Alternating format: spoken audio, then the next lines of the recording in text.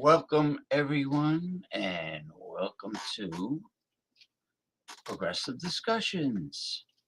I'm your host, James P. Madonna, and it happens to be the merry month of May. This is the first show of May 2024, Mayflowers. I hope everyone is having a lovely spring. It has been pretty cool. I mean, weather-wise, it hasn't been a warm spring so far, but you never know. I don't want to talk too loud because I enjoy the cool temperatures. Knock on wood, before you know it, people will be bitching and complaining about the lazy, hazy, crazy days of summer. But we'll see what happens when Memorial Day weekend comes around, which is the end of May. That's the unofficial beginning of summer because here at the Jersey Shore, the beaches open up with the lifeguards. And that's when they start ripping people off. Pay to park your car. Pay to change into your bathing suit. Pay to get on the beach, cover charge. Then you can't bring food or beverages on the beach. You can't bring food or beverages on the beach. because they want you to go on the boardwalk and get ripped off with the price gouging um, um, uh, costs of food, the prices of getting something to eat and drink on the boardwalk when the beaches are open. So, uh, so they can't, like, if people bring their coolers full of food and drink onto the beach, then there's no reason for them to be victimized on the boardwalk and get ripped off. You know. But anyway, let me have a sip of my special elixir tea.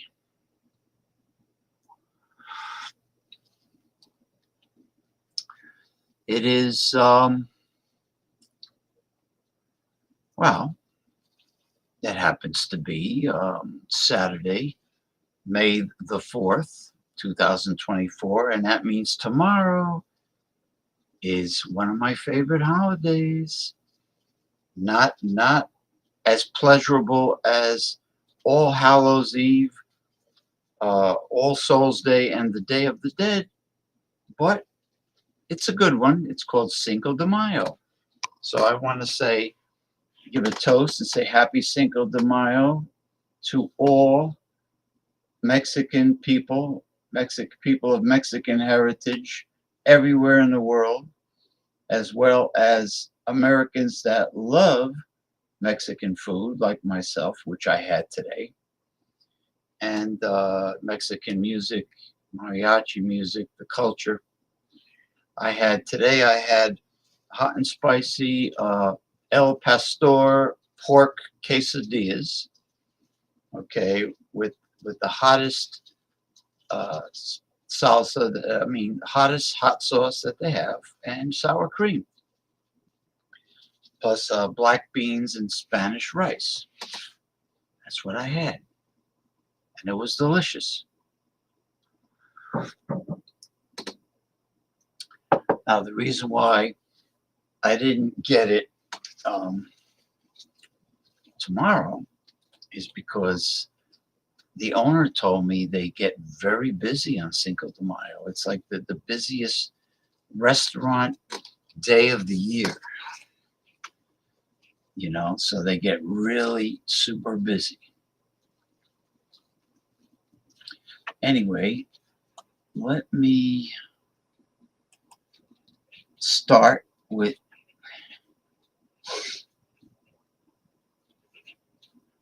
let me see, where should I start? All right, here we go. Little Chisler's Hall of Shame. The demise of Red Lobster. You've heard of that seafood chain, Red Lobster? Well, they're going belly up. I know the economy. Well, first it was the pandemic, and then the economy. What's going on here? Now it won't let me. It won't let me. Son of a bitch! It won't let me read the article unless I register an account with the Business Insider. You believe this shit? Now, how come I didn't have this problem checking out the article on my phone? Well, guess what? They're not gonna force me to register. No way, brother. They're gonna force me because I'm slick. I got not only common sense, but I have street smarts. They're not gonna force me to sign up and create an account with the Business Insider because I'm not interested in the business world. I hate corporations and I hate corporate CEOs even more. So I'm not going to register let's see, with any business insider. So I will simply read the article because they didn't bother me to create an account on my phone. The fishy death of Red Lobster. Now she is by Emily Stewart. Now she must be a right winger because she kind of sides with the business with their feeble bullshit excuses on why Red Lobster, after all these years, is going belly up. Belly up. So I'm gonna read it on my phone. So if they try to screw me on the big computer, well, guess what? I'll read it on my phone. I just want to say greetings and good morning to Masumi from Japan, from Chiba Prefecture, southeastern Japan. Good morning, Masumi. And it happens to be, I think it is 9:10 a.m. Okay, 9:10 a.m. Sunday in Japan, land of the rising sun. So thank you, Masumi, for stopping by and giving your warm greetings from Japan. Your hair is nice, Masumi says. Thank you very much, my dear. Yes, I did get a haircut today. Thank you. All right. Okay. Okay. The fishy death of Red Lobster. Endless shrimp didn't sink the seafood chain. The Wall Street did. Wall Street sank the seafood, sank Red Lobster. Endless shrimp. They keep on throwing that up to everyone's face. This Emily Stewart. With the chain on the verge of bankruptcy, Masumi says, thanks for your reply. Thanks for your reply. You're very welcome, Masumi. Okay. With the chain on the verge of bankruptcy, it has become abundantly clear that Red Lobster, letting customers eat all the shrimp their hearts desire, was not a great business idea. So, what's a great business idea, Emily? Emily Stewart, giving small portions and high prices like they do over at Legal Seafood, those crooks that own Legal Seafood. It's also not the reason the restaurant is in deep financial mess. In mid-April, Bloomberg, as in Bloomberg News, reported the debt-laden seafood chain and home of beloved cheddar biscuits, which I never tried because I've never been to Red Lobster. Uh, Amazing as that may sound. Beloved Cheddar Biscuits was considering filing for Chapter 11 bankruptcy protection. Red Lobster is being bogged down by increased labor costs. Of course, they have to throw that in. Increased labor costs, like Americans are being overpaid for some reason. Not many Americans are making a living wage. I assure you of that. Increased labor costs and expensive leases on its restaurants. That I believe, because the real estate industry in the United States is a price gouging racket with the leasing that they charge businesses to have to rent out space for their restaurants or retail stores or office buildings. Some observers were quick to blame the financial woes on its decision last year to make its endless shrimp promotion. Well, sure, they really don't want to give anything to the customer. You know, corporations have contempt for their customers. They may say we love our customers, but maybe the mom and pop stores, the privately owned small businesses, on Main Street love their customers, but not the corporate chains, which used to be an occasional limited time offering. Permanent. The move was not a smart one. Yeah, here we go. See. This Emily Stewart is blaming the all-you-can-eat shrimp. While Red Lobster increased traffic somewhat, people coming in to chow down on all-you-can-eat shrimp was a money bleeder. Hey, Emily, you cheap bitch. Here, I have an itch in the center of my forehead that needs to be scratched. She's a corporate suck-up is what she is. Money bleeder. The company blamed Endless Shrimp for its $11 million losses in the third quarter of 2023. And in the fourth quarter, the picture got even worse with the restaurant chain seeing $12. No, I'm sorry. 12.5 million in operating losses. Oh, my heart bleeds for you, Red Lobster. But the story about what's gone wrong with Red Lobster is much more complicated than a bunch of stoners pigging out on shrimp and later lobster. Stoners? So what are they saying? They're insulting the customer for pigging out on shrimp. Well, you motherfuckers offered it. You offered the all-you-can-eat shrimp. Okay. The brand has been plagued by various problems, waning customer interests. Yeah, because customers don't have the surplus cash to be going out to eat to all these expensive restaurants. Constant leadership turnover, and as has become a common tale, private equity's meddling in the business.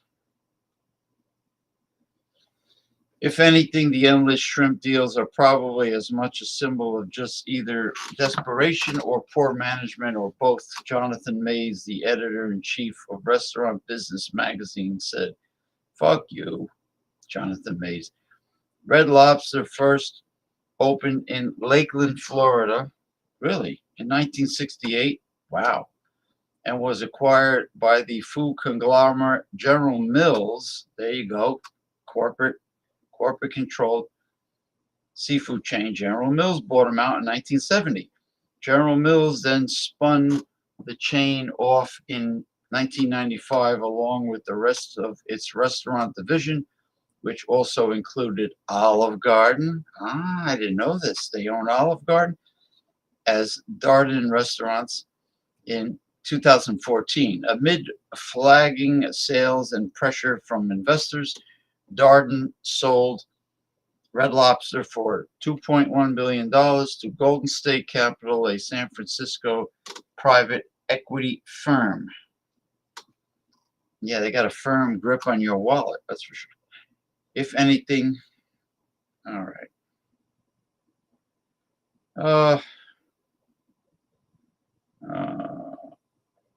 Blah, blah, blah, blah, blah, blah, blah, blah. I agree about the cost of leasing, of having the restaurants. It's not the cost of labor. I think it's the cost of leasing the building and the space more than anything else, really. Private equity. Yeah, you know what? It's bullshit. It's total poppycock. Total horseshit. The crying crybabies of corporate America. All right. All right. Before I go on to the next. Hey, Sid is here. Thank you. Thank you, Sid. Hey, bro, nice haircut. Thank you, Sid. Sid Ragentooth is a Chad. That's right. Chads and Tyrones. Yes.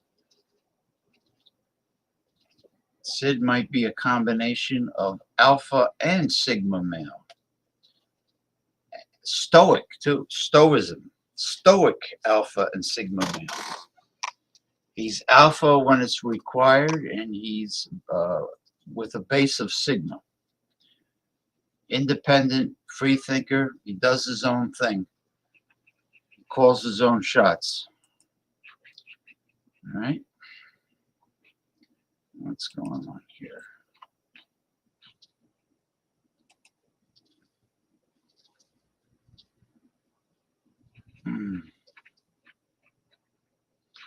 All right. Let us move on to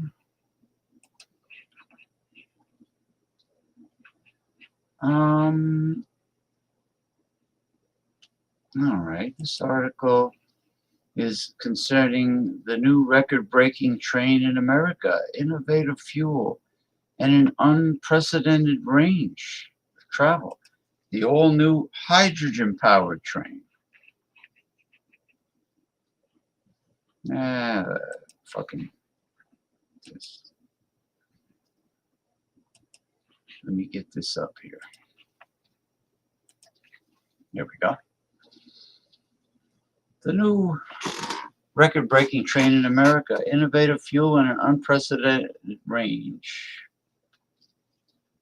As long as it is a high-speed rail. I don't know if the high-speed rail in Europe, Japan, and China are hydrogen or maybe electromagnetic, but I know that a hydrogen hybrid powered tractor, big rig truck, has already been created, which I think is great as long as it has the torque. First tidal powered engine produced, the ocean hides a new fuel. The incredible B67, B67 engine that kills electric vehicles, 290 horsepower and new fuel, new hydrogen engine with unprecedented injection, 2 liters and 40% thermal efficiency. A record-breaking hydrogen train has arrived. It has proven that it can run for 50 hours with an autonomy never seen before in history. In the context of energy transition, and decarbonization of the economy in which we find ourselves, hydrogen plays a fundamental role. This is why we have witnessed inventions such as the car with 2 hydrogen engines. I think a hydrogen hybrid with an electric battery would be better. The production of hydrogen for energy purposes is a field being explored worldwide. Now, don't forget, hydrogen is very volatile and unstable. So this has to be done with a lot of research and testing, especially in the mobility sector. Although many people think of cars when they hear the word mobility, this term encompasses much more. Recall that the train was once used only to carry coal from the mine to the factories. Later, it became relevant, and today it is used to bring passengers back and forth. In this context, how not to include hydrogen in the sector? Hydrogen train impresses with its range. The long-awaited hydrogen train has arrived and has demonstrated an incredible ability to operate without refueling. No less than 2,800 kilometers, the hydrogen-powered fuel cell train bears the stamp of the Swiss manufacturer Stadler and ran for almost 2 days. It thus set a milestone in the industry with its Flirt H2 model train. So it's European, which that figures because the United States doesn't invent anything that is what you would consider a cutting edge, modern high technology. So it's usually Asia and or Europe that comes to the rescue. Okay. Hydrogen train impresses with its range. The long-awaited hydrogen train has arrived and has demonstrated an incredible ability to operate without refueling. No less than 2,800 kilometers, the hydrogen-powered fuel cell train bears the stamp of, oh, okay, I already said that. All right. An achievement that not only highlights the potential of hydrogen as a clean energy source, but also as a new world record in sustainable mobility. Stadler announced the entry in the Guinness Book of World Records database with the longest distance traveled, 2,803 kilometers, which is 1,741.7 miles. Notably, this was a hydrogen-powered passenger train without refueling.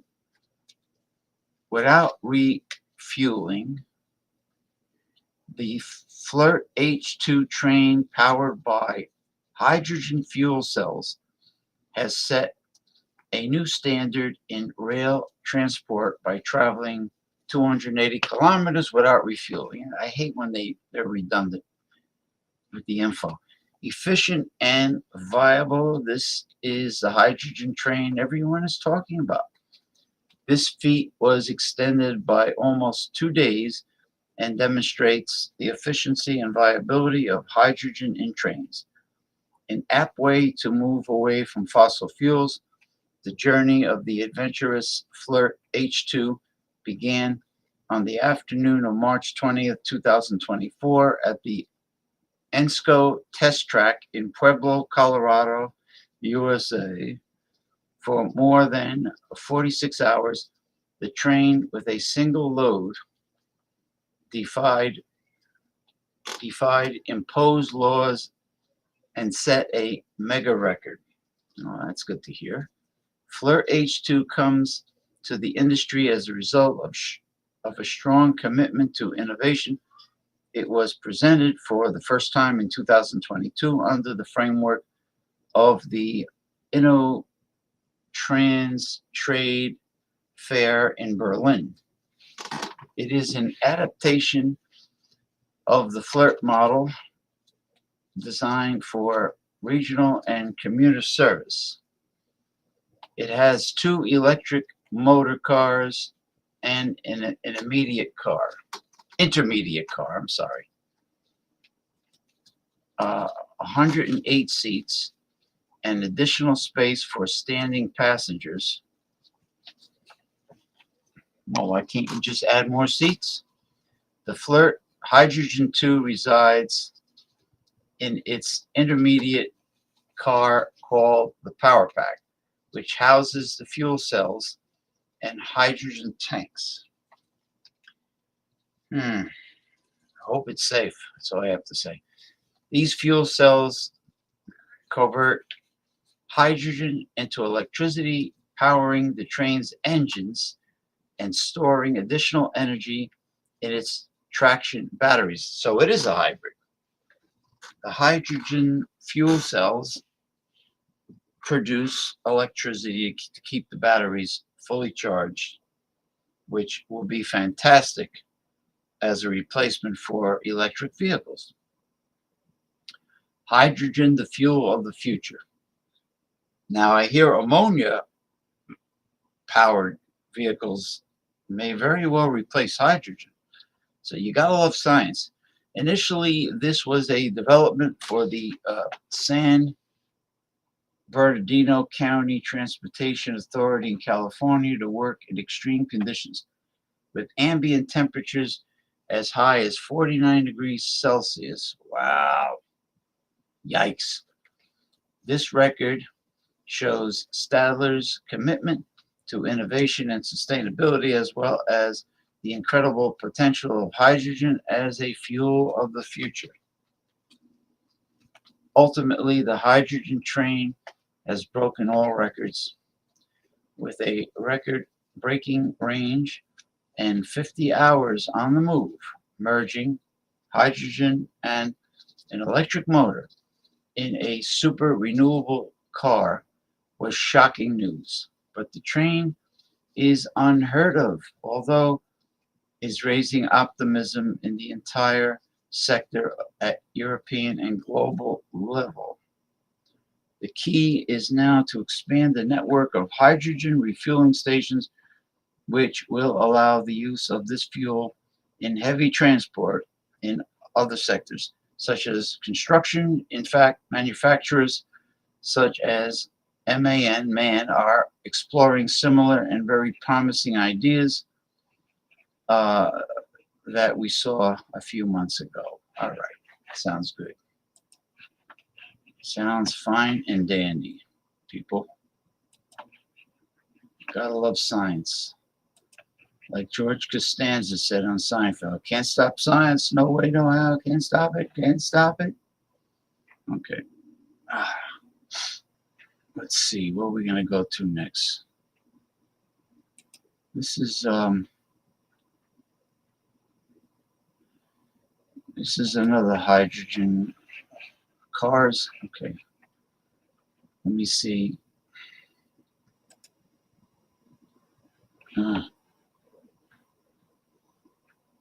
Tommy Carroll.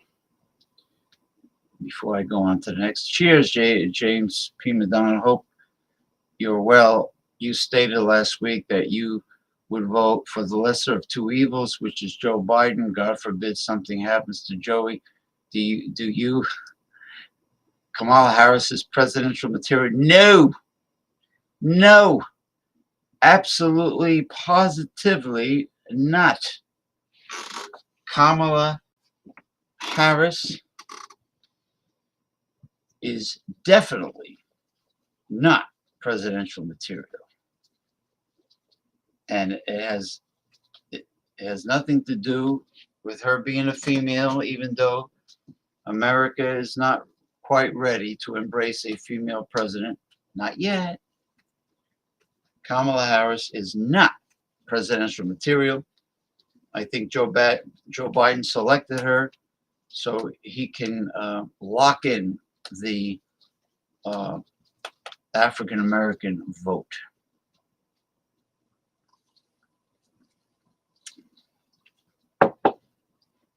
But her as president, I don't think so. Gotta tell it like it is. Hey, Western Mike, my friend. Forgot to say, cool hairdo, man. Thank you. Tommy Carroll, add think. I wish more Americans would think before they take action or open their mouth. JPM, I think Joey Chestnuts. What's the cause of the Red Lobster closures? Joey Chestnuts. Is that the guy who enters a lot of these all-you-can-eat contests? I think it sounds familiar. The name sounds familiar. Joey Chestnuts. Correction was. All right, let me get this out of the way. Just one more hydrogen article here, but people have to really take into consideration whether it be hydrogen, a hydrogen electric hybrid with the hydrogen engine, keeping the electric battery charged, which is the smart way to go, because Americans are not going to wait in line. Plus, wait an additional half hour or hour to fully charge their EV batteries. They're not going to tolerate that. And the range of, what is it, 2 to 300 miles? That's not going to fly. That's not going to fly. That's horrible. But if you have a hybrid of either a small hydrogen powered or ammonia powered, which is supposed to be better, engine, charging the lithium ion battery is the smart way to go. Now, from what I understand, I was told by Mr. Damian Owens that, and he was right because I read the article, that a sodium ion battery is far superior than the lithium ion battery. Okay? That's why I love science. It keeps, it just keeps advancing at such a fast pace to make the quality of our lives better, as well as saving lives when it comes to healthcare, when it comes to medical science. That's why I get so freaking excited with these important, fascinating, wonderful science articles. You know what I mean, jelly beans? You jabroni jumbalonis? You dig where I'm coming from? Okay, cars and the hydrogen engine, it's not about the technology, dummy. I know I will have to stop writing about the automotive sector in Europe as I'm getting tired and sad about how they've been checking all the wrong strategic boxes over a decade. And yet, although I feel we hit rock bottom, they seem to keep pushing further away from any solution that would give them a fighting chance for 2030. At least I hope it can be educational for the rest of us. All right, what are you talking about? Take for instance, the recent communication push of BMW on the hydrogen engine. BMW Group is producing highly efficient fuel cell systems at its own Munich-based center of excellence for hydrogen. This technology is one of the most important components in the BMW iX5 hydrogen and will sustainably influence the transformation of the entire mobility sector and enhance it. Hydrogen is the missing piece in the jigsaw when it comes to emission-free mobility. One technology on its own will not be enough to enable climate-neutral mobility worldwide. No, you should, like I said, it should be a hybrid. It should be a hydrogen electric. Okay, first BMW hasn't had a recent breakthrough in fuel cell vehicles. These vehicles operate with a motor similar to other electric vehicles, but rely on a stack of fuel cells instead of a heavy battery. The cells combine hydrogen with oxygen to produce water vapor and generate electricity. Now I'm understanding the science. Now it's even more exciting. And this technology has been on the market since 2005. Gee, I wonder if the fossil fuel industries have forced this technology on the back burner. 2005, and it's not common today? Corruption and crony capitalism. I smell something rancid in the fish market. It's unclear if hydrogen vehicles have a better or worse carbon impact than current EVs, as in, how could they have a carbon impact if vapor comes out of the tailpipe? Water vapor. As in both cases, the way to produce hydrogen or directly recharge an electric battery will determine how green the vehicle is. Besides marketing claims, there is no clear problem solved in the market by HFCV. We could discuss limited cases where using hydrogen coming as a byproduct of petroleum, chemical. But this person is is a big oil fossil fuel whore. No way, no, no, no. Hydrogen can be produced with water.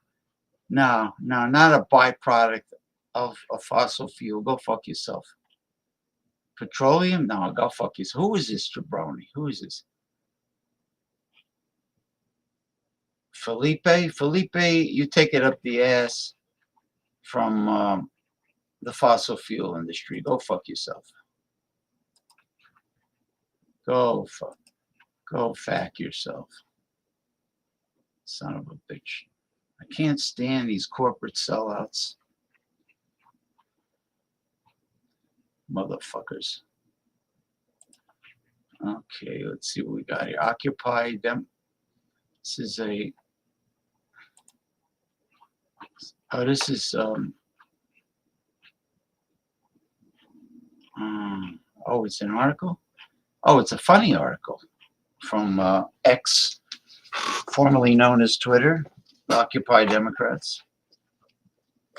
Boy, unbelievable. That you should have seen that pencil neck geek, that Felipe, that corporate whore, saying, being compassionate with fossil fuels, saying, "Oh, we can get hydrogen from fossil fuel products, byproducts." Get the hell out of here, friggin' whore. Wait, what were you saying? Huh? I don't know. I forgot. What was I saying?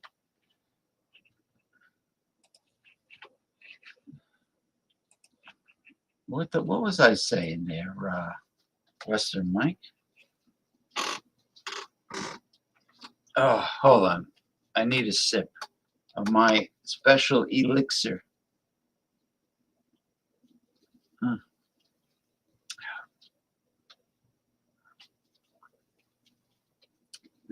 This is fun. This cracked me up.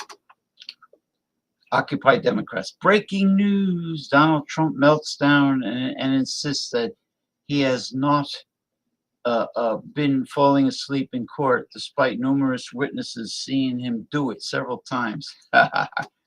His excuse for what he was actually doing with his eyes closed is hilarious. Contrary to the fake news media, okay, this is quote Donald Trump saying this.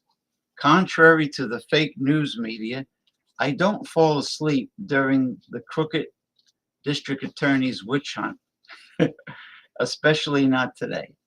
I simply close my beautiful blue eyes, sometimes listen intensely, and take it all in, Trump wrote on Truth Social.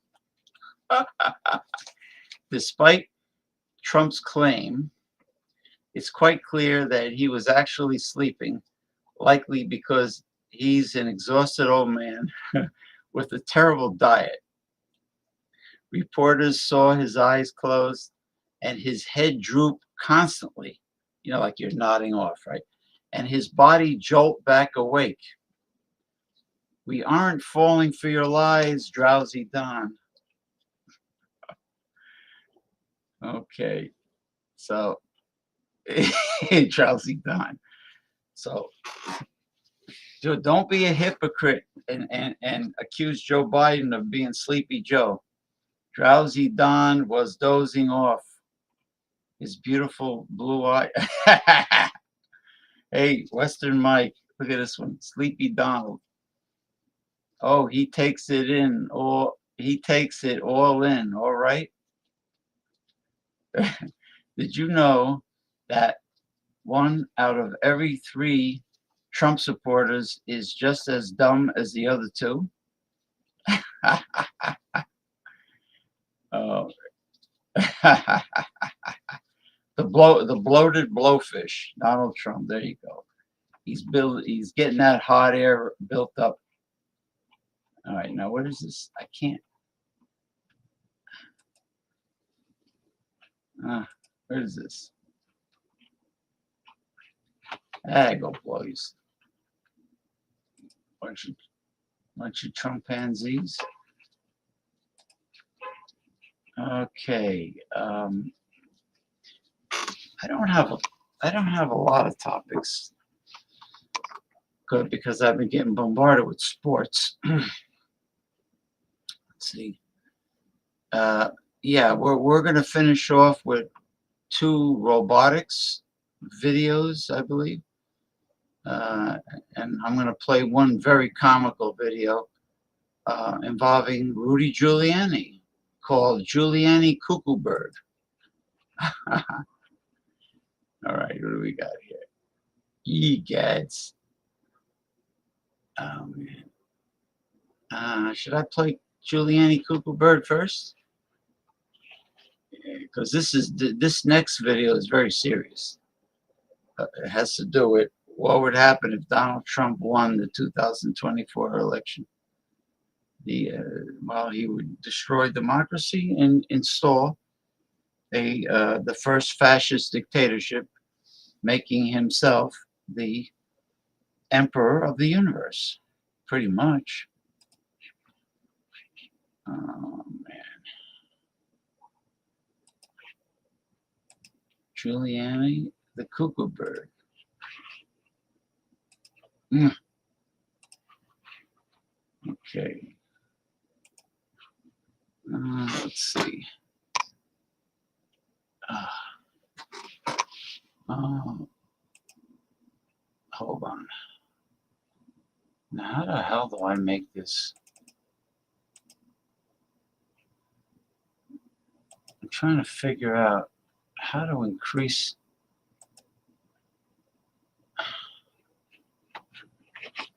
I guess there's no way to do it. I'm trying to see if there's a way to enlarge the screen.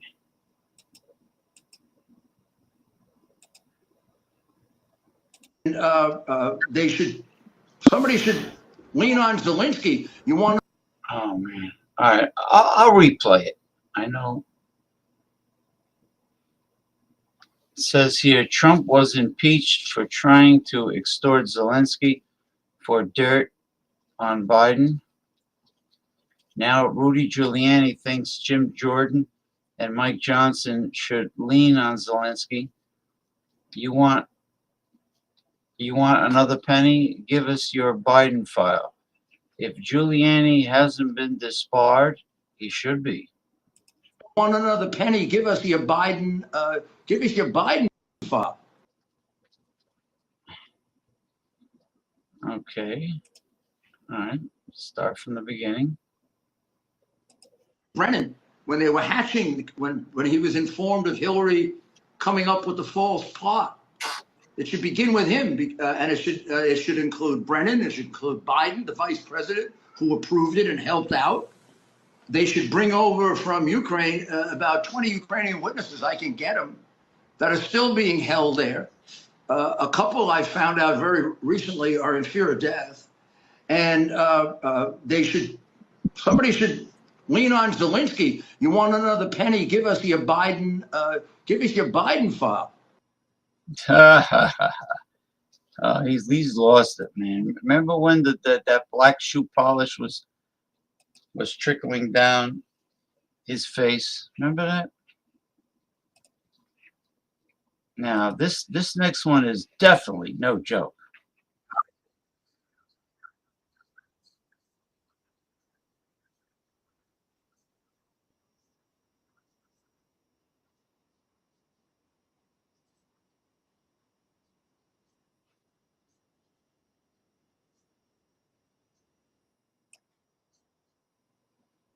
Yeah, blow it out of your ass. Alan Spears. Where does he get speared up the ass? Hold on. Tommy Carroll says, JPM, do you think these college disruptions are controlled by outside activists? Maybe just the beginning of BLM and Antifa start again? I have an open mind. Anything's possible, Tommy. It's possible. All I know is there were a lot of college students that showed up that were similar to the Occupy Wall Street protesting, where they just found out there was something big going on, and it was something to do, and there was a lot of people there, and they just like camped out like it was Woodstock, and they didn't really know the deep significance and meaning for the protesting. You know, they just wanted, they felt it was the place to be. So the bad thing about protesting improperly is you can get arrested. You cannot block sidewalks. You cannot block streets. You cannot aggressively harass people,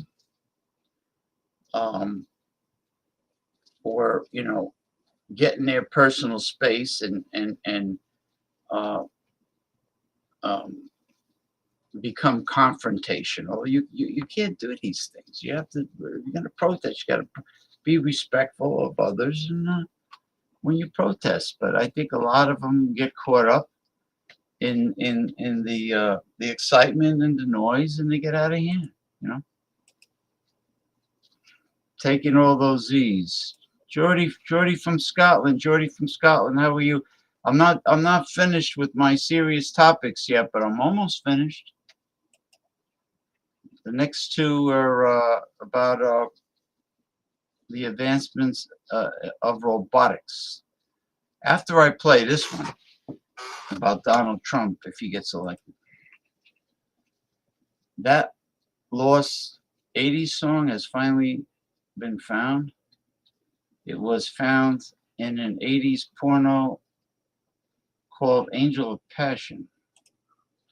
Yeah, well, we're not yet ready to do open topic talk, but I will tell everybody when it's time to do open topic talk. Ulterior motives. Peace and love, James. Well, we'll be able to relax as soon as I'm finished with the yeah, I'll be finished shortly. All right, and then I'll send out the link for panels. All right, now this is serious. This is not a joke.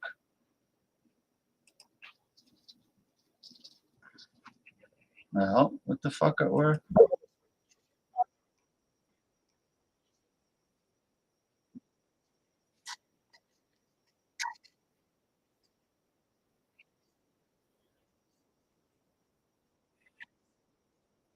Oh, hold on. It fucked up. I don't know how and why it fucked up, but it fucked up.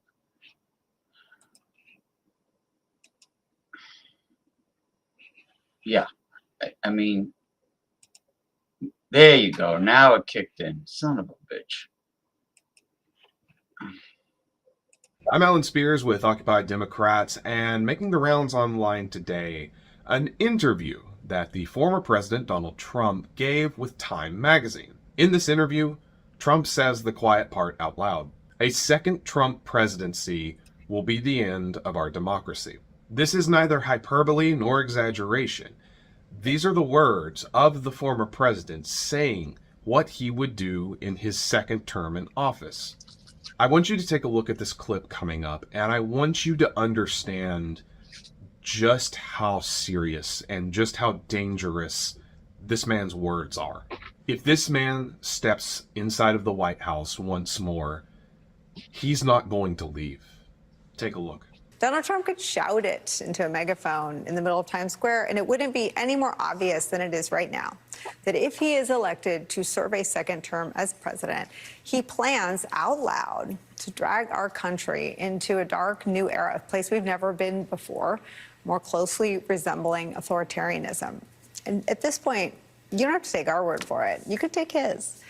In an on-the-record conversation with reporters at Time magazine, newly published this week, the disgraced ex-president doesn't play coy about his appetite for autocratic practices and policies. He's proud of it. It's what he is running on. He road mapped it out right in the open. He would deploy the military to carry out mass deportations of 11 million people. He would allow red states to monitor pregnant women. He would withhold money appropriated by Congress, firing U.S. attorneys who failed to carry out his orders. And he would pardon at least some of the rioters who attacked the United States Capitol. And this is the domestic bucket. For him, it's all on the table, again, out in the open. From that Time interview, quote, every election is billed as a national turning point. This time, that rings true. To supporters, the prospect of Trump 2.0, unconstrained and backed by a disciplined movement of true believers, offers revolutionary promise. To much of the rest of the nation and the world, it represents an alarming risk. The second Trump term could bring the end of our democracy, says presidential historian Douglas Brinkley, and the birth of a new kind of authoritarian presidential order. I am sick and tired of this authoritarian, of his behavior somehow being construed as patriotic. It's not.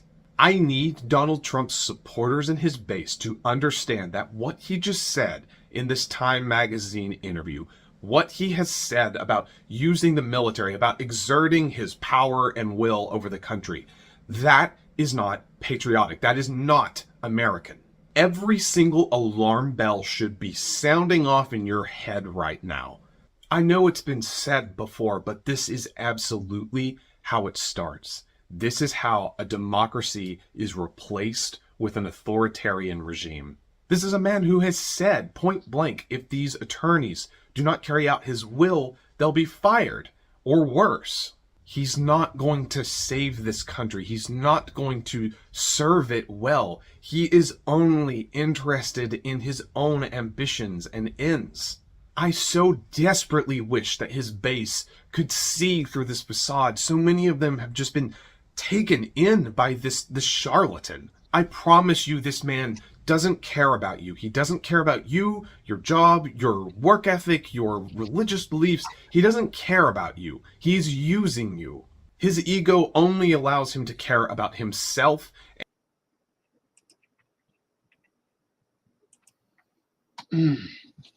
Another entertaining show, JPM. Only one question. Are you a communist? Have you ever been a member of the Communist Party? I am a socialist, democratic socialism. Number one, I am a member of the Democratic Socialists of America, and I am also a huge fan of our revolution. All right, that answers, I hope that answers your question sufficiently. You can call me Commandante. You can call me Commandante James, or you can call me Comrade James, or whatever you want to call, whatever term you want to use. Have a great week, JPM. Off to the carnival. All right, Tommy Carroll, be safe. All right, wherever you go, late on a Saturday night, be safe and enjoy whatever you're doing.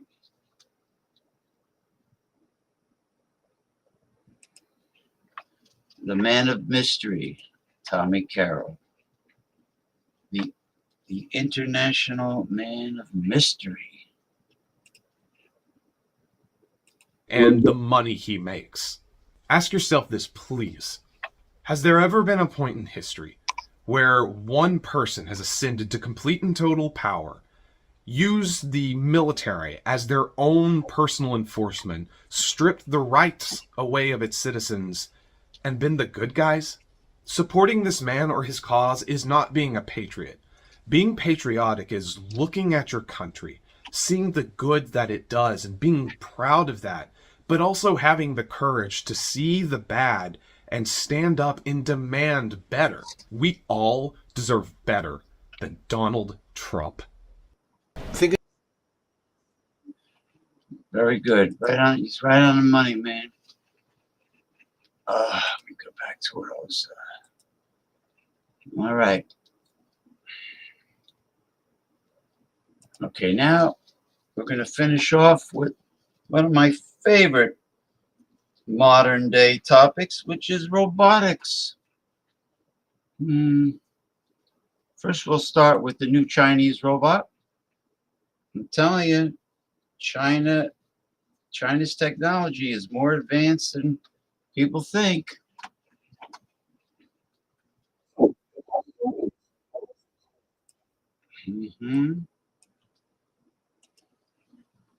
Okay, here we go. Here we go, peoples. Peoples.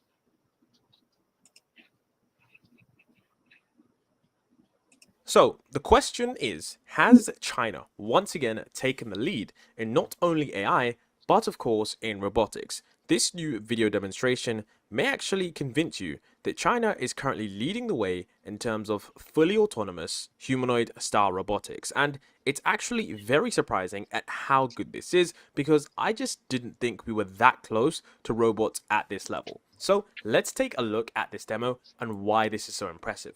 So currently you can see that this is called the Astrobot S1, the next generation robot that is naturally yours. And everything you're about to see in this demo is at 1 times speed with no manipulation, and it is fully autonomous. Remember that, because what you're about to see is rather fascinating. So ladies and gentlemen, presenting the Astrobot S1 coming from Shenzhen, China. So take a look at this first initial demo. This is by far the most craziest thing I've ever seen.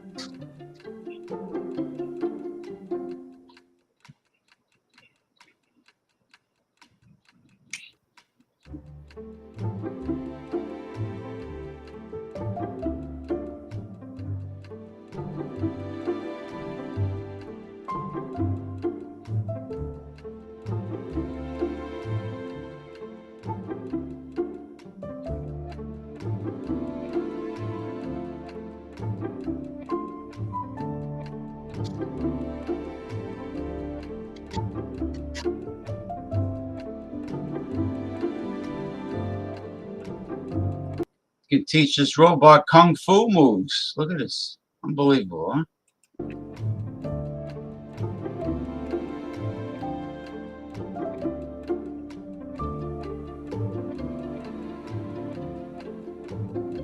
Navan's business travel platform?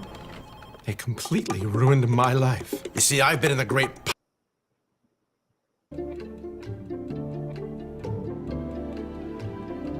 So the demo that you saw there, the reason this is so impressive and the reason that a lot of people don't even believe that this is real is because what we're looking at is something that is extremely fast, extremely smooth, and it's fully autonomous, meaning that there is no teleoperation.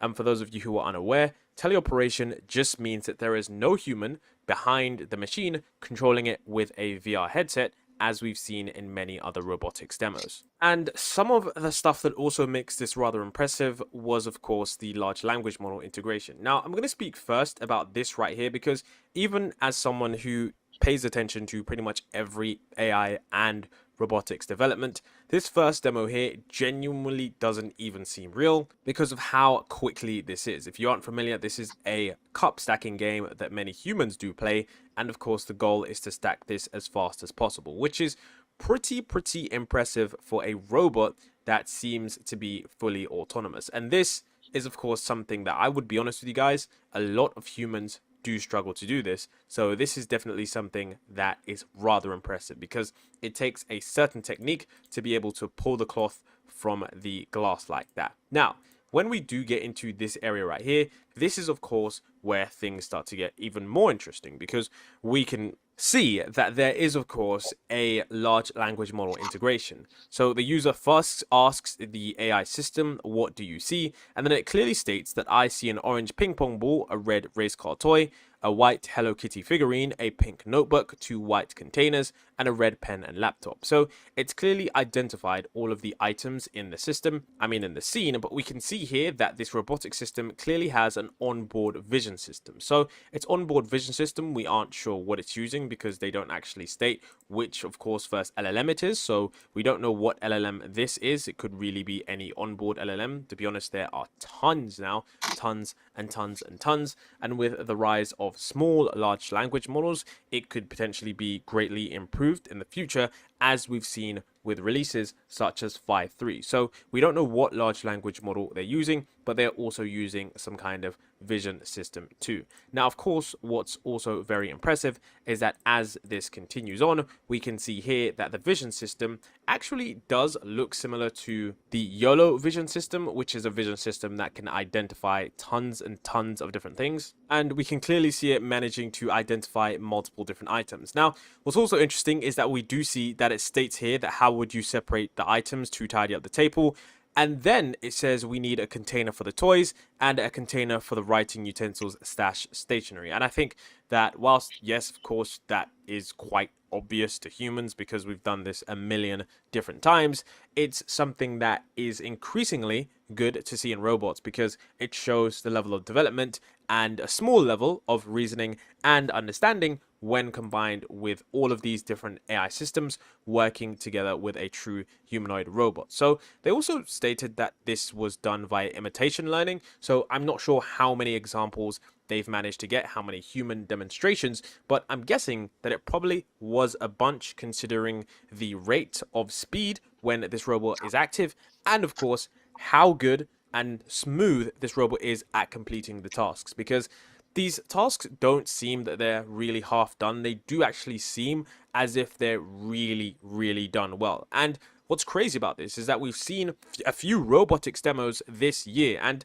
to be honest with you guys, this is by far the most impressive demo to date. And this is just based on what we've seen. And the craziest thing about this as well, and this is something that I've mentioned many times before, is that when looking at robotics demos, it's pretty surprising with what robots are simply able to do with this two-pronged approach. Because many individuals would state that humanoid robots, in order to function effectively, you need 5 fingers just like a human uses, but it's clear from many different robotics demos that that might not be the very best approach. Sometimes keeping things simple and smooth can truly work wonders for what you're trying to do. And taking a look at this, we can see that of course this is exactly the case with this level of robotics. Now, whilst yes, some people might argue that with some robotics demos, the problem with this is that they are in, I guess you could say,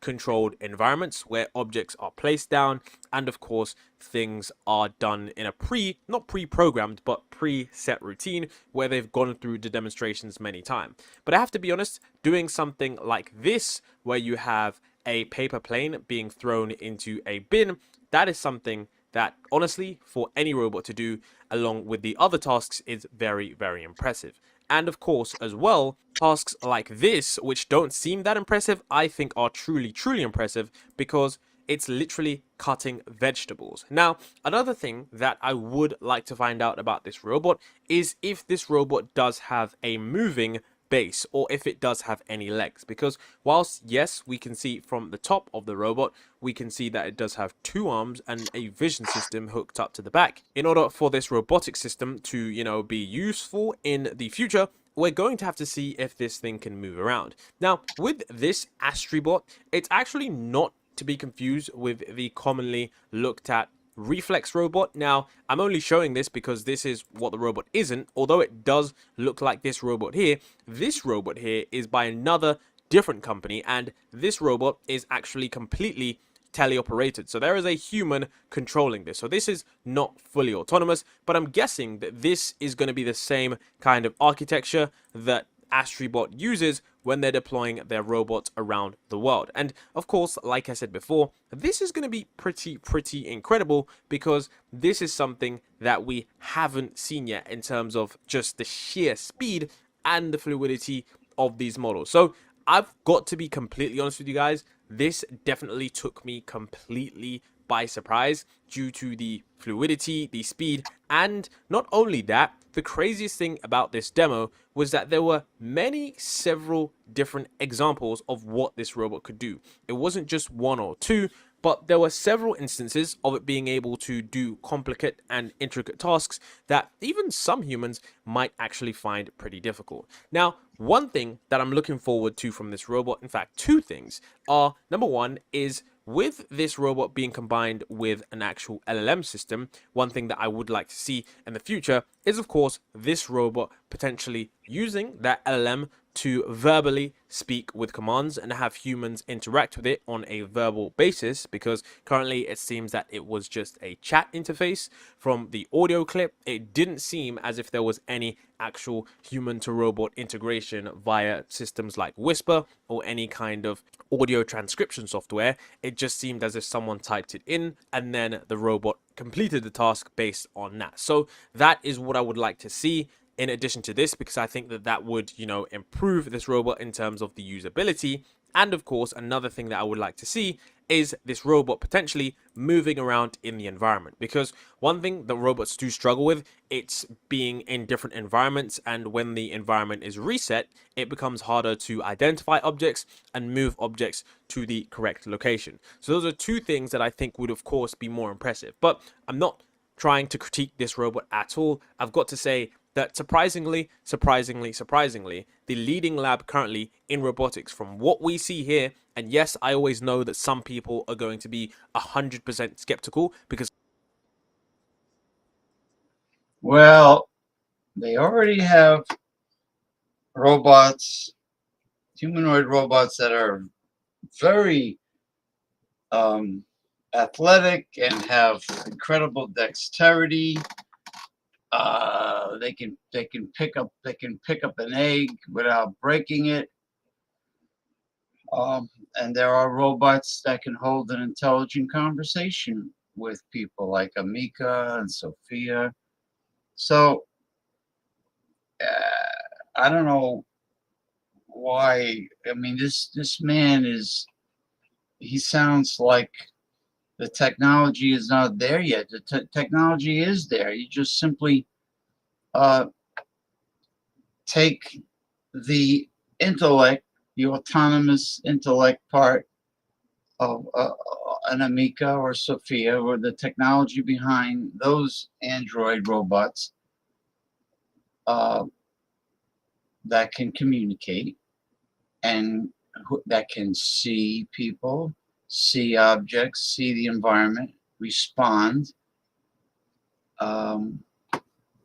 very accurately, answer any question, retrieve any bit of information that is out there, updated information that's in the cloud, so to speak.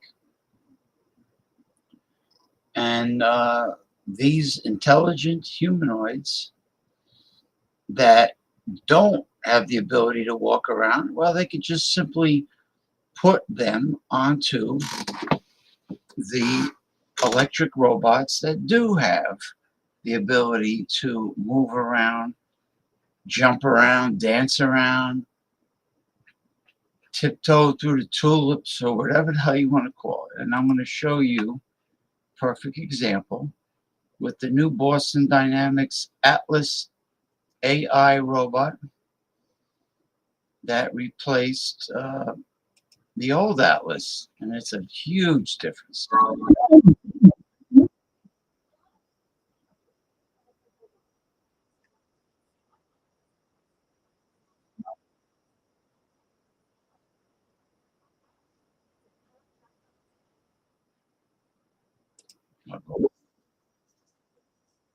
Humanoid robot as an all-electric version designed to push the boundaries of what intelligent machines can do. Plus, this cutting-edge machine is being born from a partnership with Hyundai, promising to be stronger, more agile, and more dexterous than its predecessors, with huge implications to match. But the unveiling of the electric Atlas also marks a certain turning point in Boston Dynamics' pursuit towards pushing the limits of whole-body mobility and bimanual manipulation. In fact, for over a decade, the company remained at the forefront of robotics, continuously raising the bar with each new machine and use case. From the legendary Petman, which tested protective clothing, to the recently retired HD Atlas that performed amazing parkour feats, Boston Dynamics has consistently set new standards for the state-of-the-art in humanoid robotics. And the latest incarnation of Atlas is more than just a few minor improvements. Powered by electric motors instead of hydraulics, the new Atlas boasts unprecedented strength and an expanded range of motion, allowing it to tackle tasks that would surprise most human workers. But that's just the beginning, because what truly sets the electric Atlas apart is its ability to seamlessly integrate cutting-edge artificial intelligence into its operation, such as reinforcement learning and computer vision. Plus, by harnessing the latest methods in these powerful intelligence paradigms, this new robot can adapt to complex real-world situations with relative ease, by learning and evolving with every task it undertakes. This fusion of advanced hardware and software promises to unlock a world of possibilities, enabling Atlas to tackle the dull, dirty, and dangerous jobs that have long been the domain of human workers. And Boston Dynamics isn't just focused on creating a superior robot, as they're also building an entire ecosystem to support it. Specifically, the company's recently introduced Orbit software serves as a central platform for managing robot fleets, location maps, and other vital data, ensuring seamless integration and efficient operation in a wide range of industrial and commercial settings.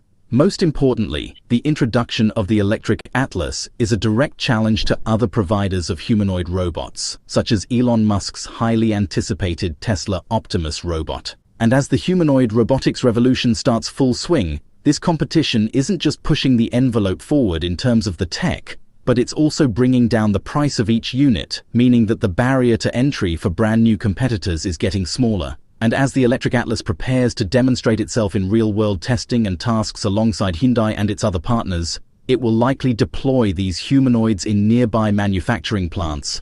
Nevertheless, Boston Dynamics is raising the bar, and more importantly, keeping up with the increasingly difficult goal of delivering intelligent robots that are uniquely capable of tackling the tasks that humans can't or shouldn't.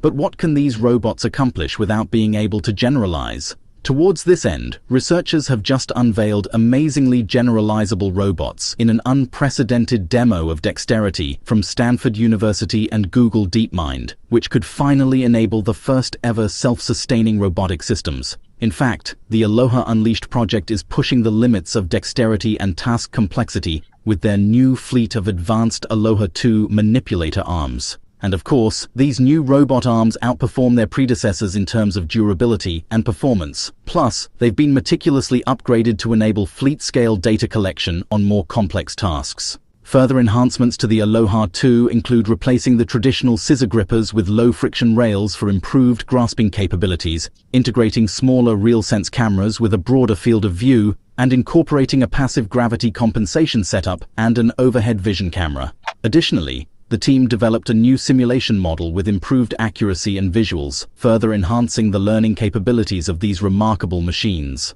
In fact, for the past year, the researchers have been demonstrating the impressive lengths at which these robots can achieve, culminating in a series of awe-inspiring videos that showcase the Aloha 2's ability to perform intricate tasks autonomously, adapting to slips and placement issues in real time with remarkable dexterity. Among the most impressive feats demonstrated is the ability of these AI-powered robots to repair and maintain other robots. For example, the manipulator can be seen assisting DeepMind's Sara RT model by seamlessly slotting in a... Well, there goes the job of robotics maintenance technicians. There goes your job. So forget about it. Kiss that opportunity goodbye. I knew corporations are going to go with a fully autonomous robotic staff. I knew it. replacement gripper or finger. This demonstration may even suggest that a future where robots can autonomously repair and maintain themselves is no longer a distant dream, but rather a rapidly approaching reality. But the Aloha Unleashed project's accomplishments didn't stop there, as the researchers also tackled two of the most dexterous tasks imaginable: tying shoelaces and manipulating clothing. And despite not training on clothing, the AI-powered robots proved their abilities by successfully generalizing and completing each task with coordination and precision.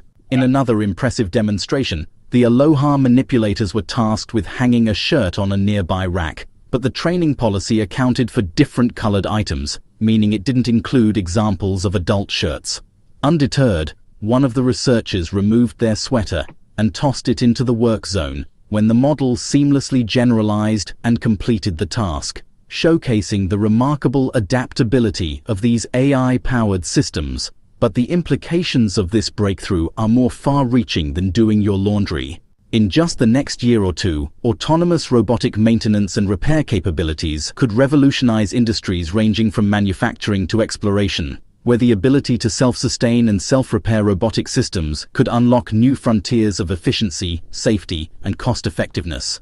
As the Aloha Unleashed project continues to push the boundaries of what is possible, the world watches in awe, eagerly anticipating the next groundbreaking achievement from these pioneering researchers. With each remarkable feat, the future of robotics grows brighter, and the dream of truly autonomous, self-sustaining robotic systems inches ever closer to reality. Finally, the world of AI-generated art is about to experience a seismic shift as Stability AI announces the availability of Stable Diffusion 3 via API and the forthcoming release of the model weights for self-hosting. This groundbreaking development promises to democratize access to cutting-edge image generation capabilities, empowering artists, creators, and innovators alike.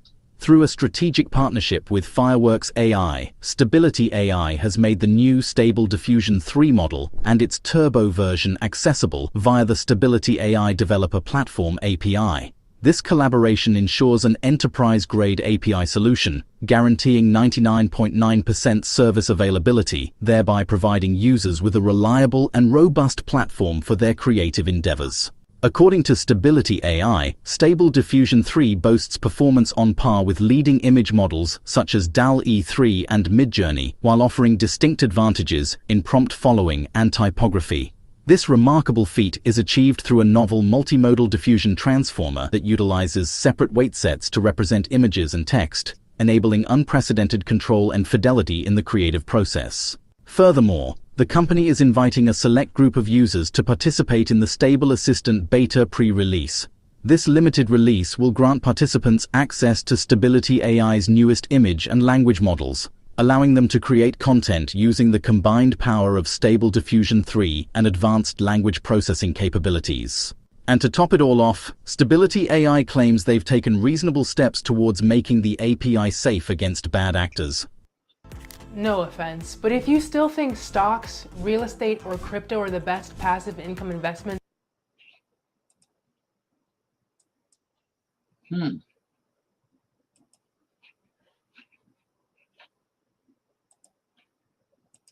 Okay. That seems to have wrapped it up. I'm currently waiting for my panelists. Jordy, I sent you the link. I also sent others the link. So we are live streaming on YouTube and Twitter X. Anyone out there have any topics that they would like to bring up? Any questions? Anything that's on your mind? Don't feel embarrassed about something that's on your mind, that's bothering you, or something that you're curious about. You know, this is open topic talk time, and open topic talk has officially begun on this show. This is the Saturday edition of Open Topic Talk. Tomorrow, I'm going to be around. I won't be away. So tomorrow, during Cinco de Mayo, we will have the Sunday edition of Open Topic Talk starting at 4 p.m. Eastern Time. I want to thank Paul Anthony Mantia for having me on his fantastic live stream, well, not live stream, but his talk radio show, his internet talk radio show. He has a tremendous amount of viewers, and I want to thank him for having me on the show last night. It was very enlightening and always enjoyable to be on the show with him. We will be restarting the Northern Lights, a tie-dyed TV, and I think that's what it's called. Let me see. Let me see here. Oh boy. What do we got here? Northern Lights.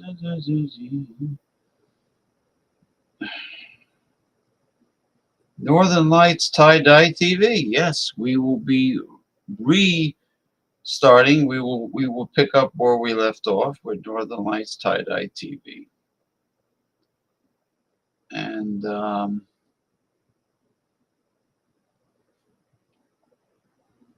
thank you for viewing us. Last Saturday was a very interesting show, to say the least. And I enjoyed it too. Sid says, where are the alcoholics that smoke weed and drink Bud Light? Oh, you're talking about Ronnie Simpson? Yeah, I sent him the link. Unless his wife nagged him to spend quality time with her,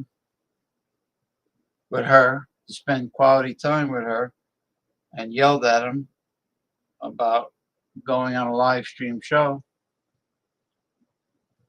I know that if a man has a significant other that he's living with, especially if he's living with the person or married to the person, he has no life of his own.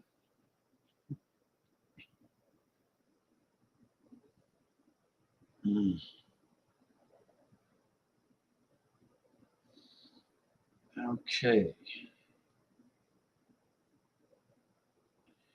Well, Mr. Damian Owens said he will definitely be on. I sent Western Mike the link.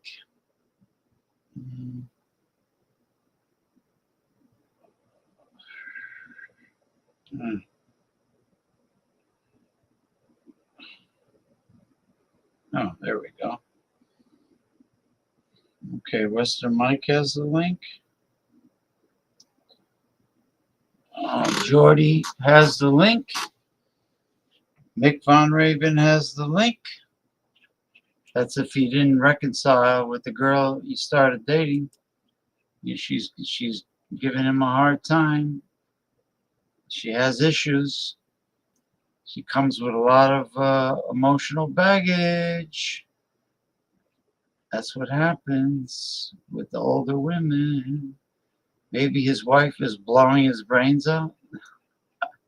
You mean you think it's possible that he's getting his knob polished, or he's in the sack with her? Afternoon delight, skyrockets in flight. Afternoon delight. It's possible. They Saturday night they probably went out to dinner and they jumped in the sack.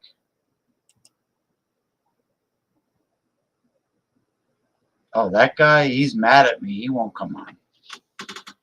You're talking about Christopher Nichols, BC beer reviews. He won't come on. He's pissed because I took a screen share of him when he passed out. He had a habit of passing out on the show. Not just my show, but Ronald Terrio's show. And I took a screenshot and I cropped it where you just see his head as he was passed out, and I put him in the center of the wheel. I have these the wheel of topics I used to spin around, and I think I still have them. It's a lot of fun. It was a lot of fun.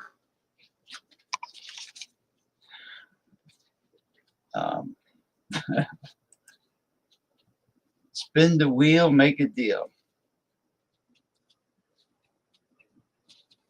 He got pissed, man. When he found out I did that, but it was funny. Spin the wheel, make a deal. Let me see if I could find it again.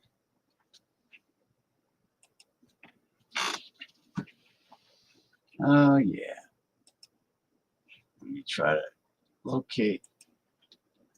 I'm almost sure I still have them.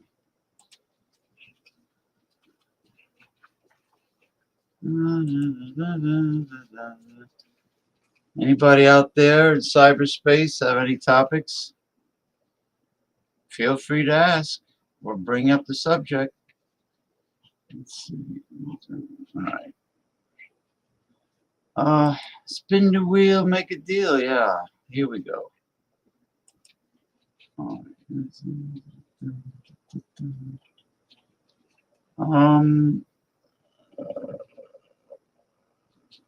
Okay.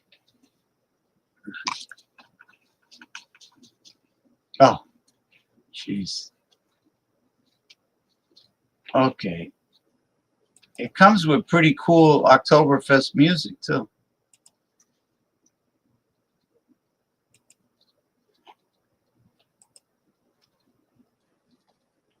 No, he's asleep. It's past his bedtime. You talking about Ronald J. Terrio? Yeah, he's sleeping because he gets up like 2 a.m. Something like that. And he'll come on in the afternoon if he doesn't have like a college football, basketball game. Like if there's no sporting event, he'll come on. But he plays devil's advocate. He knows I'm a far left wing progressive, and he's conservative. So he'll play devil's advocate. And okay, let me know. Let me see. This is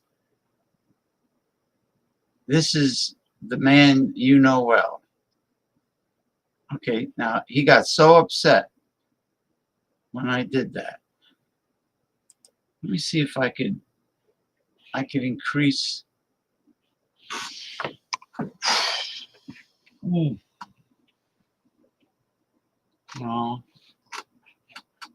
Oh, did it get bigger? Hold on. Oh, no, it's not good.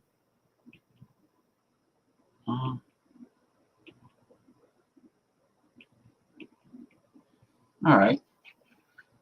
All right, you ready? Spin the wheel, make a deal. Here we go.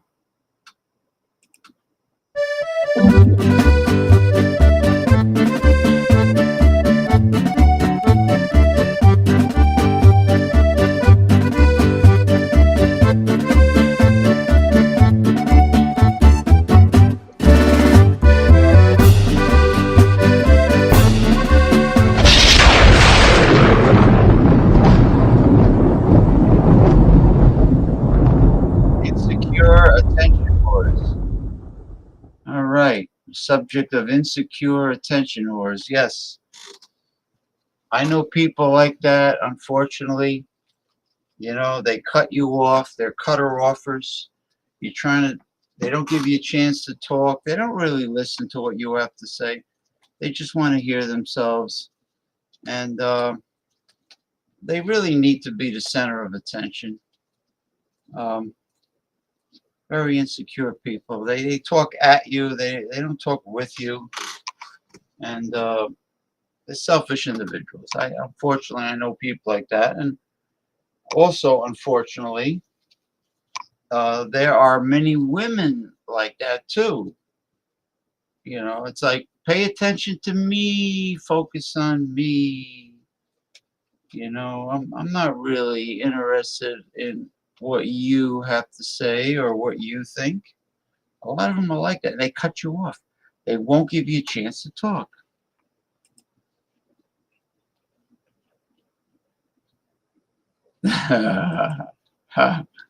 He's in South Jersey right now with Bart Robinson and um, the other guy, East Coast Beer Reviews. I think his name, the show is called East Coast Beer Reviews. And Alex the Beer Masturbator. Alex the Beer Master. He's in the Jersey suburbs of Philadelphia. They're all hanging out, and they're going to go to a beer festival tomorrow, which I'm happy for them. I could send him the link. I mean, see if he comes on. Okay. Let me, just for the hell of it. I know he's probably going to be really drunk, though. Ugh. Let's see what happens. Let's see if he comes on. It should be really hilarious if he comes on. Okay. Let me send it to Mr. Clean. Mr. Clean. Unless he's another pussy whip guy. He's living with a girl. He's definitely pussy whipped. There's no doubt about that. Yeah, they're pussy whipped. Let me send my friend Gabriel Salaya in Buckeye, Arizona, the Sonora Desert. Mr. Gabriel Salaya. Let's see if he comes on. I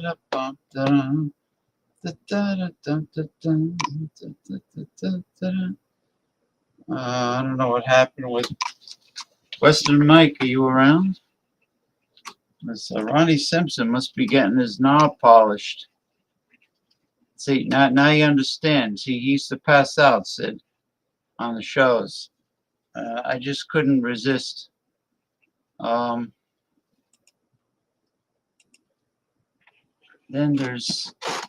I got other images of him. Let me see.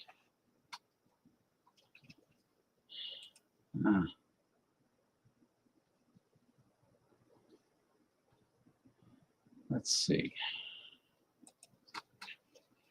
I got other images of him. Let's see. Let me try this. This one should be funny. Oh, jeez. You're going to get a kick out of this one. I call this goldfish, BC, goldfish face. All right, Sid, you ready for this one? Oh, man. The old goldfish face. He looks like he's out like a light here too.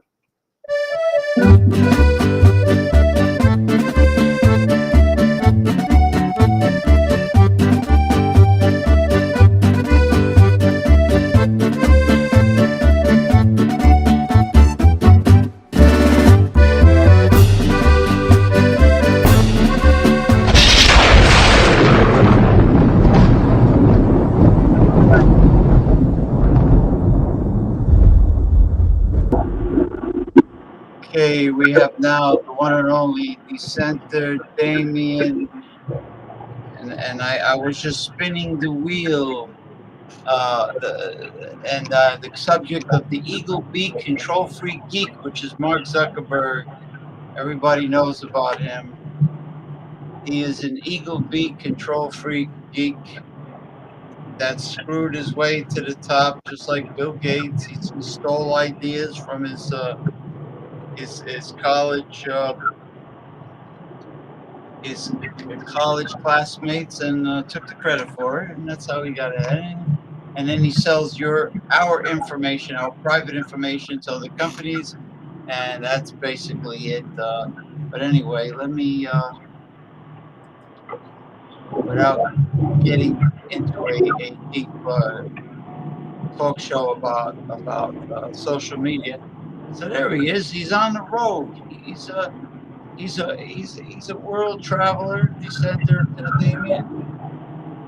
Yes, just And, making my delivery. Now that I picked that up, took forever, but I mean, hey, at least it's fresh. I don't complain for fresh food, and neither will the customer. So that's right. That's absolutely right. Well, at least we got a good view. We get to see, the highway and highways and the byways and in Tennessee. And hold on for a second.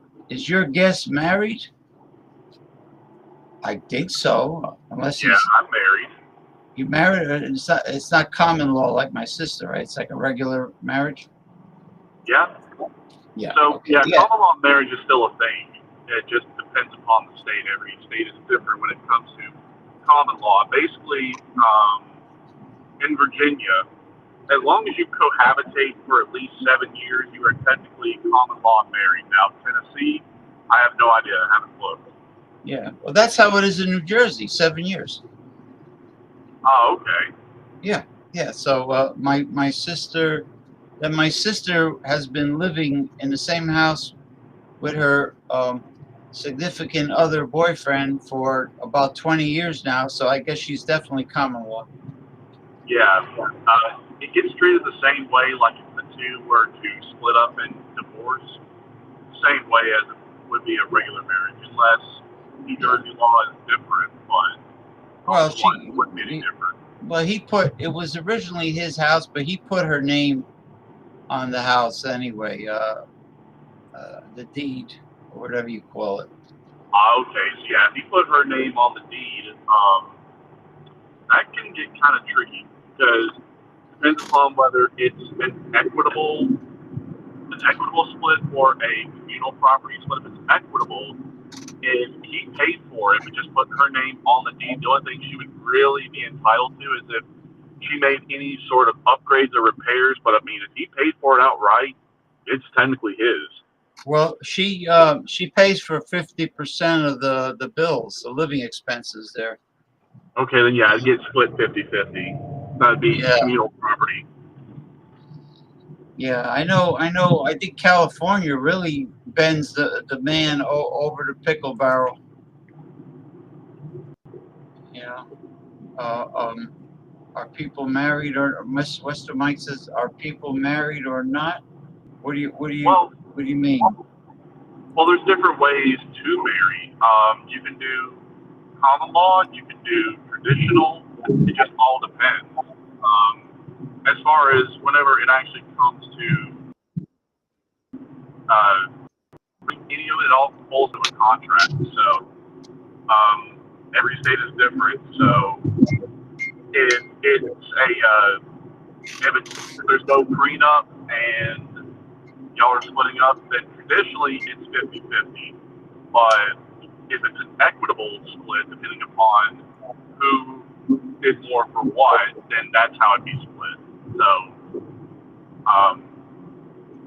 really, it's just all on a case-by-case basis. And it can get pretty complicated to try to fit it all into like an hour that I just could not do. Well, there's no children, so that makes it a hell of a lot easier. And now, Hold on. so I'll go. Yeah. Oh, there we go. I'm probably in a bad cell spot because I'm getting ready to go down into where we used to live when we first moved down here into our first townhouse complex. Okay, you were in a townhouse. So, Do they yeah. have? So Do they if have it gets gated? down through here, No, I what? understand. I understand. Well, hey, if you make your delivery, and you got to drive out of the area anyway, so then you'll be back. You know, I mean. I think there's a cell tower. Yeah, I see a cell tower up there. So down here in the valley, I should still get some pretty good cell signal. Yeah, I hear Those you work. fine now. You just your audio broke up before for a few seconds. That's all. Right. So, yeah, I guess, yeah, it makes it much more difficult when there's children involved. The common law people, decide it's not working out. But what was I going to ask you? Do they have gated community condos and townhouse complexes in Tennessee? Oh yeah, they do. Yep, they do. They usually, a lot of them come with an in-ground pool. Some do, some don't. Just depends upon where you are at. But I remember what it was. I was getting ready to finish up with. So in Tennessee, where the divorce rate has gotten so high, you can't just go and file for divorce outright. That it doesn't matter what kind of marriage you have or how long you've been married. It could be a year, it could be 40 years. If you were to go to say that I'm going to go get divorced, there's a mandatory 90-day waiting period before you can even file for anything. Oh, wow. That's a legal separation for a 90-day cool-off just to try to get the divorce rate back under control, because in Tennessee it is ridiculously high. So, yeah, so the courts are really bogged down, you know, with cases. You know? Not only that, just Tennessee courts are just bogged down, period. But it's not just Tennessee. Across the United States, every court system is bogged down. I mean, you make too many laws and you punish too many criminals, of course your system's going to get bogged down, and, well, it's not going to be efficient. That's why you got to be careful as to what you make crime and punishment, what you prosecute and what you don't. I mean, it's slowly getting better, but still, where you have this moral majority of make crime and punishment, just punish just about everything, yeah, of course that's going to make everything get bogged down and be so ridiculous. To where you found the ass for prisons, the court system gets bogged down to where just a simple case that could be heard in a day, you don't get it through quickly. You have to wait like months or even years for something that could just be done in a day. That's how bad it's gotten.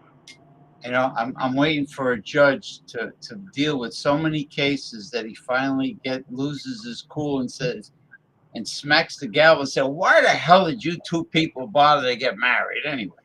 It's getting to that point, so you might get what you wish for. You know, I mean, a judge can only like deal with so many freaking cases, and I bet a lot of them are trivial. You know, like, I mean, relatively trivial reasons to get divorced. Relatively, you know, I mean, not for, you know, the typical reasons that you would think, but, you know, like, he gets on my nerves. I want my space. I want, you know, bitch in the morning. Well, right. the guy. I'll answer that question when I get back, so give me a sec. Yeah, I don't. Yeah, well, this is alcohol delivery. I gotta scan his ID, so I'll be back here in just a second. Okay, all right. Hold that thought, Sid, until he gets back. Da, da, da, da, da. Oh man.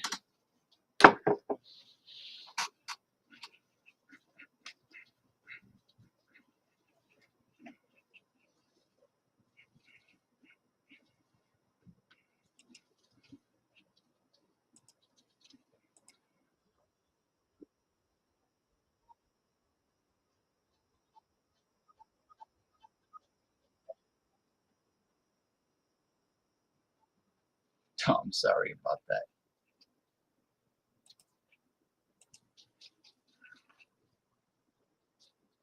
So sorry. Oh, without a doubt. He's like Joe Manchin and Kirsten Sinema. He's a saboteur. He's a Democrat saboteur. His purpose is to throw a monkey wrench in the works, in the engine. Just like Joe Manchin and Kirsten Sinema. Joe Manchin is the biggest scumbag saboteur. But this guy, I hate him. I cannot listen to his voice. It's like nails across a chalkboard. Robert F. Kennedy Jr. Just like Mickey Haley. They don't have a snowball's chance in hell. I'm telling you, they don't. They don't. Just like Dr. Jill Stein of the Green Party, the hipster Jill Stein. She doesn't have a chance. She's just going to take votes. She's just going to give votes to the Republican. People that vote for Jill Stein are like throwing votes to the Republican candidate. In other words, she'll be taking away votes from Joe Biden. You know, will she take enough votes to make a difference away? No, because the Green Party is too weak. The Green Party is too weak. Right. There you go. Now, if the Green Party joined forces with Our Revolution and the Democratic Socialists of America, then they would be more of like a juggernaut force to reckon with. But right now with Dr. Jill Stein, forget about it. She's and Americans are not ready to elect a female president anyway. Not yet. Not yet. But especially her. She's a hipster. She's very like wishy-washy. You know, like I don't think she would be strong on defense. Let's put it that way. You know, and you know, China and Putin would just like dance right into the United States with her as president. They would like dance and say, "Hello, we're finally here." You know, Sid wants to know if you like Robert F. Kennedy Jr. Well, he's a tough one to really pin down, to be honest, because he's been a little bit over here, a little bit over there. So I don't know. He could be a Democrat. He could be an independent. He could be a Republican. Honestly, who knows? But I got the camera fixed, and now everything should look the way it's supposed to look. Oh, it looks great. Yeah, he's like Joe Manchin. He's a Democratic saboteur. Well, you got to remember that the Democrats from West Virginia are going to be completely different from the Democrats elsewhere. Like, if you were to compare a Democrat from California and then compare it to West Virginia, of course they're not going to really see eye to eye. Hell, even just trying to get a Democrat from Tennessee to agree with the Democrat in California, or hell, even Texas for that matter, it's not really going to work for anything. Yeah, well, Democrat from West Virginia is going to be is going to be a Democrat. But they're going to be a zealot.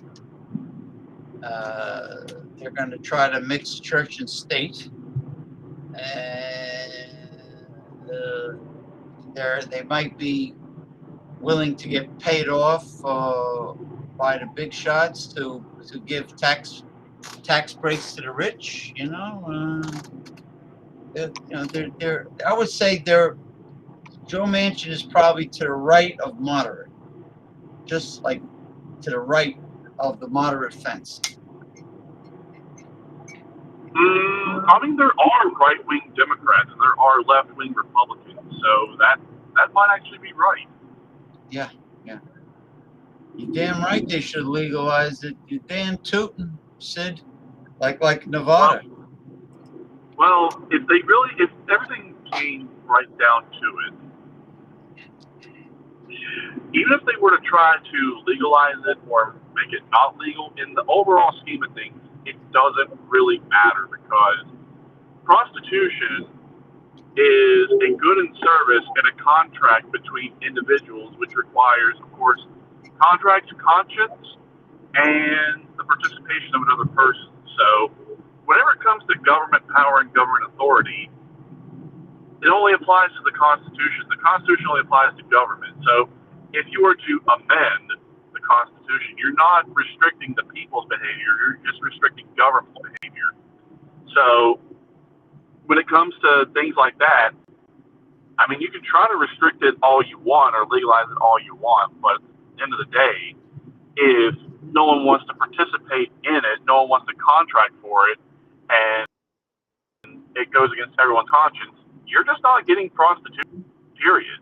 On the other side, if someone does want to contract for it, wants to provide that good and service and participate, and it doesn't go against their conscience, then it's going to happen, period. Yeah. Well, it should be. What people need to realize is, I know people need abortion, but they can legalize it all they want. They can try to ban it all they want, but at the end of the day, it requires a contract, it requires a conscience, and it requires people's participation. And if people don't want to engage in it, they don't. They just won't. And it should be decided by the state. Well, even on the state level, you can't even legalize it or ban it on the state level because, again, contracts. And if you want to know where it is I'm referring to, look at Article 1, Section 10 of the Federal Constitution. It says that no state can interfere with the obligations of contracts. So that's a federal thing. That applies to all 50 states. That also applies to the federal government as well. So as far as the people are concerned, nationwide, it involves contracts, conscience, and participation of people. It doesn't matter. You want to do it, do it. If you don't want to do it, fine. Nothing really government can do about it.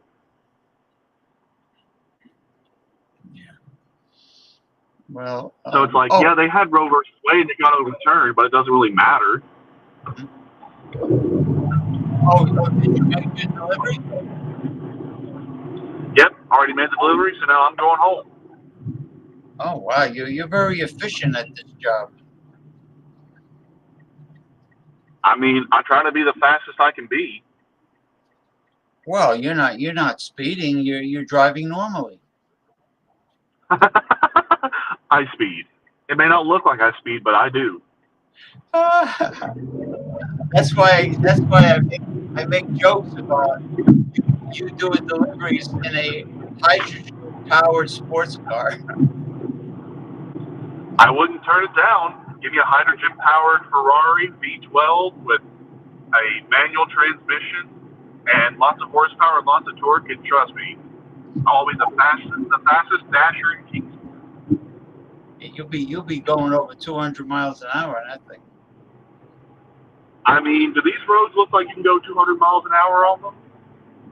Well, you can, but you're gonna have the fuzz chasing you. Yeah, and speaking of the fuzz, right up here is where they like to sit, but I don't see anybody. Oh, they have a. Right here is where they like to put a speed trap. I would know because I got caught here a few times. Well, it's easy there because there are a lot of dark spots. They usually either sit back there, or sometimes when it comes up here to the road work, they'll sit in the divide where you can actually go to the other side of the highway. They like to sit there, but again, nothing's really enforced. Yeah, you might get pulled over. Are they going to write you a ticket? Probably not, because nothing's enforced here. Hey, Mr. Ronnie S., Clearwater, Florida. Good evening, Ronnie. Hey, James. Yeah, Damien is on his way home from his DoorDashing. Hey, Damien. So, Very dashing DoorDasher. Yeah. So anyway, it's very relaxing watching the road as he's driving. It's very hypnotically meditative. Yeah. Yeah. So your video and audio quality is exceptional, like it was last time, Ron. Good. That's good. That's good. Yeah. Then I'm waiting tonight. Hopefully, it's tonight. Is the WWE pay-per-view will be on the Daily Motion. Yeah. They Daily Motion. Where was it? You know, I feel bad for them. They were in France last night, France. and they Last had night? to fly back to the States. No, I think it was in France. The pay-per-view was in France. Oh, well, that was That's smart. why it was at like 11 a.m. here. Oh, so they did SmackDown in France and they did the pay-per-view in France. I guess so, yeah. I tell you So what, like all the pay-per-views until SummerSlam, because I looked this up, are gonna be overseas somewhere. like Saudi Arabia. Yeah, Saudi Arabia. The only They're doing. the only bad thing about Saudi Arabia is the girls have to cover up. That sucks. No, it's not good. And then there's other countries too. What's up, Mike? Yeah, you're right. The Germany. And it's annoying because you can't watch it live at a normal time. Yeah. No, there'll be. I think they're supposed to have one in Germany. Yeah, I think so. Yeah. Yeah, but that'll be better. But you know, the French, they're so freaking noisy. All they did was sing like at the same time. Oh, because like the soccer games. Like like soccer game shit. Yeah. And they were like it was hard to hear the wrestlers talk. Really. You know, and whatever. Well, I don't have cable anymore, so I don't watch like SmackDown or Raw. Yeah, I was thinking of getting the Peacock so I can watch like the pay-per-views every month, but I looked up the schedule and they're all at stupid times because they're all overseas now. Does that app that Gabrielle sent me, does that work? I don't think so. It looked very suspicious to me. Well, he sent me. He's the one that sent me Daily Motion, but yeah, Daily Motion's fine. Daily Motion. The only thing is, it occasionally buffers. If it's live. No. They're pre-recorded. Oh, really? Yeah. It shouldn't be buffering if it's pre-recorded. Yeah. Why is it buffering? Unless it's like the website itself is archaic. Maybe it's just. No, it's not. Daily Motion's pretty good, from what I've seen. Yeah, maybe it's maybe I gotta call the internet provider and say what the fuck's going on with the Wi-Fi here. I got what that. That should be a Wi-Fi problem, right? If it's buffering. I don't know. Yeah, it might be. Daily Motion, I know, does like they do live ones too, but those ones are pretty choppy. If you want to watch it live. So it's better to just wait like until a day later. Well, there are other things on Daily Motion. I just never bothered to look, but I noticed they have different genres. Yeah. I've only used it for wrestling. Different categories, you know. All right, you got he's at a red light, and how far are you from home, Damien? not too far. So the next light is where I leave the city. So I'm just about out of the city. What city? Kingsport. Kingsport, Tennessee. Yep. Yeah, he's Part of in, the Tri-Cities, Johnson City, Kingsport, Bristol.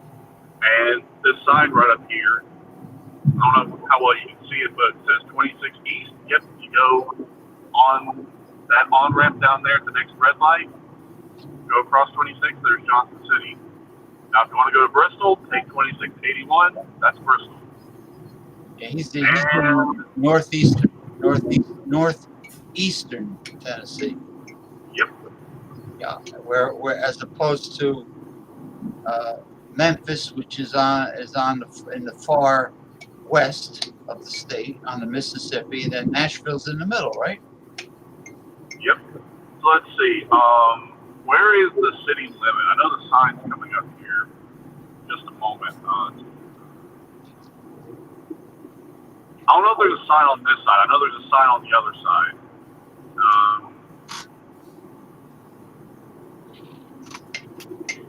I think it's right down here where the speed zone changes. One of these nights, James, I gotta join from the pool. Yeah, you told me Show you the about pool. that, but like for Well, instance, it's nice down there at nighttime. During the day, it's very noisy. There's a lot of kids. oh, that's why you never jumped on Sunday from the pool. Yeah, Yep, there we go. Down out of the city. Too many kids screaming. a lot of Marco Polo going on. Oh, that's stupid. Yeah. What a Now, jackass. even though the speed limit is 55, no one goes 55 out here. Everyone goes like 65 and 70. Yeah, nobody ever goes the speed limit, right? No. Like I said, this thing here is enforced. Not even the state troopers go to speed limit normally. Exactly. Like, I get blown past by highway patrol and state police because we got both. That's like a pretty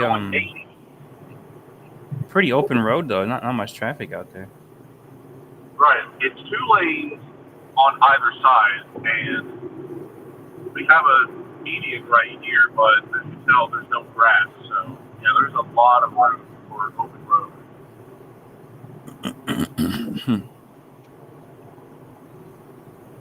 Yeah. It's foggy, which means it's humid. It's humid. Oh, It's boy. humid. It's humid here, man. Heating up. Yeah, well, you're on a Gulf. Yeah.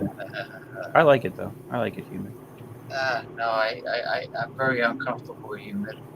Well, you got AC, so I put the AC I on like today. it dry. I like it dry. I've been to the Sonora Desert, and it's like you don't feel it. It's like over 100. I've never been to the desert. It's like it's over 100 degrees, and you don't feel that it's over 100. I was watching earlier today the Arizona Diamondbacks game, Yeah, and it was like 95 degrees. They said, yeah, it's in the But- 90s, but right? it's different. It's like not like 95 here, right?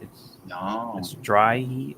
no. You see, you get the heat index. You and Ronald Theriot, you guys get Yeah. the heat index, which Well, we is get it here. yeah. He's got bad humidity in the summer. Yeah, sure. That's- Yeah, you can get like 100 The whole- degrees, 100% humidity in the summer. Yeah, It's definitely. much I think better. the whole East Coast, really, right? Could you imagine 100% humidity? Holy shit! In 100 degrees, it can happen. It's happened. It is I know miserable. North Carolina heats up pretty hot in the Yeah, summer. I wouldn't want to really go outside unless I absolutely had to go somewhere. If it was that bad outside, I would like. But what if you're going to the beach or to the pool? Now the pool, now it's a different story now. Yeah. But there's a big but. I was at 2 hotels, because we drove from San Diego to Cabo San, and 2 hotels. The pool was out, no shade. It was right out there under the sun, and let me tell you, it was like a bathtub. It's the pool. Yeah. Like a bathtub. It's Yeah, not it gets like that sometimes. yeah, you get in there and you're like, it's still hot. I like it like that. I mean, The bathtub water. yeah, I'm surprised that you like heat and humidity, being that you're an Irish guy. You're supposed to like cool weather. Oh, really?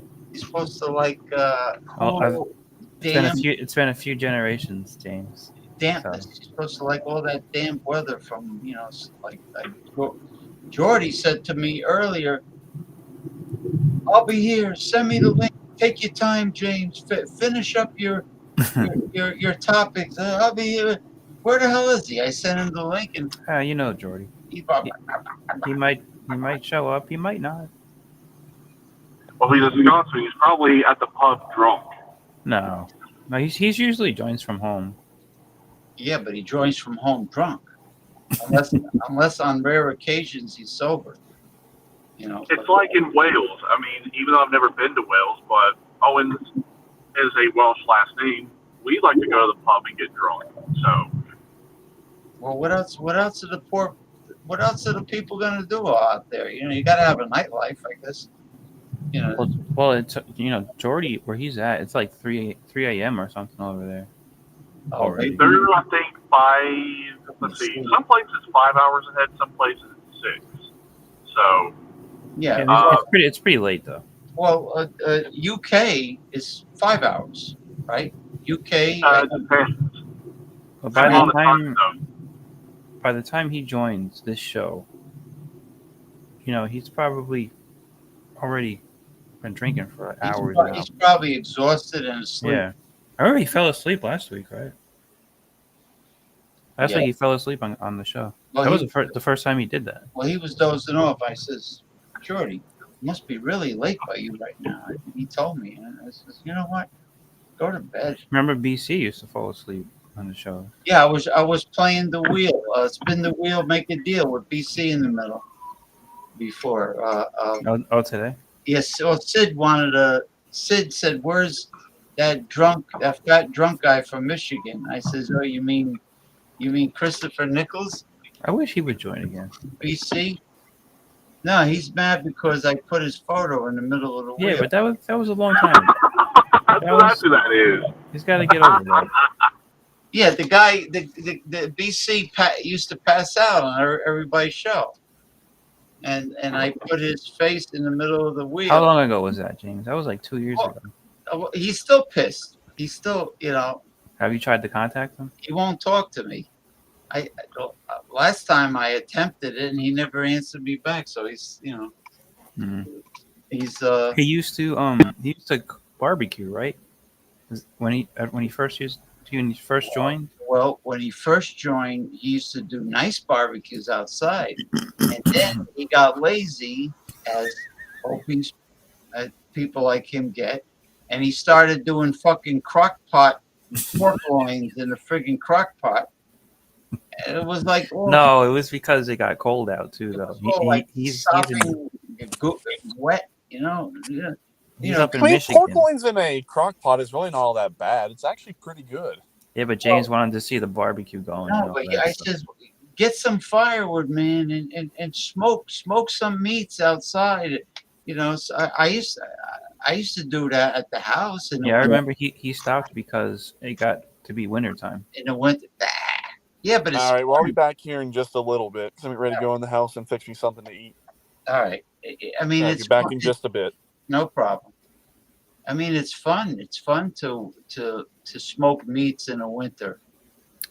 Probably not in Michigan. It gets pretty cold there. You get to smell, the wood, the firewood is going, and it's like, you got the hickory smoke, aroma. Yeah, in 10-degree weather. I don't think so. Turkey legs, turkey necks, turkey this, turkey that. Hey James, put the squares like where it's a little smaller. Why? The girl liked the way you look. She was hitting on you before. Oh, yeah. See, now you're small.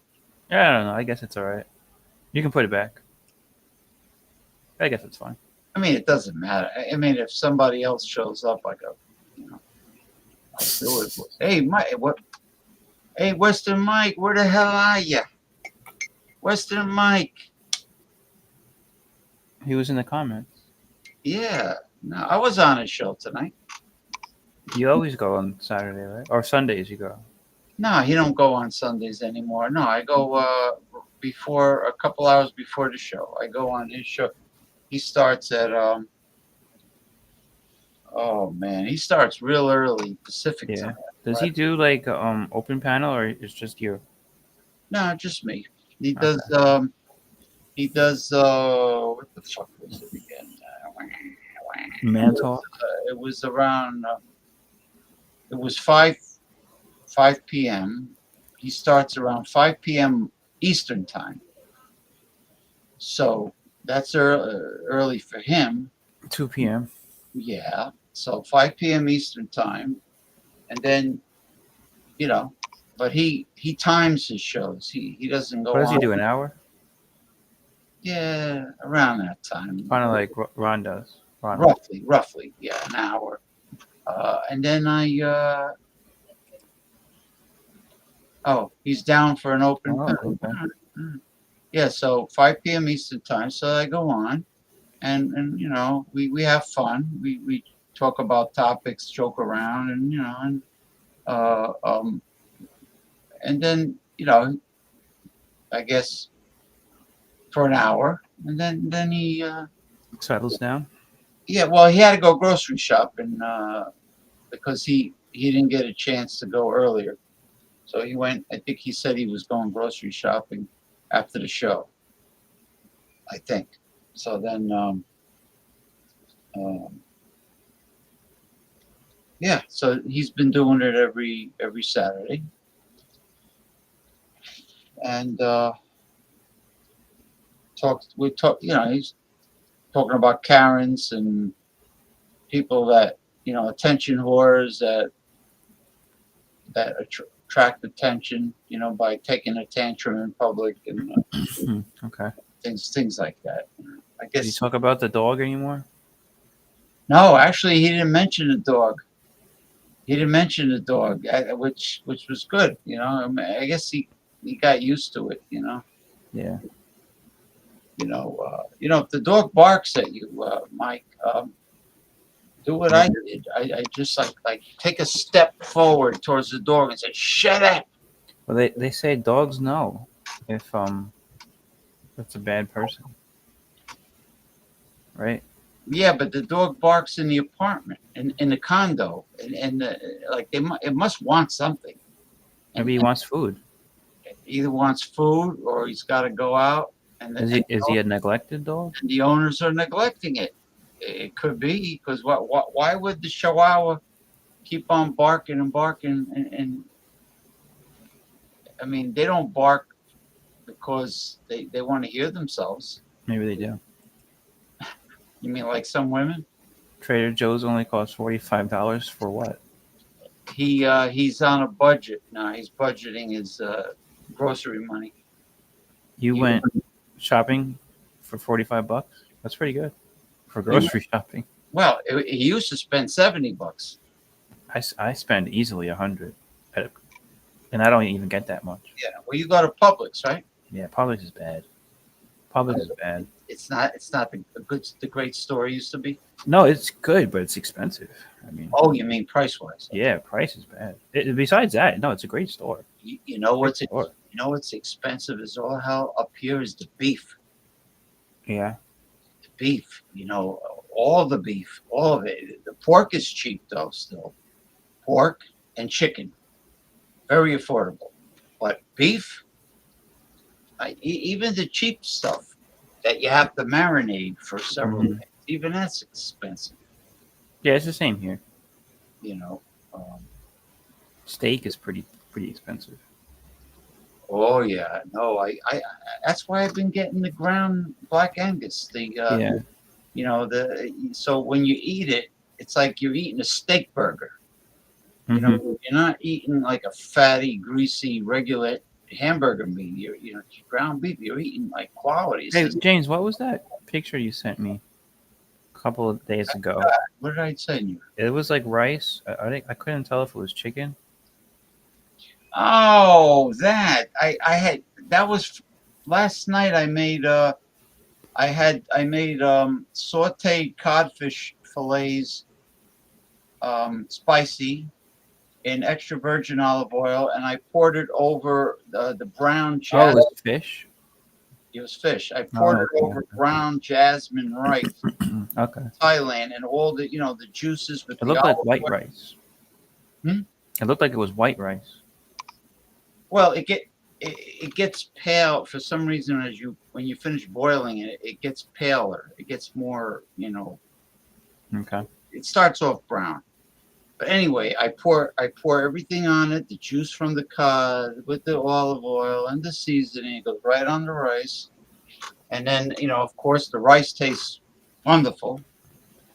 Mhm. After all that gets in there, and I've been doing that every Friday. It's either cod or flounder, but I decided to go back to cod. Uh, what's it? I'm sorry. Oh, Mike, I've actually never been to Trader Joe's. They are down here, but I've just never been. I should check it out though. Oh, how far is the Trader Joe's from you? Not far at all. There's one in Tampa and there's one in St. Pete. So maybe like 20 minutes, 30 minutes. I'm telling you, if you like better quality food, What? But there's one by you. yeah, I can walk there. I had Whole Foods. Really? I can walk to Whole Foods also. Wow. Yeah. Do you? Yeah. So you just pick up like 2 bags of stuff and walk home? Well, I use like a big duffel bag with the strap. Okay. Yeah, because they don't give you plastic bags anymore, right? Ooh.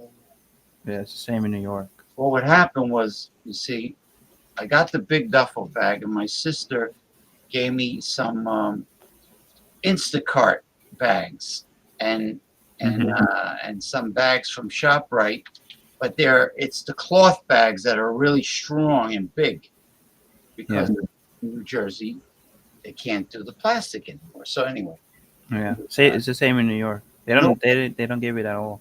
and no, not even You can't even pay for it. not even paper bags anymore. Like where I Oh, get really? where I get the paper bags from? Every time if I order Chinese takeout, they deliver I get paper bags. But the thing is that I put the cloth bags, the Instacart bag, inside the duffel because sometimes if I take the free shuttle bus, sometimes I need those extra bags, like Oh, okay. one extra bag. Yeah. But if I'm walking, I make sure I don't buy too much because, You don't want to carry it. well, don't forget, I got to go up a fucking hill. Oh, Like do you? I walk. And what floor are you on? The third? No, I'm on the second. But the point Okay. is, That's not bad. Trader Joe's and Whole Foods is on the Hudson River. It's on the walkway. So I walk straight on the walkway along the Hudson, okay, with the duffel bag. And then when I get to Whole Foods, I have to walk up a hill to get to my street. Mm-hmm. That's why I don't get floods. Oh, Because okay. I'm on top of a hill. Is the rest of the area a flood zone? To a certain point, but for some reason, the water drains off pretty good. Okay.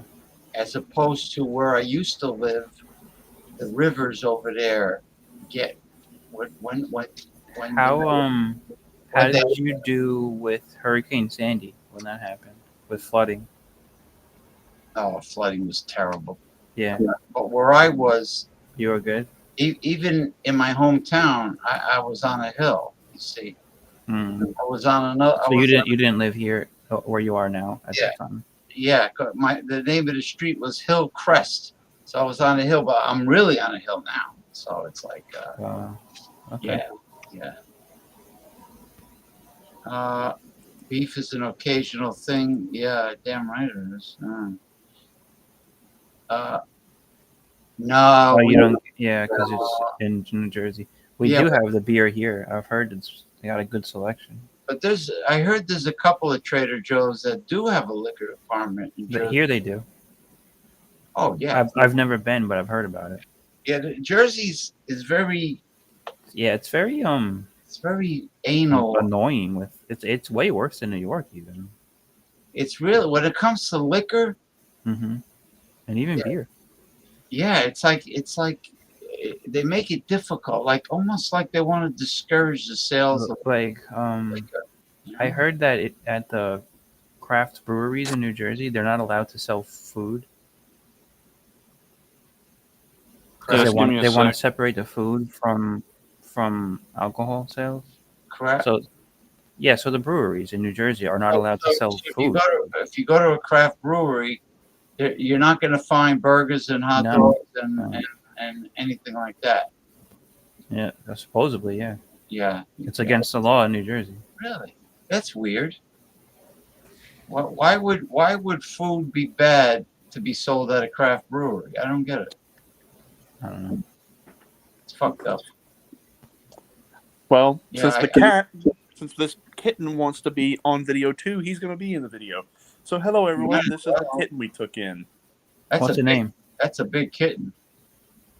Well, he's a Russian blue and That's white too mix. small, right? He's a tux. His little name is Thunder, and I love him, A but he's tux? mischievous. Thundercat. Yeah, he's a tuxedo. So where'd you find him, Damien? Well, we didn't find him; he found us. Okay. So my wife and I, we were where? in the kitchen one evening. We were fixing food, and then we kept hearing this meow, meow, meow, and we were wondering. We were wondering where it was coming from. So we were looking around the house to see if maybe one of the cats had gotten in a place they shouldn't have, and we looked all over, and we couldn't figure out what was going on. So we kept hearing a pawing at the back door with the noise. So he kept mewing and mewing and mewing. So we went outside and we gave him some love and attention and some pets. And then my wife took a couple pictures, posted his picture on a few websites to see if he belonged to anybody. And about a week or so passed and no one claimed But he him. was So just a like, kitten? well, we just took him in. Yeah. How old do you think he was when you found him? 5 months. He's now 6 months. 5 months. Did you have him checked out at the vet or something? Yep, we did. Thunder, where are you? I know you are around me. I can hear you scratching something. Where are you? And I don't want to move this chair and crush you. So if you're under the chair, you better get out from underneath it. Well, groceries are portable, Mike. I mean, you gotta get them home. Portable groceries. So after about a week, no one claimed him. We took him to the vet, took him to get his first round of shots, and then a couple of weeks ago, we went and got him neutered, and well, he's been an indoor cat ever since. Got him neutered that fast? Yeah. Yeah, but don't they need their testosterone to be full grown, like optimally? You can spay and neuter as early as 4 months, so 5 to 6 months. That's not too bad. Well, he's not going to get knocked up. You never know. Yeah, well, all the other cats in the house are spayed and neutered, so.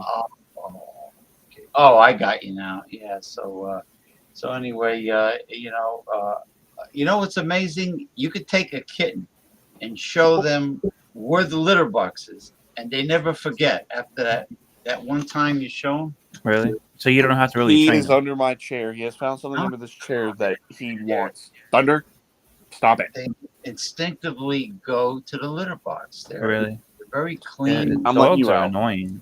They take a long Come on, time to Thunder. train. Let's go. Now I hear rabbits can be litter trained also, and ferrets. What about hamsters? No. No? Really? Well, I think Come rabbits are much smarter than a friggin' hamster. I mean,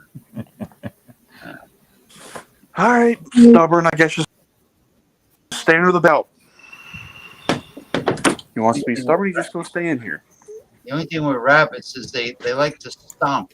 And so if I had one here, the people downstairs will be complaining. They jump, they stomp when they want to communicate or to get upset. You know, but So I wasn't really anyway, super hungry, so I'm just going to have me some Vienna sausages. I used to see them at the Dollar Tree all the time. Well, these are the ones I like because they have the best flavor. The Armor Bourbon Barbecue flavored ones. These Oh are yeah, delicious. Armor. Armor's a famous company, like Broadcast, corned beef hash, or Hormel, or Hormel products. If you have an Aldi's, man, definitely try their Vienna sausages and their what do you call their spam? It's from Denmark. It's like no byproducts. It's just like simple ingredients, pork, and everything you recognize. It's like really quality though.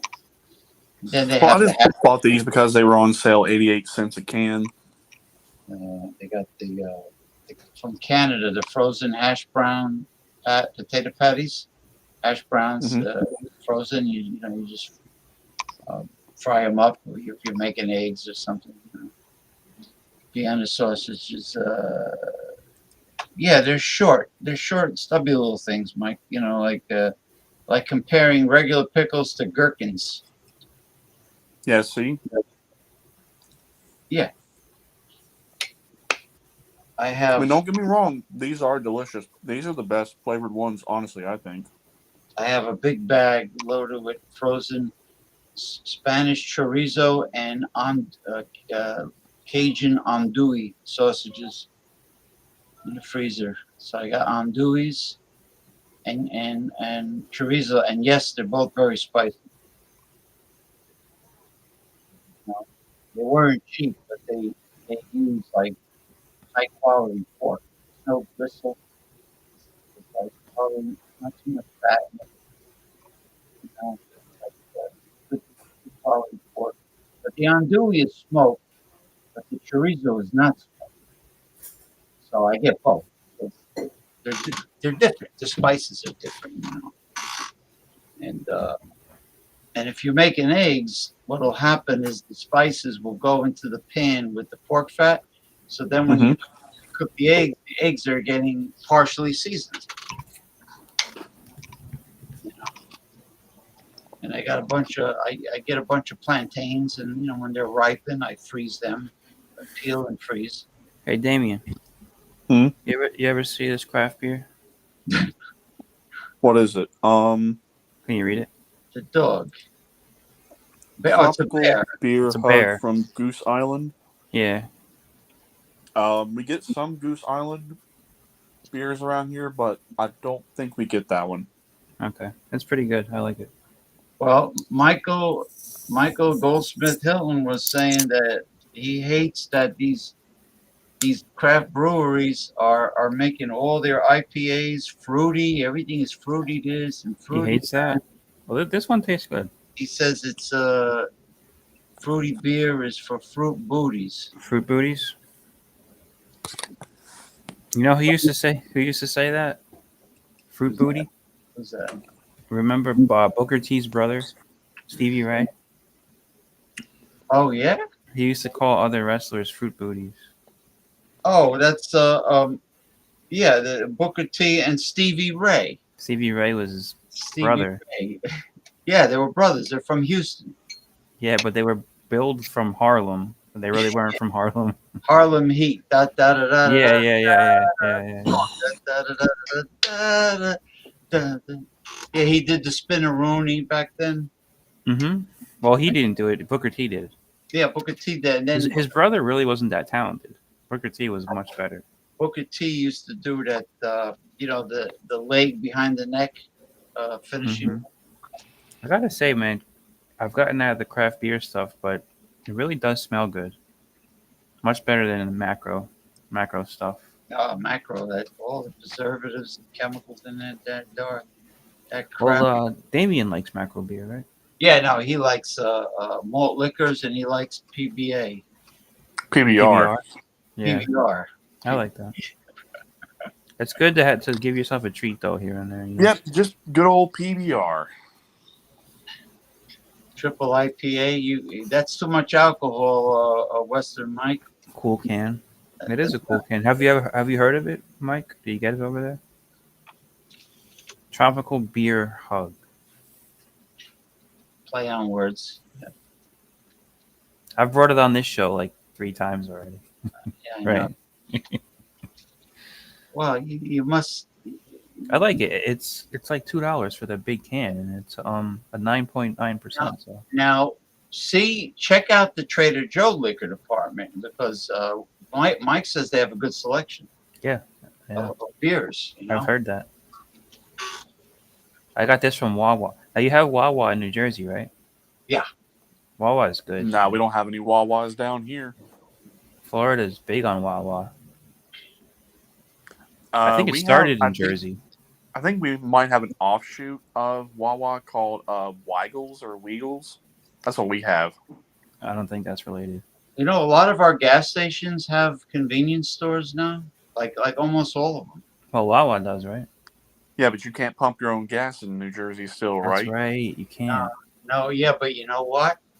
The price, this is what aggravates me. I always hear about how much other states are paying for gas, and you got to pump your own freaking gas. They should be having much lower price in gas if you got to pump your own. Because over Do you here, give the guy a tip when he pumps it for you? no. There's no tip cup or anything like that. But the point is that, all right, here they're paying people to pump your gas, and the price is lower per gallon than these other states. It's lower per gallon in New Jersey? Here is lower per gallon than a lot of states. Well, where, it's probably lower than California. like states that they have to pump their own gas. Mm-hmm. What's the price? It's like $2 and something. I don't know. It's more here. It's 3 something here. Yeah, it's like $3.19 where I'm at.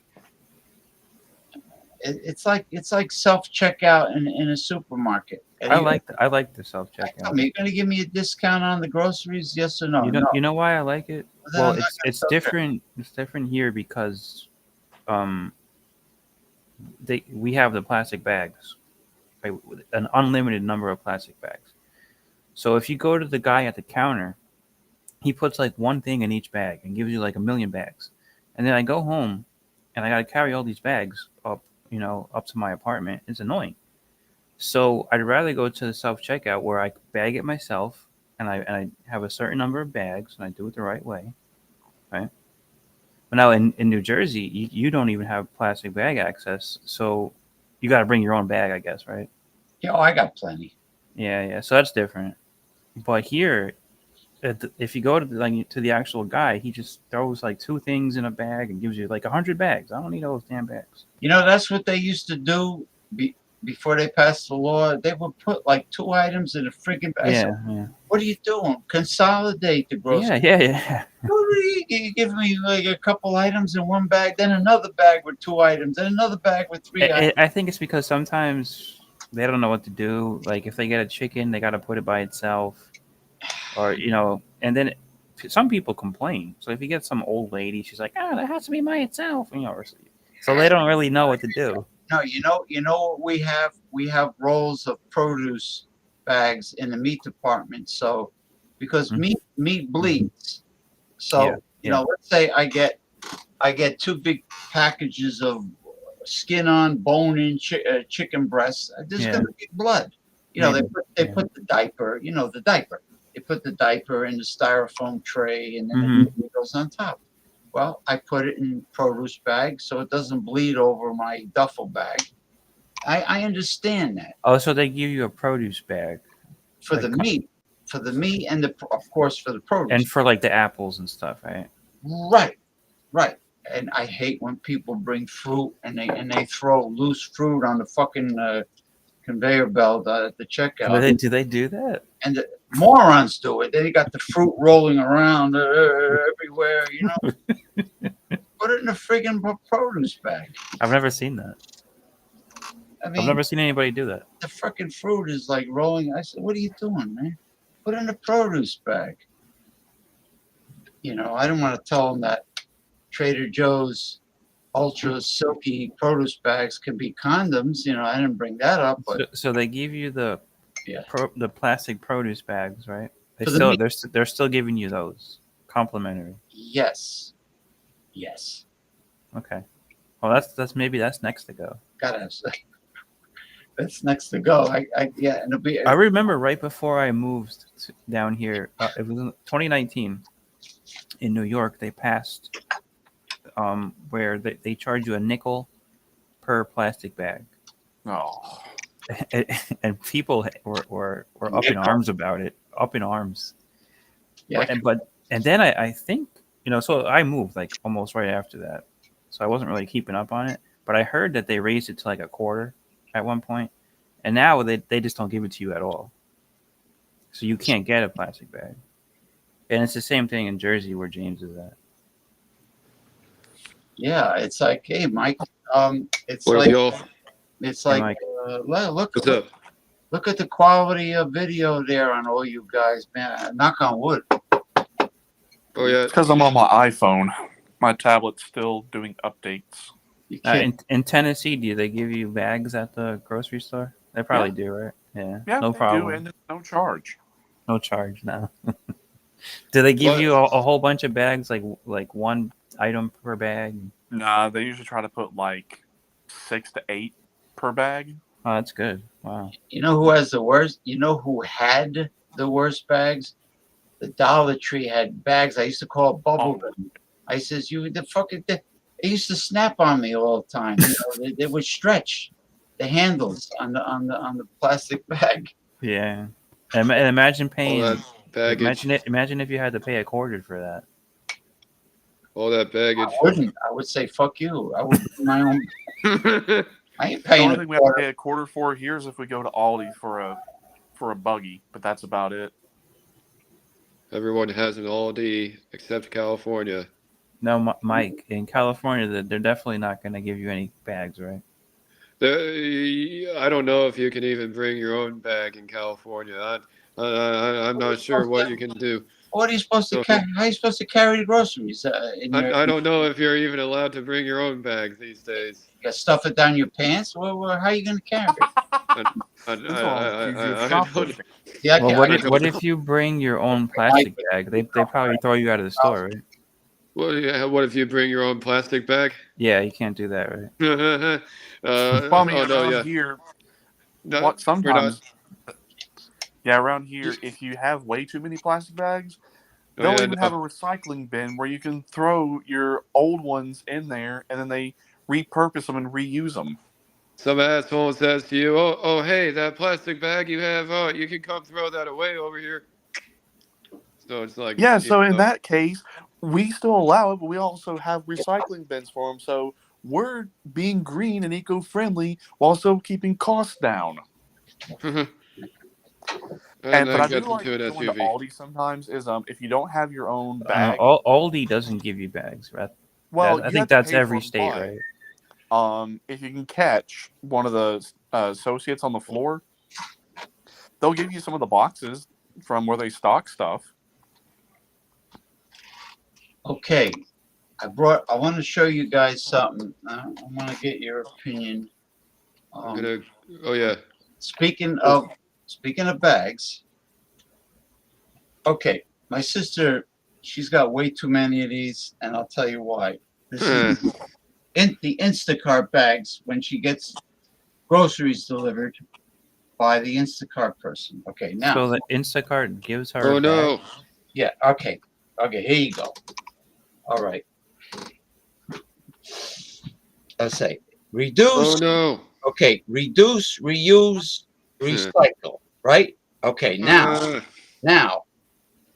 Okay. Now look at this. The fuck? Come on, you cocksucker. What? Hold on. Okay. Patent pending, patent pending, patent pending. 3 times, patent pending. There is no recycling program for these bags. People have like thousands of them in their house. There's no like. Just because everybody keeps on using them again and again? No, the company keeps on making new ones instead of taking bags off people's hands and washing them, putting them through the laundry. But he's already recycling them. It says recycle, patented, patent pending. But Why would people, you keep making more if people keep recycling them? That doesn't make any sense. but they're not recycling them. There's no like plan to turn these in, and people have too many of them in the house. You know, Why and do it's people do that? It doesn't make any sense. patent pending. You know, it says reuse, recycle it. You know, but the company keeps on making new ones. So you can Oh. reuse it, but you can't recycle it. Well, we can. No, you can't no. It says recycle, but you can't recycle it. How many And- bags do you guys keep in your house? Do you try to keep that many? Well, Or I not that many? I just get what I need from my sister, but the problem is that they're not recycling these bags, and the company is not Instacart is not taking it back, and people have too many of them. So how could it be patent pending 3 times, patent pending, and then it says recycle, but they're not being recycled? Yeah. That looks like something can hide your money into. Well, it's a good size Hide shop your money. bag. I mean, you know, it's ample. It's big. You can bring that to rob a bank. Yeah. I just don't want anybody. Just don't want anybody robbing your bank account. Or you can use it if you know your date. If you see your date without her makeup for the first time, and you know you can tell her, okay, hey honey, how you doing tonight? You know, put the bag over. You know, because it's true. Some women look like completely different without their cosmetics. When the bottom is okay, but the top part is not.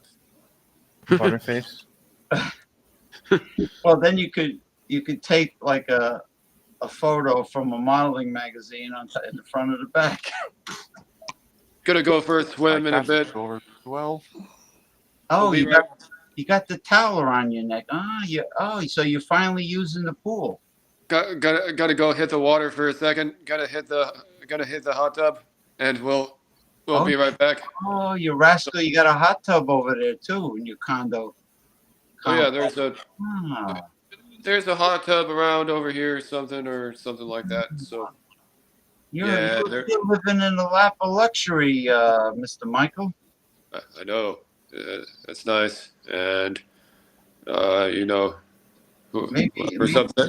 whoever's up there is looking out for people. So Maybe you'll meet somebody at the pool, and you know what you do.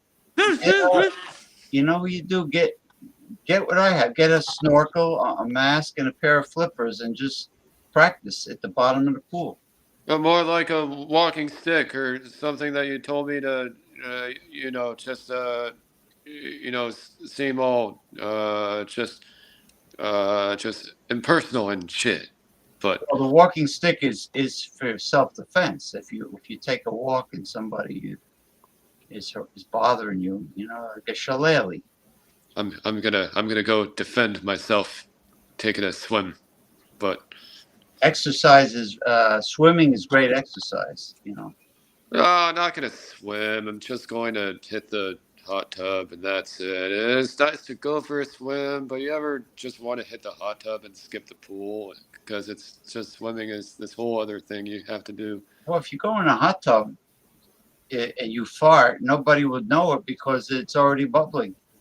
Yeah, that's exactly why I'm skipping the pool right now, John Mace. That's Why? that's why. You have a lot of flatulence when you go in the pool. That's where the hot tub comes in. So Okay. you know. All right. Enjoy yourself. I see you have a nice Yeah. towel. You have a nice towel there. Oh yeah. So I'm just gonna go on down there, and I might even be on come back on YouTube down there. But then I'll come back here, and then I'll come back on YouTube. So Good. You know what? It's amazing, the terry cloth. Whoever invented the rough textured terry, like a washcloth or a towel. yeah. I think that's very clever because you get to exfoliate your dead skin cells with the washcloth. It's like a cool hat, but oh yeah. Okay. Right. All right. Joy.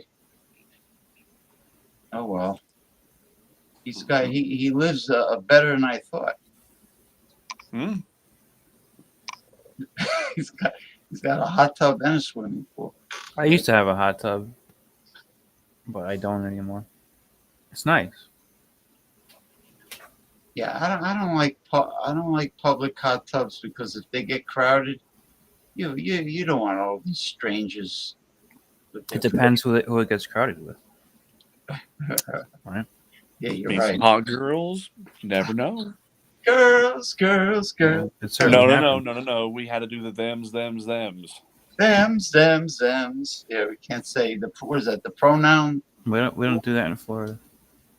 Pronouns. No. It's not allowed. You know, that's when you know something is very dumb. Is just try to do it with your cat. So, for example, one time I looked at my cats, and I just looked at them and I said, "What's your pronouns?" They just looked at me like, "Are you dumb? Did your mom drop you on a head whenever you were a child? Like, what the fuck does pronouns mean?" I see And that then everywhere I go. Yeah. And then, here's another funny thing to try with your cat. Be like, "Are you a capitalist or a socialist?" Those look at you like, "The fuck is capitalism or socialism?" So yeah, that's when you know that your ideas are messed up. When a cat just looks at you and goes, "The hell is wrong with you?" So your cat does that? Yeah. But I've also figured out that cats are very extreme when it comes to their views. They're either communists or they're libertarians. There's nowhere in between with them. Why do you think cats are not used for drug animals? Because, like, you ask a cat, "You know somebody who's got drugs?" And if I did, I wouldn't tell you. Cats are definitely, and they proved it, smarter than dogs because they're you can't just snap your fingers and expect a cat to do exactly what you want them to do. You know, they really are. They're survivors too, compared to a dog. Yeah, so I was telling them about how cats are either libertarians or communists. That's why they're never used as drug animals. That's why you never ask them to do anything, because more than likely they just won't do it. But here's where they're communist. I'm going to the bathroom. No, we are going to the bathroom. It's my food. No, it is our food. Oh man, I heard that in Cuba, if you have a fruit and vegetable garden in your backyard, you have to give a certain percentage to the government, for the po folk, and if you have a restaurant, I think you have to. There's something about employing relatives or strangers. It gets complicated. Yeah, I mean, yeah. How much produce could the average person grow in their backyard? I mean, well, you also got to consider it's Cuba. Cuba has a very tropical climate, so they can grow just about anything that they want. But speaking of Cuba, so they actually plan on joining BRICS at a later date. They should go full force with resorts. Can you imagine how much money they would make in tourism with all the beach territory? That's a huge island. Yeah. I mean, we've spoken about this before. Yeah. Oh, we're speaking about it again. It's a fucking waste. So Cuba is thinking about joining BRICS, and hell, even North Korea is thinking about joining BRICS. I can't believe how Cuba doesn't do that. I mean, they used to before they were communist. Yeah, they had resorts. They had a huge tourist industry. And you're right, it's a tremendous island. It's huge. It's a huge island. It compared to like the other islands in the Caribbean, which are like vacation islands, Cuba's tremendous. Yeah, you look at every popular Caribbean vacation resort. They're tiny. It's tiny compared to the island of Cuba. Cuba is like half the size of Florida. I believe it. You know, you take them all. If you put the Virgin Islands, Barbados, whatever, what the fuck, even Puerto Rico, Puerto Rico, you the stick Bahamas. you stick all those islands in the middle of Cuba, and you'll still have like a lot more land. A lot more, like a hell of a lot more. Yeah, Dominican Republic and Dominican Haiti, Republic's only half an island, a small, pretty half. small island. Yeah, and they call that the island of Hispaniola. Hispaniola, that's where Columbus first arrived at. Well, you have, yeah, well, he landed on San Salvador island, but anyway, that's another talk show. But anyway, he aside from Columbus, yeah, even Hispaniola is small compared to Cuba. I mean, it's nothing. You know, and it's beached all the way around, and then you got some islands off the southern part of Cuba. It's pretty horrible that Cuba became a communist country. Like, no, this horrible is the embargo. You know, the United States don't have. You know, that's true. Yeah, that's true. It's the people that are that's pretty evil. Evil. That's why they're going to join BRICS, because if they join BRICS, then the U.S. sanctions will not matter. The embargoes will not matter. Good. I hope they do. Same thing with North Korea. All of the international sanctions, well, if they join BRICS, then nothing really anything could be done, because then they would be engaging in commerce and trade with all the BRICS nations, and that would mean that they can definitely engage with all that trade and commerce with Russia and China directly and exchange all that with their gold-backed currency. So, for all we know, maybe we can see it make a comeback. Who knows? Yeah, I mean, tourism should really help the economy of Cuba and all the poor people there. I mean, now, are the BRICS? I mean, if they join BRICS, does that mean anything that Cuba's gonna allow like a tourism industry at all? They more than likely will. It's just they're what most people don't realize is that a lot of countries throughout the world actually have diplomatic relations with North Korea and Cuba. So you might actually see a lot more tourism and a lot more commerce to these particular places. So Well, why aren't they going there right now already? Well, what really is the biggest setback for Cuba is their pollution standards are extremely subpar. Yeah, I believe Like, that. if you go there and you see Havana, like, Mhm. you might as well just go ahead and just have a big smog cloud Which over it. it's That's how much pretty. they pollute. Yeah, that's pretty stupid too. Like, you have a beautiful island. Why would you let that happen? Like, It's come because on. of all the technology that they have there is extremely out of date.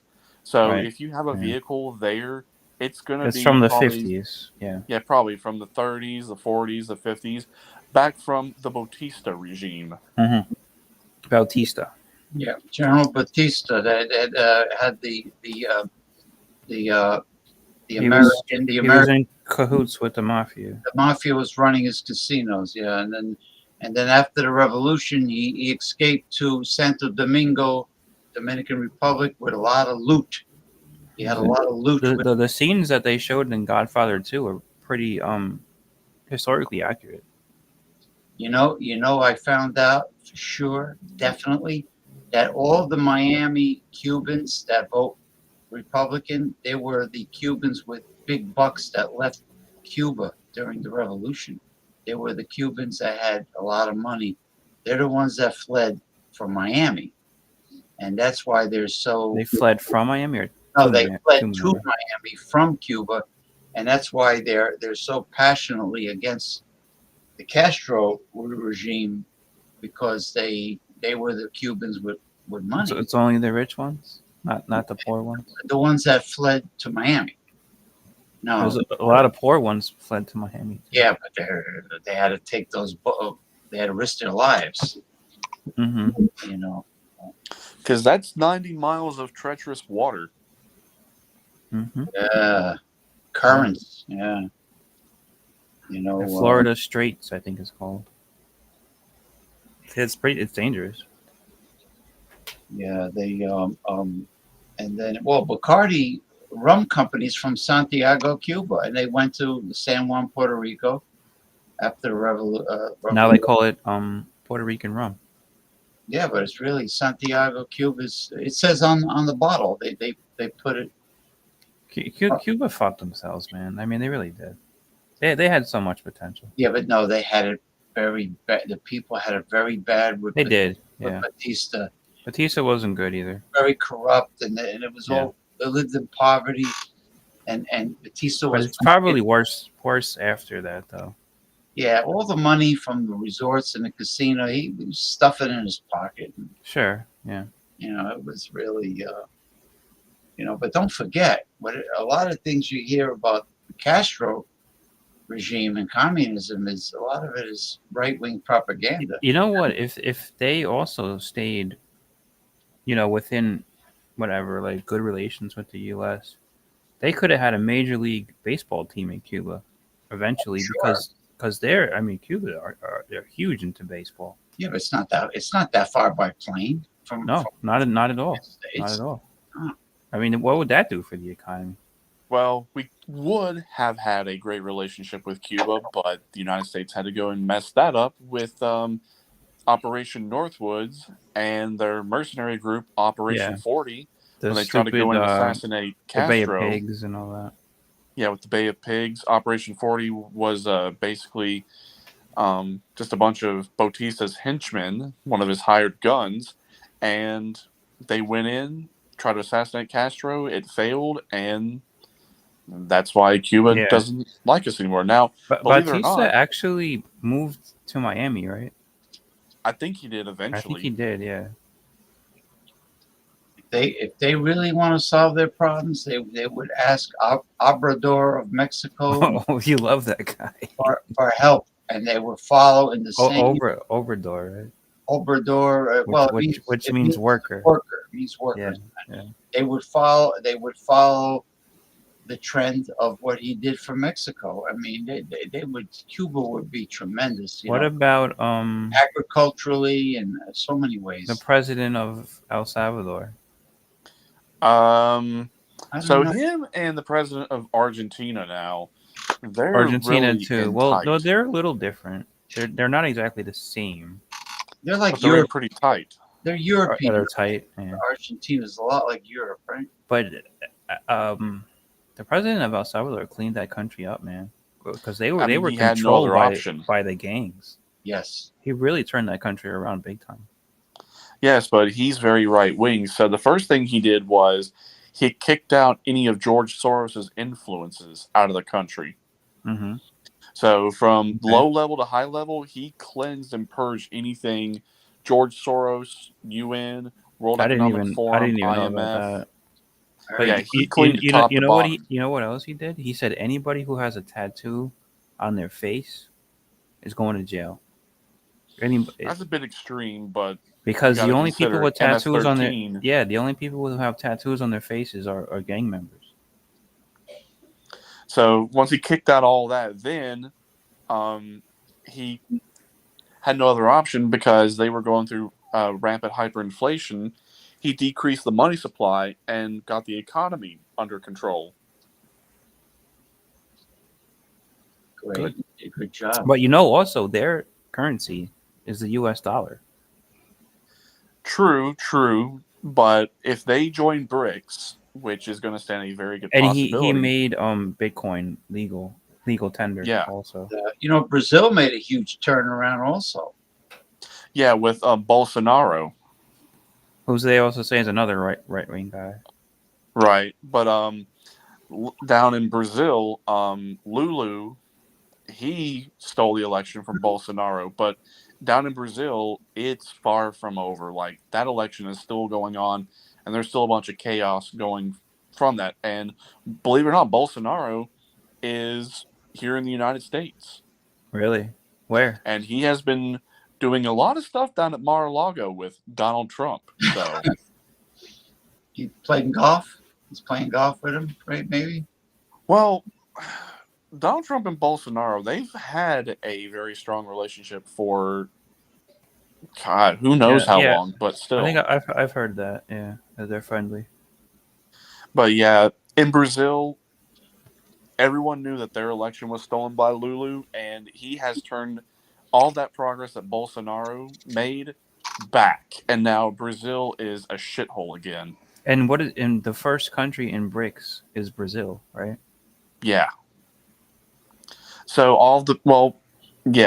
So Bolsonaro, he was able to get the gangs under control. He was able to get the economy back under control, and he got inflation under control. And this is another thing he did. He also got crime under control because he laxened the gun laws.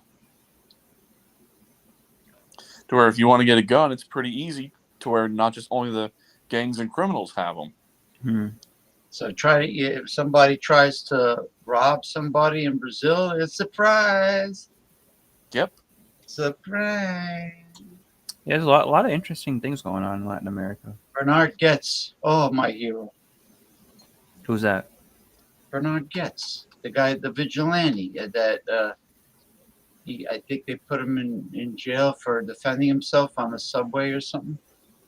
Somebody tried to mug him, and he took his gun out and blew But you him can't. away. Yeah, you can't defend yourself in New York, right?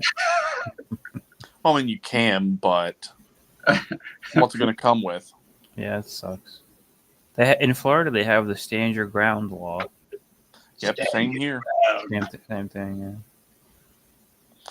And we even have the extended castle doctrine, which applies to your vehicle as well. I think they have that here too, yeah.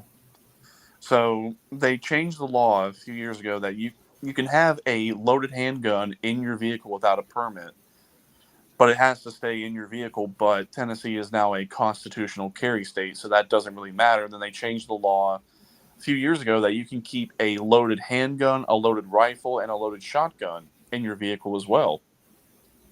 Yeah, I think Arizona's like that too. You can have it right on. I'm pretty sure it's like that here too. But you know, there's a lot of problems that are happening. Like I see in the news, people are leaving their cars unlocked.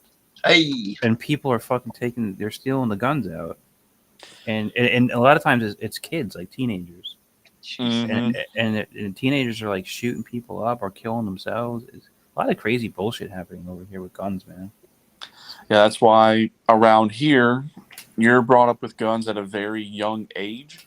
Maybe it's the same in Florida too. I don't know. Responsibly. I'm not originally from here, but it's a pretty gun-friendly state overall. I gotta tell my brother-in-law, I'm so glad you got a 10mm.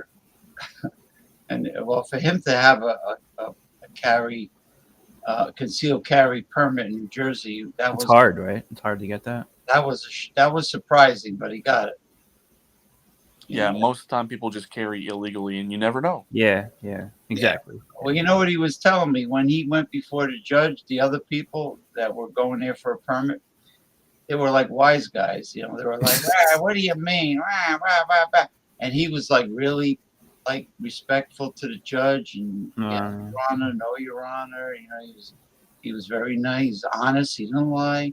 The other people were trying to finagle. You know, come on, what do you mean I'm not getting a permit? You know, so. Oh, not like the other wise guys. Well, the other wise guys don't need a permit. Right. But they don't want to. Yeah, we're a constitutional carry state, so as long as you can legally own and possess it, and you're not barred from owning a firearm, and I think it's I think that's what it is here too. I think it's the same. So you can own and possess a handgun at 18. But I just don't know if you can carry. I know definitely it's for 21 and older, but I mean, if you're active law enforcement or military at 18, 19, and 20, I don't really see what the problem is. I don't even see why you even have to be 21 in the first place. Because I mean, when you become an adult in the US, to be 21 to buy that's alcohol? 18. Why do you got to be 21 to buy tobacco? Yeah, exactly. Why don't they just put it back to 18 again? Make everything 18, It's where like, you can drink, smoke, own whatever you want. You're considered an adult, but you can't do anything. Yeah, and vote. That's weird, though. You can vote. You're allowed to vote. In New Jersey, you're an adult at 18, but you can't drink until you're 21. It's not just New Jersey; it's everywhere. That's crazy. Well, they found some ways to skirt around that. It's only 21 to sell. Now, to possess and consume on private property, that's true. a whole different story. That's true. Yeah. Because they found loopholes in it saying that, yeah, you might be able to regulate it under commerce, but in terms of possession and consumption on private Like property, if you, that's not your jurisdiction. if you're at like a house where there's an adult and they're Mhm. allowing you to drink like that, that's legal. Yeah. If they're allowing you to do it. You can drive at 17. You can work, drive and work You can drive at like at 15 in 16, some states. at 16, 17. Or you can go join the military, go to war and vote You can get your brains blown out. at 18. But you can't drink until 21. So, Yeah. Well, you can drink before 21, but again, You just can't buy someone it. above 21 just has to get it for you. You can't buy it. All right. Yeah, that's what they found is, well, yeah, you might have used the Commerce Clause to try to regulate this, but this only That's applies why. to So public if there's property. like like a younger person and then like an older person, they're like, oh, I have to ask for his ID too. Sometimes they say that if they think that you're buying it for them, that would be under the commerce thing, right? Because you're not supposed to buy it and then give it to like a 17-year-old. Right. And that's one thing where they get it wrong with the Commerce Clause. It's only for regulation. Regulation doesn't mean to ban, it just means to regulate.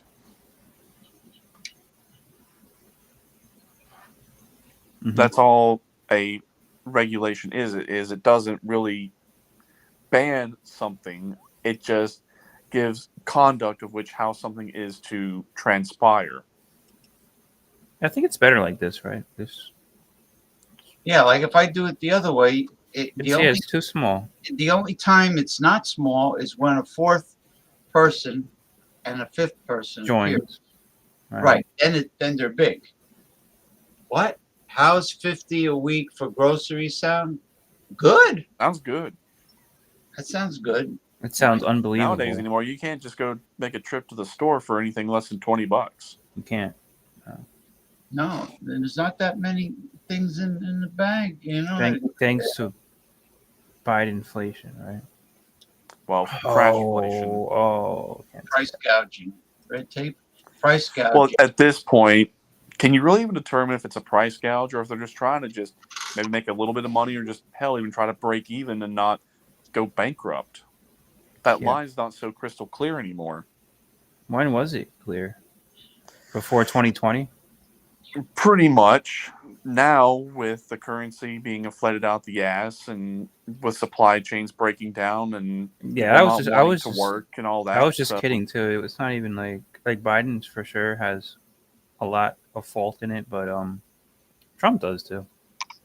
You know, it's hurting a lot of businesses. Is the cost of leasing the building and the property, like Red Lobster is going bankrupt, and lots of places are going bankrupt. They start in Florida. Red Lobster. I'm going bankrupt. I am. I'm going bankrupt. What do you owe a lot in credit card? No, I'm just saying, like in general. Yeah. It's like your paycheck's not worth a damn anymore. Your yeah, money it's not worth a damn. I mean, businesses down here are telling me how expensive it is to pay the rent for the leasing for the store, or let's say a restaurant. The restaurant has to pay for that space, and you know it's that's worse than the cost of labor. Much worse, because how many people are paying a living wage anyway nowadays? You know. That's the conundrum of which we're in. No one works because no one wants to work for this wage, but then no one wants to work for this wage. Therefore, business is just going to keep on going down. That's why we have no choice but to go back to a precious metal back currency, just that way people's money's worth a damn. Hey, man. I totally agree with you. That's what Ronnie's been saying that for I thought that you were like a Bernie Sanders communist. Used to, not really much Used anymore. to be, okay. Well, Bernie Sanders really never talked about the type of currency before. I never heard him talk about it. Because he doesn't really understand it. No, he doesn't talk about it. He probably doesn't understand it. I don't know. I mean, he's rich enough that it's whatever he's doing fine. But I don't know if he's for or against precious metals backed currency? I really don't know. He doesn't understand it because it's way before his time, right? Well, Maybe? he wants to try to keep everything going with the Federal Reserve System. So in that case, Right, that really and wouldn't make him you can't really do that. a true progressive. Yeah, if you want to try to save the Federal Reserve System or still try to operate in the Federal Reserve System in any way, you're a rightist. You're a right wing. Well, Sorry. but he went after that Greenspan guy. Wasn't he involved with the federal? Alan Greenspan? Alan He was Greenspan? a governor, but yeah, he was just another guy who was, spinning his wheels. I mean, anybody today are all involved in the Federal Reserve System because there's Mhm. no other system, and they can't Not see yet, but outside of that box. crashing and burning. Right, but I mean, talking about like current day politicians, they don't see outside of that box, and they don't really care because It's because the Federal Reserve is literally the trust fund for the now bankrupt, defunct United States corporation. all right, so now we're seeing completely eye to eye. That was always what people don't realize is back in 2020, under the CARES Act, the Federal Reserve actually that CARES Act was an abomination, a complete, and that's why Trump does not get away with anything when it comes to screwing up the economy because he signed that into law. It was him. But here's it what wasn't people Biden. need to realize: the Federal Reserve was under the control of the corporation. It's not anymore. It actually got placed under the control of the Treasury, and now it is part of the federal government via the CARES Act. It got slipped in there to get it put under the direct control of the Treasury. I think I did hear that, yeah. So the Federal Reserve is now... man. So now the Federal Reserve is part of our system, but it's not going to be for too much longer. So here's the plan. So it didn't get a whole lot of media coverage, but a few weeks ago, it didn't get any. Oh, really? Really? Yeah, more banks went under. So we're starting to see the stock market tank. And is it going to bounce back up? Probably not, because the price of gold and silver have gone up. So every single dollar that silver goes up, that equates to over 800 million in realized losses for everybody. And silver is, I don't know if it's broke 30 an ounce, but it's doing its best. They're trying everything in their power to suppress it from going above 30, but it's just not going to work. Gold broke 2,400 an ounce. Did it really? Yeah. So here's what's going to happen. So once all this goes down, and either the public or industry or the different governments around the world buy up all the gold and silver, and when the currency gets backed by gold and silver, the price of gold and silver will shoot to the roof. Wait a minute here. Back up. What? So you said the U.S. currency is going to be backed by gold and silver? Yeah, the new note. How are they ever going to be able to do that? The whole system is going to have to implode. That's what I'm saying. When it crashes, there's already one behind it ready to come in. Just you can't have the old and new at the same time. Kind of, but I mean, once it crashes, that's going to be a huge global, it is problem. But and don't think that these 800 military bases around the world are there just for show. Like, well, here's the U.S. government is not going to want to let that happen. Well, it has no choice. It does have a choice. It does have a choice. That's what the military is there for. It's going to crash, but again, there's already something ready to go right behind it. Why do you think they want to go to war with Iran? Why do they want to go to war with Iran? Because Iran won't fall into the liberal world order, right? Which is controlled by the U.S. empire economically. It's right. That's why all these sanctions and all this bullshit, right? They're trying to get away with their last hurrah. That's not going to work. Right. I mean, the U.S. military is pretty powerful. So this is definitely going to be like a World War III scenario. It might look like World War III, but it really won't amount to anything because they've lost the war in Ukraine. They've lost the war in Israel. Israel's being exposed right now. So if they think trying to start a war with Iran is going to and somehow every solve time the U.S. goes to war, it loses. Exactly. So where Iran is now a part of BRICS. If the United States goes to war with Iran, that is a direct war with Russia and China. We've already been in And there's a proxy very good wars. chance that that could happen. Well, we've been in proxy wars with Russia and with China for yeah, quite some time, but yeah. where China and Russia have de-dollarized and are out on the BRICS currency, they could fund a war against the United States for China has years, and we'd so lose. much. China has so much economic power compared to the U.S. Right. No, people So, don't realize that, and it's but this so is all it's part so of watching it true. crash. It's so fucking true. Well, they're trying to start a war to distract from the crash of the system. A They don't great want people looking over here at the de-dollarization, the banks going under, the stock market going under. Right. It's like, look over here and not over there. The stock market is all just an inflated bullshit game. And a great saying is, the business of China is business. The business of the United States is war. And so all these years, and losing wars as well, all these years, China has been building up their economic prowess, while the U.S. has been going through stupid war after stupid war and losing all of their treasure. Trillions and trillions of dollars for absolutely nothing. For nothing. True. But what's going to end up happening is the war in Ukraine's already been lost. Russia's already building up their military to go in and basically steamroll what is left of the holdout of NATO and the Ukrainian army. They've already established air superiority, so they already have air dominance. All they have to do is just maintain the ground, and that's it. They've got Ukraine. It's going to happen, because every single time the United States has sent any supplies to Ukraine, and billions of dollars for yeah, what? billions of dollars, and what do we have to show for it? Nothing. I mean, come on. But Ukraine has been ousted as a big money laundering hub for all of these prominent politicians and ultimately for the United States. So all of the drug trafficking money, the sex trafficking money, the human trafficking money, or just from any nefarious means, they laundered it through Ukraine. That's being exposed. And with Israel, why Israel's now being exposed is all the Zionists from the Khazarian mafia of the Baltic regions of Eastern Europe. That's now being exposed, but a lot of individuals in the United States have dual citizenship with Israel, and Israel has been giving safe haven to various criminals, especially human traffickers and sex traffickers and pedophiles. But now we got the International Criminal Court really about ready to issue an arrest warrant for Benjamin Netanyahu. Yeah, that fucking guy.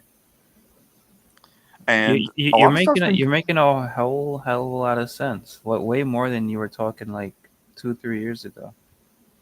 I woke up. I awakened, not woke. The other kind of woke. He was a fine left-wing guy. Don't criticize him. Okay. What'd you call me? I says you were a fine left-wing guy back then. Oh, I'm not no more. Gee, thanks. No, I'm saying you moved to the middle more. To the middle. To the center. They just became more free-willed, free-thinking, and independent. Are you Damien a centrist? Not the dissenter. But yeah, a lot of stuff's been going on in Israel that hasn't been getting a lot of news coverage. Like several members of Netanyahu's cabinet within his government have been involved in major car accidents, and some of them have been seriously injured. So they're already in the process of taking him out. Yeah. So don't be surprised if you turn on the news one evening, whether it's on your computer or on your phone, and they say Netanyahu's dead, or Netanyahu was arrested by the International Criminal Court and is now going to stand before a tribunal for all of his war crimes and crimes against humanity. Not to mention how he has helped with human trafficking and child trafficking and sex trafficking. So that's going to be explosive. So, yeah, a lot's going on that people are not aware of. But getting back to what I was telling you, so once everything crashes, there's already that new gold and silver-backed currency ready to go. It's already been printed, and it's in vaults right now, ready to go. But here's what will happen. A lot of banks are now being repurposed. A lot of the ones that have already crashed and have been seized, they have been converted into redemption centers. And even some places across the United States in major shopping areas, they have exchange centers to where you can exchange for different currencies, but the Iraqi dinar and now the new gold-backed Zimbabwe currency is on that exchange. So they're already setting up the infrastructure to trade in all these fiat dollars for the new currency on a one-to-one ratio. But what's going to make all this currency so expensive? So right now, gold and silver can still be bought at a pretty readily available price, but there's only so much of it. So once it gets backed by precious metals, if it's not in civilian hands or in industry hands or in government's hands, good luck getting it. Because if governments start buying it to back their currency, they've been doing that. Well, the they'll Chinese do it government's all been across the been board. buying gold for years now. Well, if they completely drain the supply to where there's this high demand but not enough supply, who knows what price it will command You an know, ounce. the U.S. government's been buying gold for years, a long, long time. You know that, right? Mm-hmm. And there was one, I think it was in like 2010, around there, when Ron Paul was still a congressman. Mm-hmm. He, on the floor, he asked Ben Bernanke, who was the head of the Fed, why is the Fed buying all this gold? And Ben Bernanke said it was just because of tradition.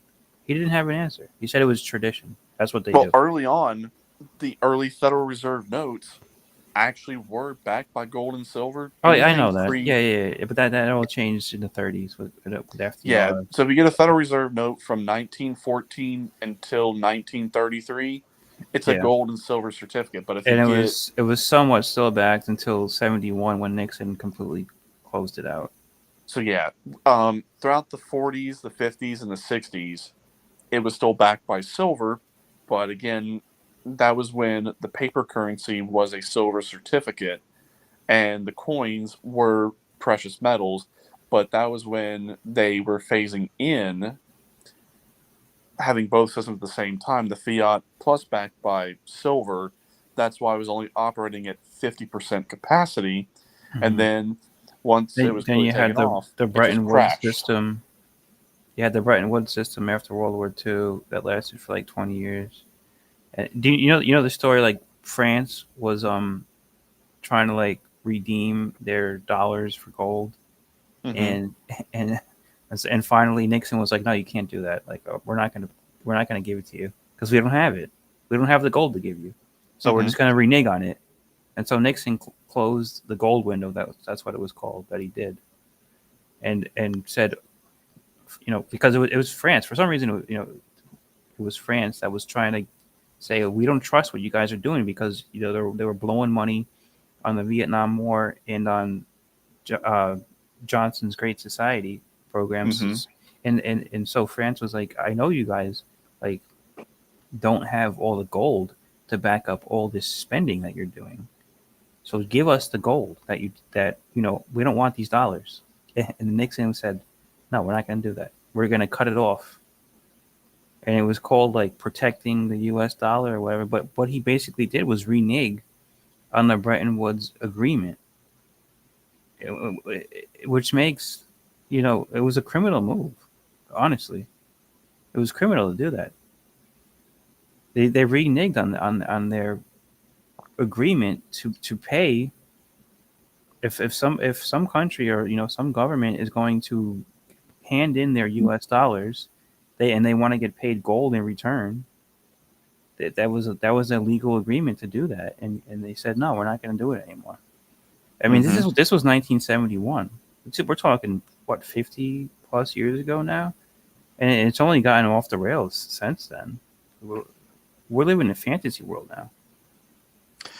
Pretty much, but when I was telling you what will drive that price up, once that happens, and it will happen, don't be surprised if gold and silver hit upwards of 50,000 an ounce. Sure, yeah, well, it's only a certain amount of time. Like it's been hanging around 1900 gold an ounce, which is a great. It sounds like a lot, but it's actually a great price. You said now it's up to 24. I didn't even know it went up that high. Right, but they're doing everything in their power to keep it suppressed. So they're Yeah. trying everything they can in terms of market manipulation to keep it low, but it's gonna burst that bubble, and when it does, It's not. the It's not going to amount be that it can good, go man. It's not to. going to be good for anybody. I guess if you're an American, as American citizens, we don't know how good we have it.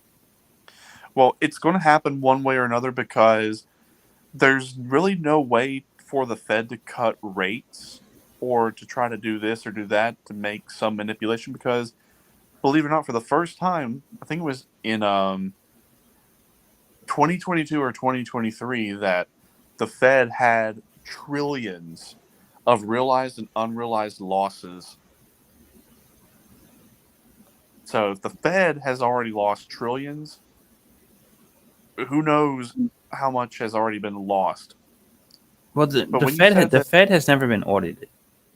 you're right, because it's never been a part of the federal So government. It's a we don't private know central we bank. don't know how much they've lost since 1913. They've been in existence. Well, So, they do release some quarterly but earnings. they've never been audited though. They've never been audited, Audit but is a whole other thing. And if they were audited, let's not forget. You bring up this CARES Act thing. Let's not forget who signed this into law. The great asshole Donald Trump. Right? We can talk about blame Biden for all this bullshit because he is a bullshit guy and he's spending through the roof. But you're gonna reelect the person who signed this crap into law, which really started. That was the whole. There was problems way before that, but the CARES Act really put the U.S. on a economic trajectory of trillions here, trillions here. Trillions just became nothing. There was trillions of dollars here. It became nothing. It was all because of the COVID bullshit, but he did nothing to stop any of that stuff, and he deserves to be blamed for that. He shouldn't get away with that, And I know a lot of people don't understand what we're talking about, but Donald Trump he was a bullshit president on many levels, and maybe he wasn't as bad as Biden, but if that's all we have as a substitute or whatever, a choice, whatever you want to call it, I mean, it's not good. The U.S. is just going down the hill. Whoever you vote for, it doesn't really matter. he's going to be back before the 2024 election. He never left. That's what most people don't realize. He never left. He's still in charge. Okay, I don't really agree with that. He is. And I even sent James the article that it was from ABC News that shortly after what happened on J6, that whenever the National Guard was brought into D.C. and we saw D.C. turn into basically a prison, that he had all the fencing with the barbed wire around it and then all the National Guard checkpoints. Yeah. Here's what triggered How that. long did that last? Well, it's still technically ongoing. It's just not been still so much more in the public eye, but because all of the 2020 election allegations of fraud were never investigated by Congress, that they pushed everything through without investigating everything, it triggered a plan known as continuity of government. What triggered that plan? There was an executive order that was signed by Obama that moved election infrastructure to critical U.S. infrastructure to where if there was any perceived attack or an actual attack on it, it would cross in the threshold of war. Since all that was never investigated, it technically put us in a wartime stance, and that's why everything got triggered and activated. And he's technically not the civilian president anymore, but most of the military still recognizes him as commander-in-chief of the armed forces because of that. That's why he's still legally, technically in charge.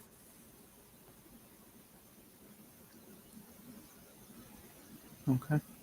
Interesting. And there's a guy on Rumble. I don't know if you ever hop on Rumble at all. I don't. Yeah, I never really got involved in that.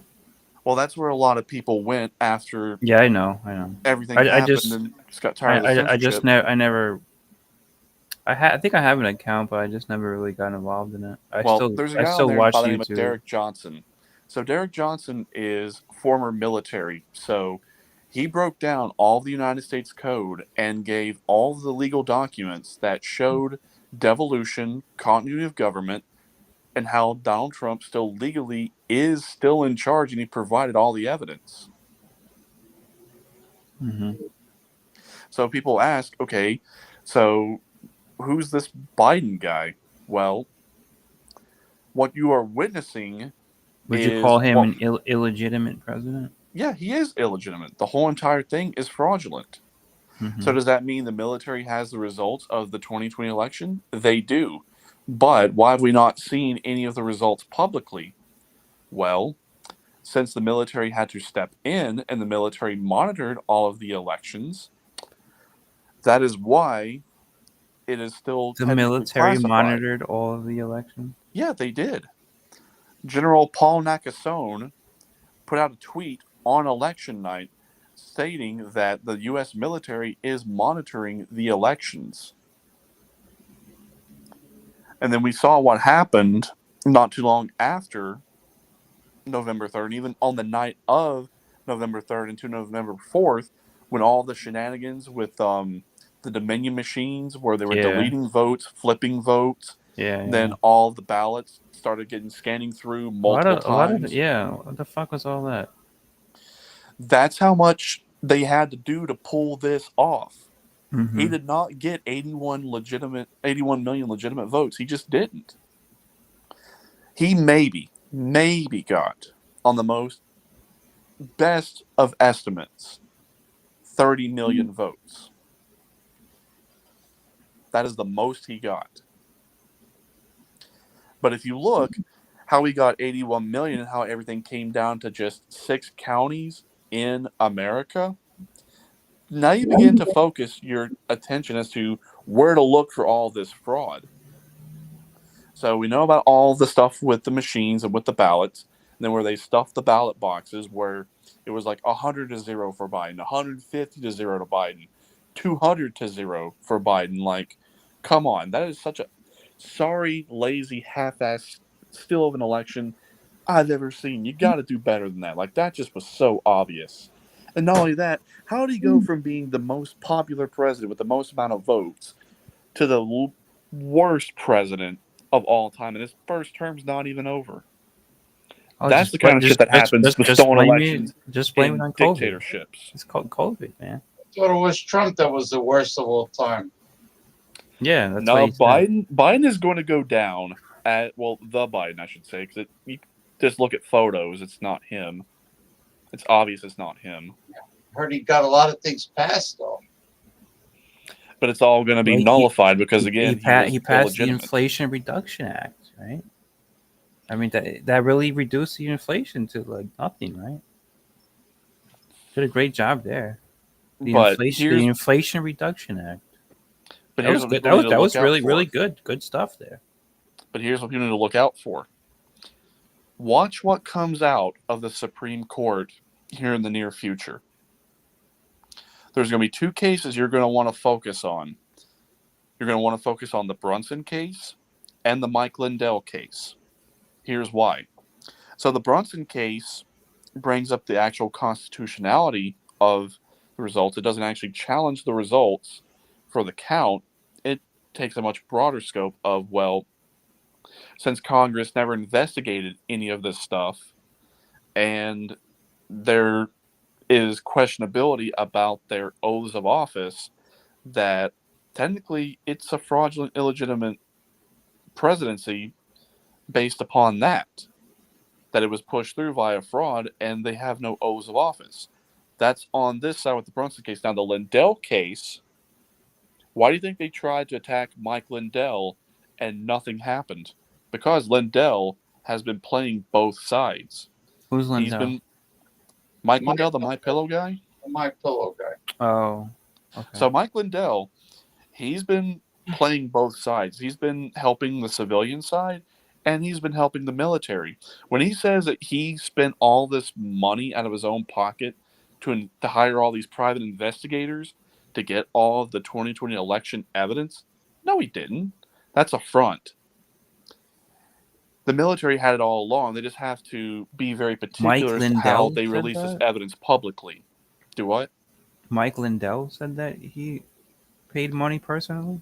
Yeah, that he hired all these private investigators with his own money to investigate all this stuff.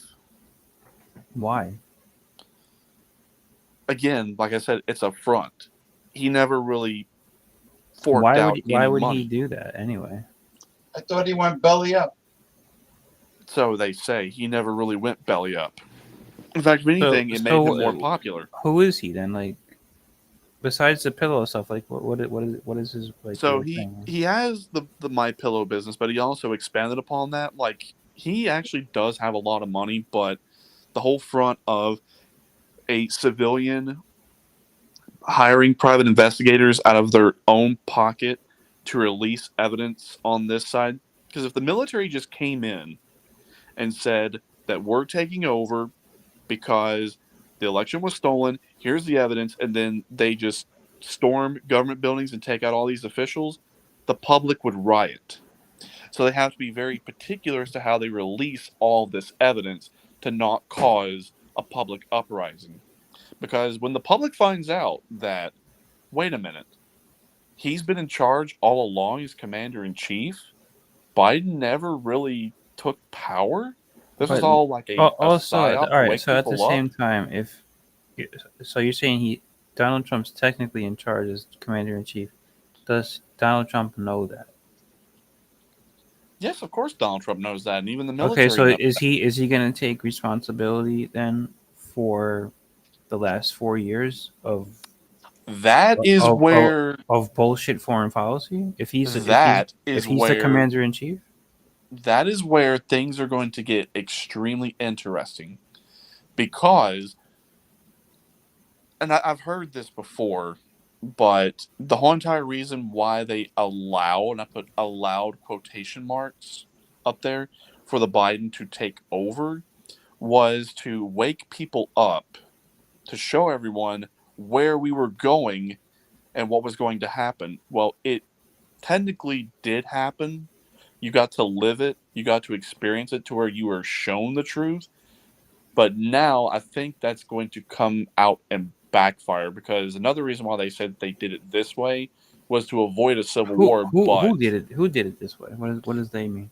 Trump and the military. What Okay, you are witnessing is a all right. psyop. So you're saying Trump is in cahoots with the military? Yeah, has been this entire time. If you want even more proof, go back to Donald Trump's inauguration. Look to see who all was behind him on the day of his inauguration. Judge, advocate, generals. The military chose him to take this place because of what happened under Obama's watch. Shortly after Obama's second term, which, whenever all the evidence comes out from even the Lindell case of how Barack Obama is not even a legal United States citizen, there's plenty of footage out there where he admits he was born in Kenya, that he's not a natural born citizen. So anything Obama did was fraudulent, illegal. Okay. When he said that we are returning power back to you, the people, with all those generals behind him, the military said, look, either you take this and you be the front man for everything to expose everything, or we're taking over. Because under Obama's watch, with Hillary Clinton, the Uranium One scandal, that pissed off the military big time, along with Benghazi. So a lot of stuff's gone on behind the scenes. People are not savvy and privy to them. When this becomes public, and it will, the public will faint.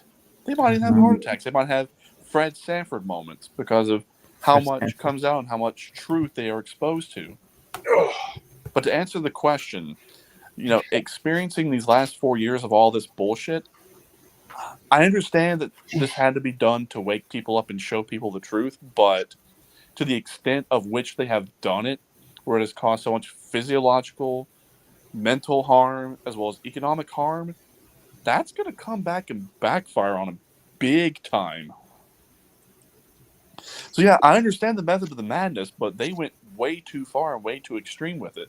So I'm honestly concerned that to the point that even if he was to announce that he was in charge all along, when they say that they want to avoid a civil war, if that fucking triggers a civil war.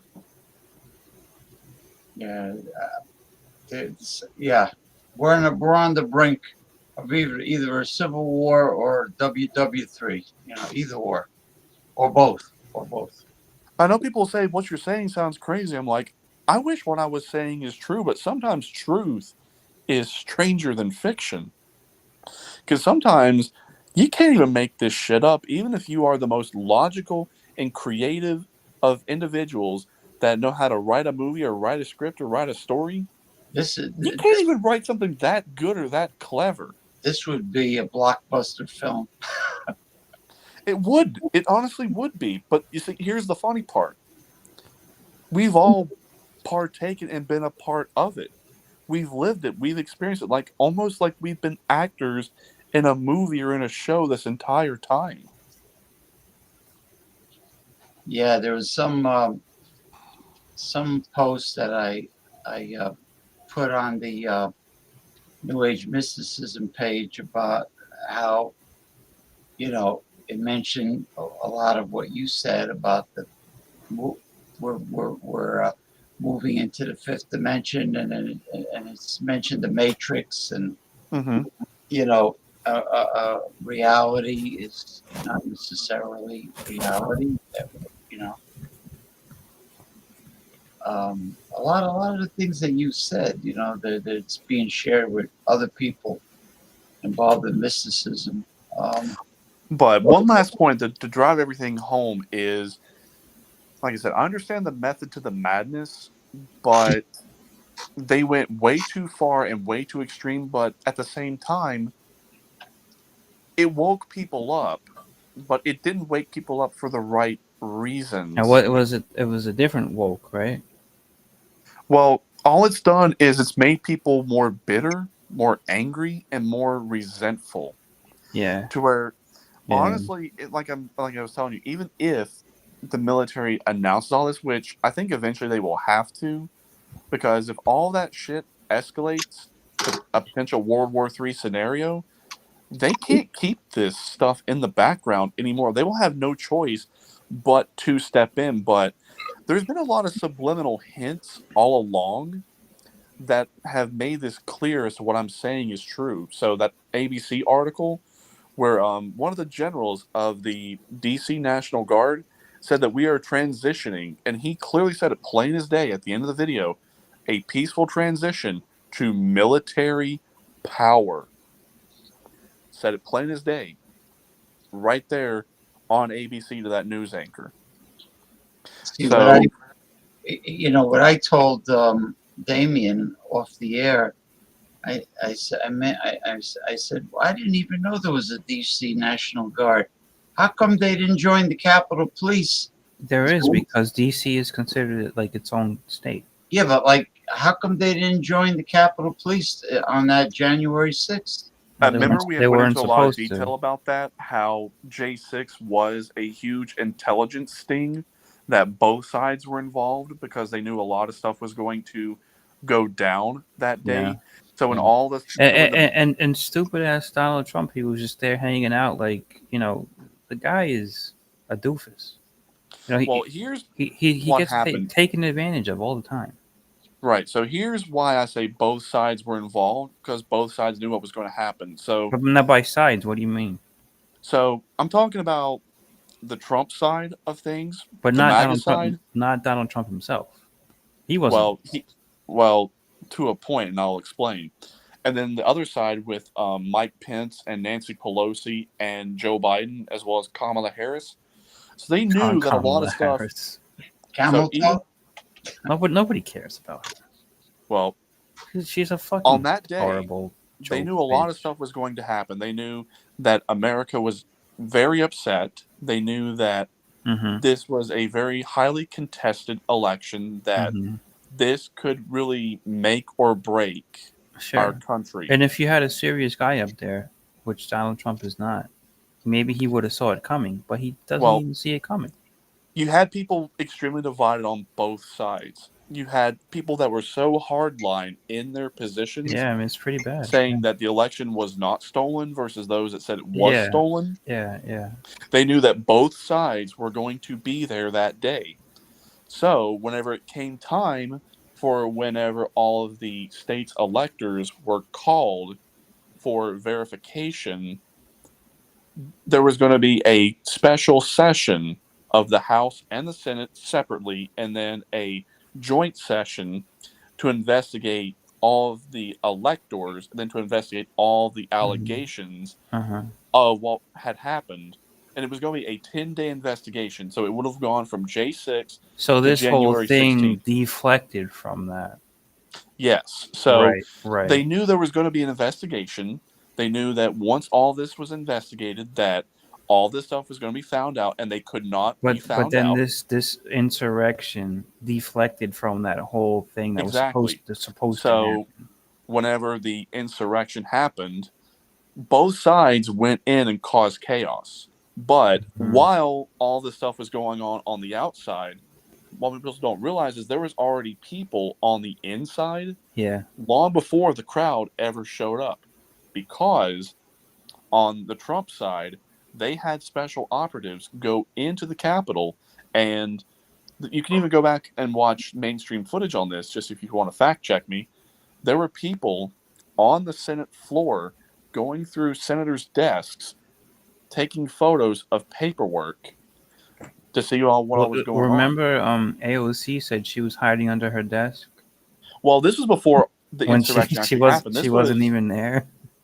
Well, you remember that story? While it was before any even going on, because on the Senate floor, people were taking photos of different documents on different senators' desks. So why are they taking photos? Just they like were taking photos general to gather population people, or they were doing it for intelligence gathering. Who under the is madness? Who's taking photos? So when I was telling you the special forces on the special Trump side, forces? Yeah, they went in and they got a bunch of evidence on a lot of senators, and then you had all the stuff that happened on the House side. While all that was going on, that's why they were able to sneak into the Senate side and do what they were needed to be done. It was organized chaos. And then, whatever happened to Nancy Pelosi's laptop, I wonder? What happened to Alexandria Cortez? She said she was scared for her life. Well, yeah, a lot of reps did flee, and a lot of senators did flee to. She said she was hiding under her desk, but then it came out. If you look at the footage, she was not hiding under her desk. She was not even on the floor. She wasn't there. She wasn't there. Well, what desk was she supposedly hiding under? She was lying. House floor desk she or was her lying. personal office desk? And then if you lie, isn't that like a perjury? Yeah. And especially since they wanted to consider an insurrection, that could be a serious felony. But it's not, though. It's not. Well, not in her case. Well, while they were doing all of that on the Senate side, gathering all that evidence from the desks, under the madness of what was going on the House side, Nancy Pelosi's laptop was stolen. Where do you think that ever went? Maybe the same place where Hunter Biden's laptop went.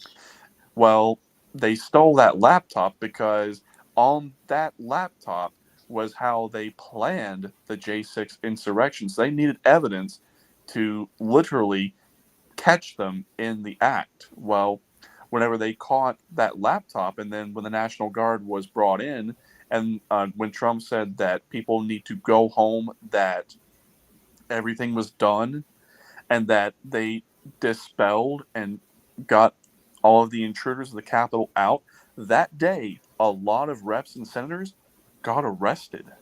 That's what most people don't realize. That day, the National Guard arrested them. And how were they able to arrest them? Because were they now engaged in insurrection and rebellion and treason against the United States, and it triggered devolution and continuity of government, you're not going to get handled by the civilian side anymore. The military is going to handle your ass. So now you're subject to the UCMJ, the Uniform Code of Military Justice. And trust me, you do not want to be subjugated to the UCMJ. Because whenever the military handles your ass, if they got anything on you, you're fucked. All right, so I noticed you're talking a lot about the military, right? Because they And played a crucial role in all you're of this. saying that they're very much behind. So let me ask you personally. All right, so I'm not totally sure if like everything you're saying is correct. I do follow what you're saying, and I agree with some things. But would you be okay with that with the military being, basically like that's like a third world country type thing where the military is just in complete control of what's going on here? Are you okay with that personally? It doesn't really matter whether I'm okay with it No, it or doesn't not matter. because No, I know it doesn't it's been matter. going on. It's already been ongoing. I know the CIA is very much in control, right? Mm-hmm. But the CIA is a different part. It's not really the military.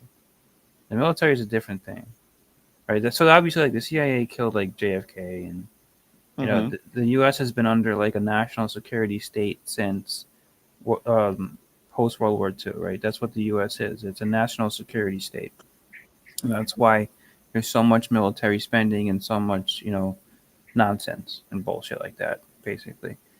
But if you're gonna say the actual military, like I don't know. I guess I'm kind of answering my own question in a way.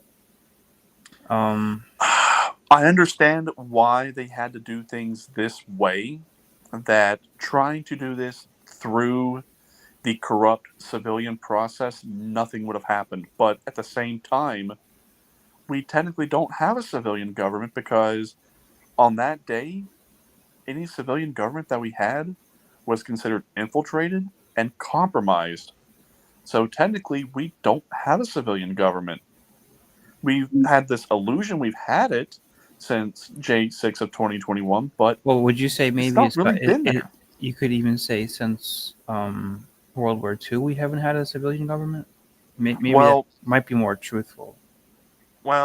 depends upon. Remember when I was telling you the Organic Act of 1871, how it installed U.S. corporation, the martial law from the Civil War has never ended. Right. So all that's been going on for hundreds of years. Like what I'm saying has been ongoing. It's just it was finally time to end all of this, and it was either the civilians do it and then have a full blown civil war, or have our own military do a systematic, controlled takedown behind the scenes out of the public's eye.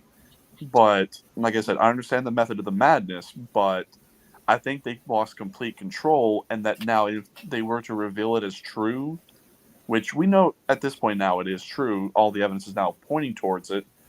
But it's just how is the public going to react to this, and how are they going to now accept this? When you say that, how are they going to account for all this bullshit that's been going on for the last 4 years to wake people up? They're going to be like, wait a minute.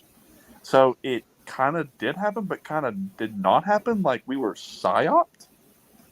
How is that?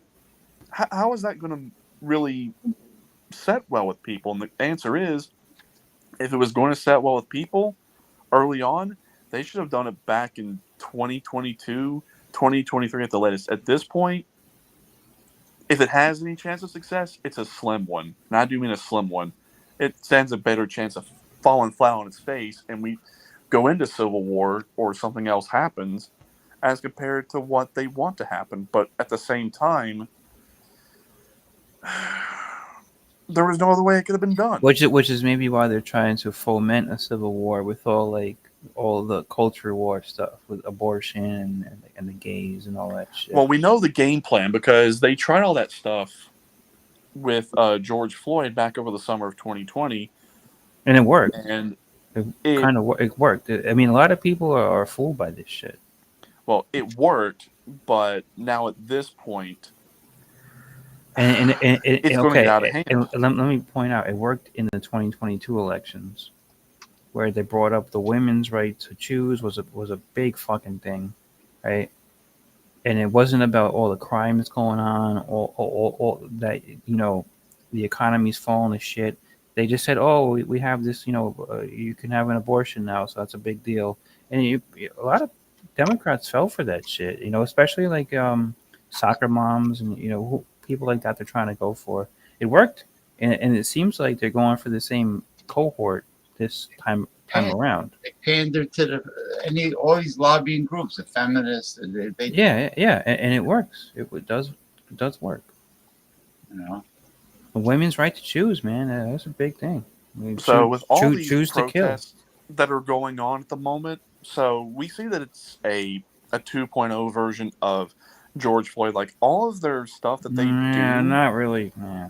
Well, we know the playbook that they're going to It's get kind of people, lame at this point, right? well, they're going to get people riled up. They're going to find something to get people all riled up, and while everyone's fighting among themselves, I think it's still early in the election year. If you think about George Floyd happened in June, well, this is what I'm building up to. Is we're still early right 2024? now. Well, 2024 is going to happen. It's just, is it going to happen the traditional way, or is No. it going to happen in the not so traditional way? Or the 2020 way. Yeah. So my guess is There's because no crazy fucking pandemic bullshit going on. Well, So we are now in May. We have 6 months. We basically have 6 months to know exactly where this is going to go. They're gonna pull some shit out for sure. Yeah, they're going to pull some shit out. So there's basically 3 contingency plans in place that it's going to go either one of these 3 ways or a degree of one of these 3 ways.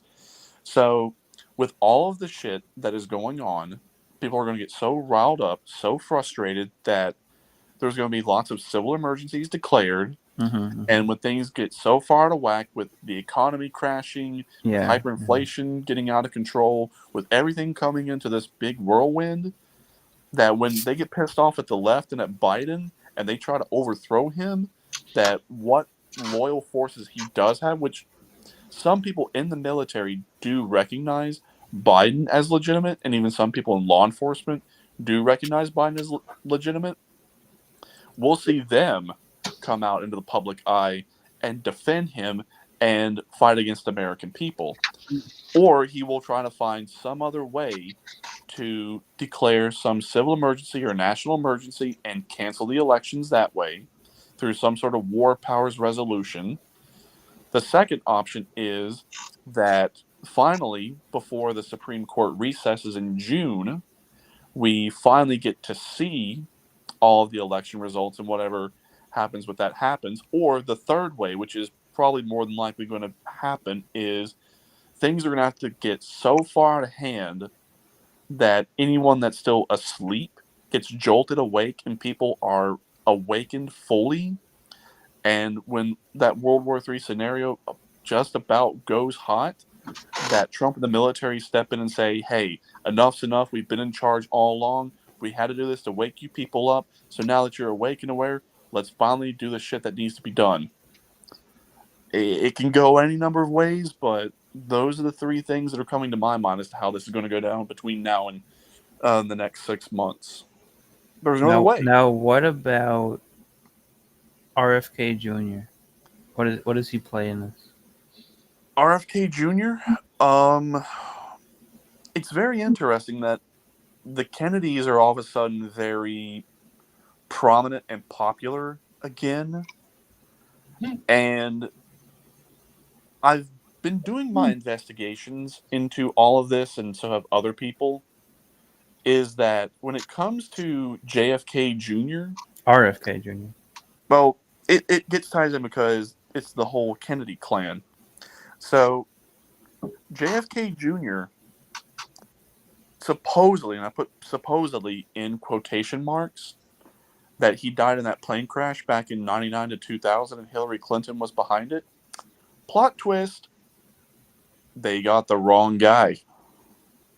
JFK Jr. is still alive. Just like Princess Diana, she's still alive. Proof that Princess Diana is still alive? Look at the car she left in, and look at the car that they found at the accident. It's a very similar make and model car, but it's not the same. Different license plates. All right, so what about what my original question was? They're getting people prepared for a lot of disclosures, and when it comes out that JFK Jr. did not die in that plane crash and that Princess Diana did not die in that car crash, and how they have been very influential in helping expose a lot of people behind the scenes, it's going to shock people. What about RFK Jr.? RFK Jr. He's hard to pin down, but he said he was going to run as a Democrat. Now he says he's running as an independent. So Well, he couldn't run as a Democrat. They wouldn't allow him. exactly. So They what does pushed him that tell out. you? If he's not running as a Democrat, but he's running as an independent, that's already showing, hey, look here, pay attention to this because this is significant. So the fact they have a Kennedy I right mean, he's now not in the getting enough spotlight, media coverage, right? They're trying to well, like make you forget about him. they're trying to make people forget about it, but at the same time, it's a Kennedy. Anyone that's got the name Kennedy But they're not is talking going to about get him, though. attention. They're not talking about him, though. Like the you know, the media itself. Yeah, but normal The people talk corporate about media. him. Normal people do, yeah. Exactly. But, you know, fucking like Fox News and CNN are not talking about him. Because that's just their biases. Mm-hmm. But yeah, I know I shock a lot of people whenever I tell them that, but I just say, look, Princess Diana is alive. Here's the proof. This is the car she left in. This is the car that was found in the accident. It's similar, Well, but so two different license why plates. does that matter? Why do we care? Because Princess Diana was she was a very prominent public figure. A lot of people in the public liked her. She They was a considered her princess, the right? people's So princess. was she in line to be the queen, or are we gonna go down this? She was in the line of succession at some point, but where she was getting way too much popularity publicly, Okay. and where she knew a lot of secrets about the royal family, Okay. they were going to kill her. The family was gonna kill her? Yeah, the royal family was going to kill her. Okay. So she had to get out. She had to escape. So she faked her own death. And where is she now? Who knows? She could be anywhere. She can't be that pretty anymore. She's getting old, right? Supposedly, and I'm putting the word supposedly, she has actually made public appearances in disguise, same as JFK Jr. JFK Jr., not RFK Jr.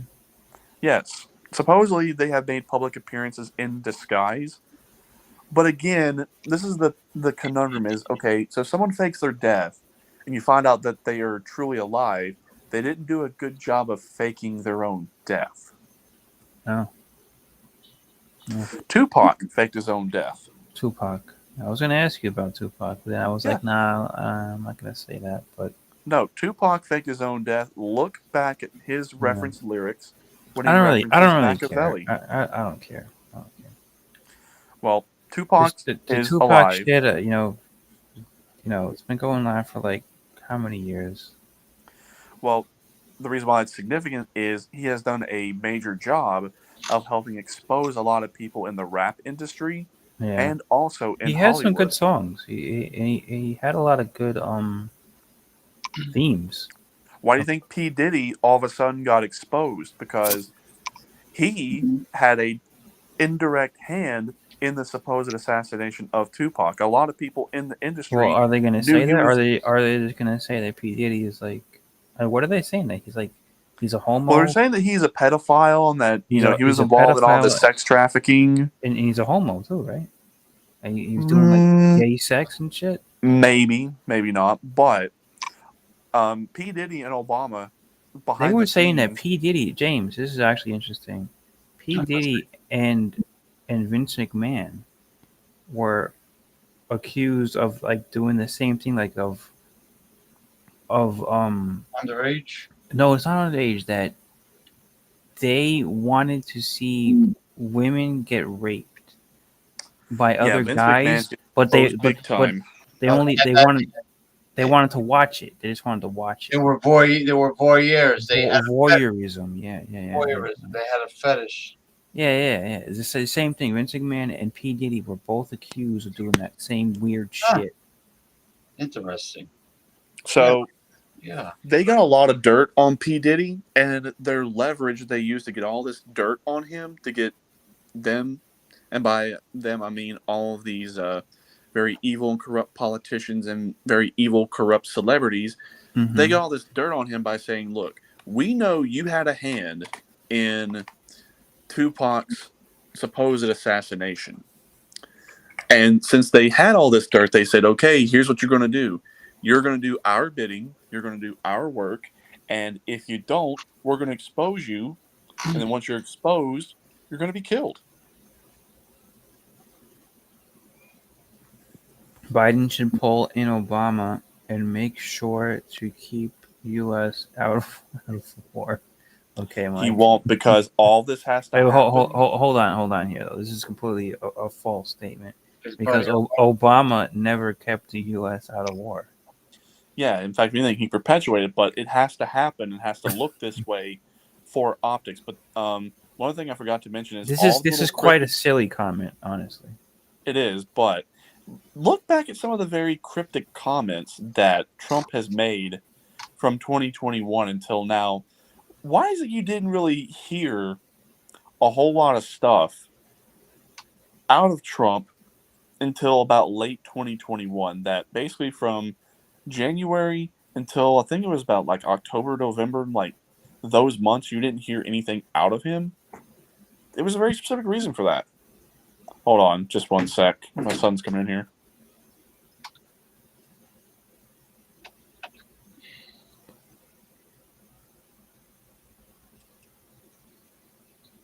Yeah. You know what I'm gonna do?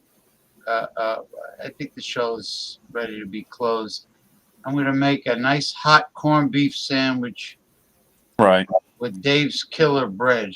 I got the corned beef brisket. I'm gonna cut it up thick and fry it. I'm getting hungry. But anyway, but yeah, I think that's all I've really got left. But those last comments, and that's all I'll really have left to say is when he says cryptic comments like Joe shot, Joe doesn't even know he's alive. Does Joe even know he's alive? And then he made another very interesting comment when he talked about his second term, which we're kind of sort of having right now, but I don't want to accept these results. He made that in a speech. I'm like, dude, it's so obvious now that he's making it clear, yeah, I've been in charge, but it couldn't have happened on my watch. It had to happen on these people's watch for it to if go he down. really is gonna say that, he has. Go back and look at these speeches. That's not I'm a telling good you where thing to to look. say, because being in charge for the last, whatever years, nobody's happy. So, I mean, if you're going to take credit for this instead of Joe Biden taking credit for it, how would that be beneficial to him? Like I said, optics. It had to go down optically on the supposed Joe Biden's watch. I mean, if Donald Trump is in charge for what's happening the past 3.5 years, there's a lot of people are not going to be happy with Donald Trump. Yeah, exactly. That's what I'm saying. Optically, they had to do it this way because it was more or less to expose the New World Order's plans and agendas, to show them and basically put it out there in front of everyone's face. So it would have happened on their watch, not his watch, optically speaking. Because remember, when it comes to it would have psyops, happened when on it comes whose to all watch? these operations, It would have happened on optics whose watch? are everything. Do what? It would have happened on whose watch? If this had happened on Donald Trump's watch, like he was still in the public eye president, this would have been a disastrous second term for him. Right. But to blame the New World Order and their agendas, because that's basically what happened in 2021, is optically it looked like the New World Order took over and that their plan went full steam ahead with everything, which it kind of technically did, and you lived and experienced it, but it was a psyop experience because it kind of sort of not happened. That's where this whole thing just they're going to get caught up in their own bullshit, and it's just not going to go well for them. That's why I said optically it had to go down on their watch, so when everything crashed and burned, it would be blamed on the New World Order, not Donald Trump. What do you think, James? Good night, Mike. James, well, I don't. let's get your input. I mean, here. I have an open mind, but I have to say that that I will vote for the person Joe, that has Joe Biden. my best interests. For Joe Biden, just say Which it. means my bank account, food on the table, Joe Biden is going to help your bank account. my health. He's going to perpetuate the health insurance I have, and I have to vote for my best interests. Just like the filthy rich that don't want to pay taxes will vote Republican. Now, this is how it used to be, right? It used to be this simple, and maybe in like the 80s, early 90s, or whatever. Listen, I know there's the oligarch and New World Order and all that.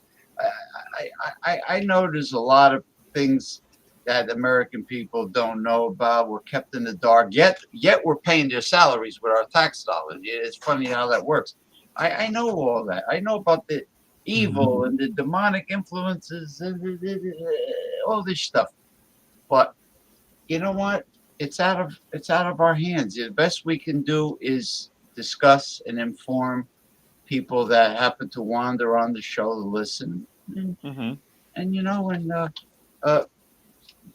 we want people to be truth-seeking, independent, free thinkers with open minds, critical free thinkers with open minds. That's all.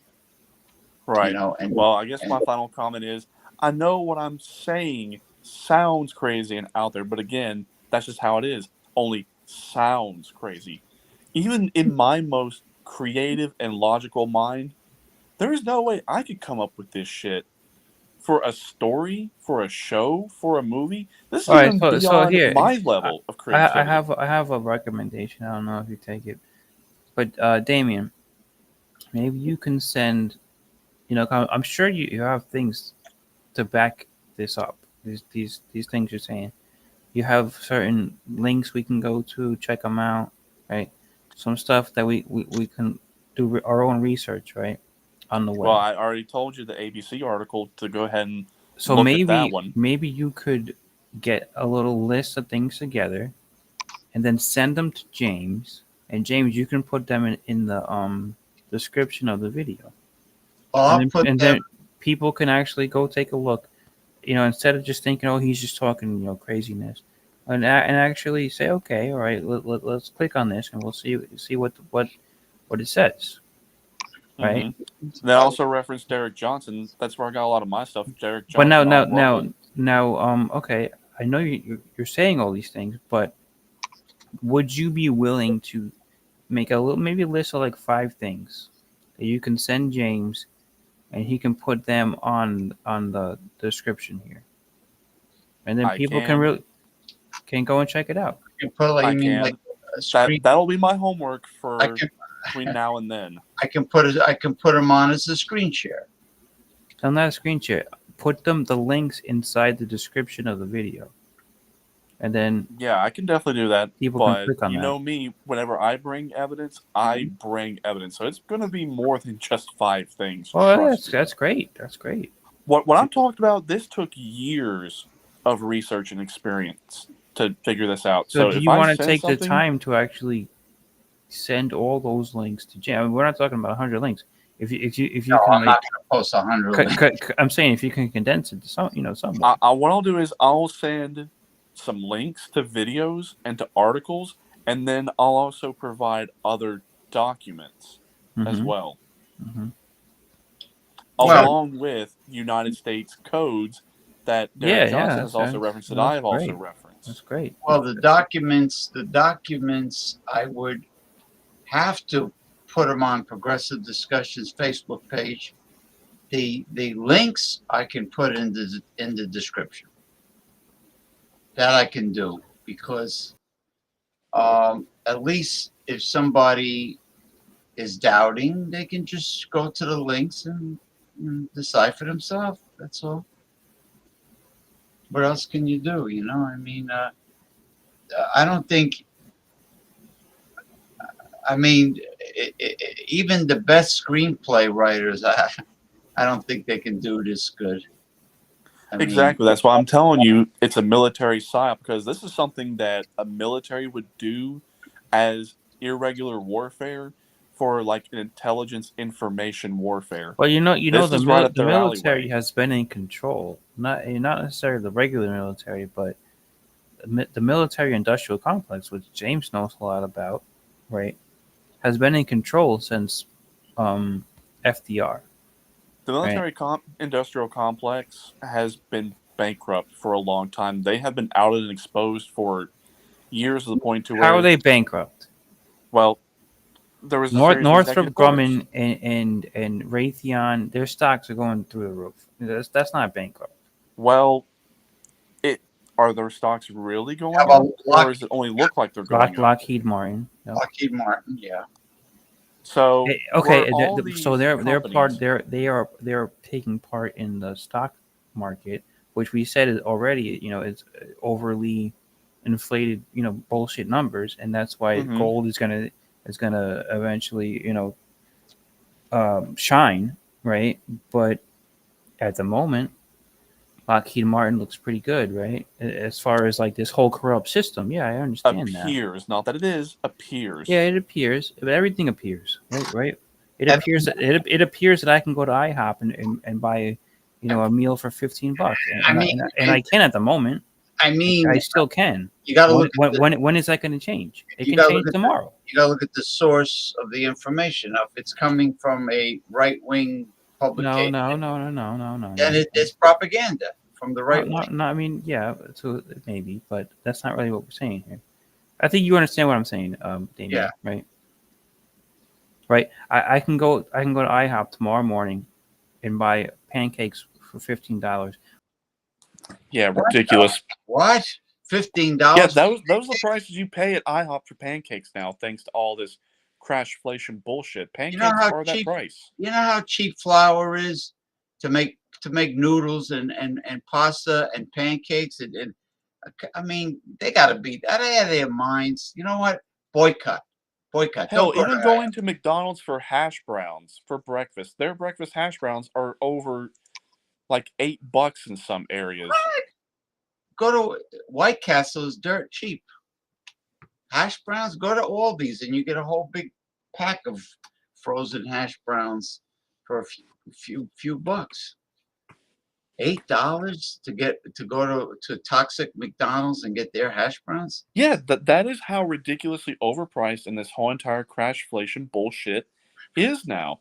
So whenever you ask about price gouging and are they really price gouging, I'm just like, at this point, that line has long since been blurred to the point to where, okay, where does price gouging stop or start, and where does just simply trying to break even or make just a little bit of money start and stop? All those lines are blurred. They're gone. Well, the Those corporation, lines aren't there. The corporation is going to cry poverty, and they're going to blame the cost of leasing the building. They're going to blame the cost of labor. They're going to cry the crying tower on the crying tower. That's what they do. I mean, and then the consumer advocates, activists are going to say price gouging. Right. But to answer Ronnie's final question, even though he left, the military-industrial complex and all these wealthy individuals that say that, oh yeah, they have all this money. No, they're not. They're bankrupt. They're broke because you know why? They had to spend all this money to perpetuate this lie. So if you're wondering what kept the system afloat all this time, all of these individuals and all their ill-begotten gains, they've kept it somewhat afloat out of their own pockets. Had that not happened, it would have went belly up years ago. Yeah, you know how that happened? Who created the Fed? Tax vacation. J.P. Morgan. That's why. But so the military-industrial complex and all these individuals, not only are they bankrupt, they're broke for another reason. But hold on just one sec. You good? Okay. All right. Yeah, my son's leaving the room. I was asking to make sure he was okay. But anyway, I thought Ronnie left because he don't like hash brown potatoes. I thought I don't know what happened. So there's two executive orders, and this will be, I guess, my true last final comment, that are in play, and Biden has extended these executive orders, even though it would literally, that's another reason why this evidence points to it's not him, because this goes against the very interest that the Biden crime family, the Hillary Clinton crime family, and the Obamas and all the rest of them, they would get caught in this.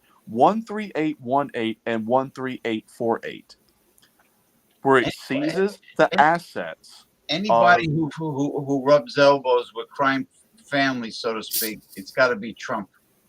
Well, this is I where mean, I was saying any where the politician Bidens extended all this, even though it any implicates him and he politician, would get you caught. could say. But anyway, so Yeah. those executive orders put into effect the seizing of assets of individuals who have been involved in treason, sedition, insurrection, also war crimes, and crimes against humanity, that if you were involved in any of that, your assets were seized from you.